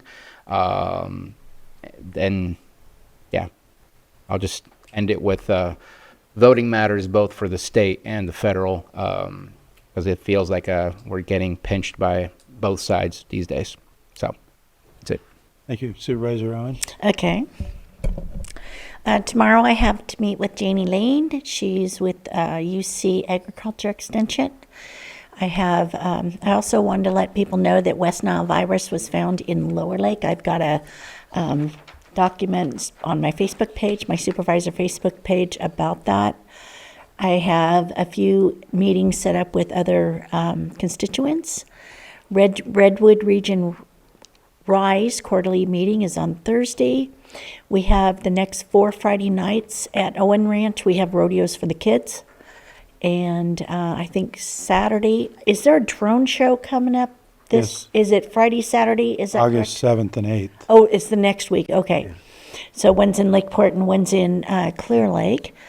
And I think we'll be in Red Bluff at football on Saturday. You saved us on that one. Thank you. All right. First, I'm not sure if the board's aware, but we have about 7 volunteers that are vetted through the county. They're county volunteers that work the Highland Springs Trails volunteer program, and I just want to thank and commend that group for everything that they do to maintain the trails out at the Highland Springs Recreation Area. We have many miles of trails out there that are multi-use trails, and at their own personal cost and expense, they're out there every single week maintaining these trails. I was fortunate to get invited and go out with them last Wednesday evening and help them do some trail work, and just really want to shout out to them because the county would not be able to maintain those trails without volunteers. We don't have the staff to do something like that, and these trails are important to a lot of different people, not to mention their economic benefit to the county that attract people here that want to use our outdoor areas. So that's one. And then I want to shout out to Water Resources, who late last week mobilized very quickly to get no wake buoys out on an area in South Lakeport where we have over 2,700 grebe nests that were just recently discovered as to where they were located. And for the folks that don't know, the way these grebes nest is they build a floating nest out of tules, and they're vulnerable to wave action. They can be destroyed by wave action, so that's why these buoys are critical for a slow no wake zone, a distance out from where the nesting colony is, so that we're not having boats speeding through there and causing these big waves that are destroying them, because they have a hard time anyway. There's a lot of predation that goes after the eggs as well. So it was very important. And once, you don't always know until when you know that's where the nests are going to be. So once that was discovered, they mobilized very quickly. So I just want to commend them for that, because it was right before a major tournament where we had a lot of boat activities. So thank you to those folks, not only Water Resources, but the Redbud Audubon and other folks who monitor for that kind of wildlife and keep in touch with us when conditions are known. And also they're the ones that funded all these buoys 15 years ago. So that's it. And I believe that, go ahead. Sorry, I forgot to mention, and I'm probably not going to be making it because I'm going to see my grandson play football. But this Saturday, August 1st, 10 to 2, is the Lake County Sheriff's ribbon cutting ceremony and public open house. And that will be at 1431 Hoyt Avenue in Lakeport, and that's the brand new sheriff's office. Thank you for remembering to throw that one out. I had forgotten about that, so appreciate it, and hopefully there'll be a lot of community members there. That will conclude our meeting today. Thank you.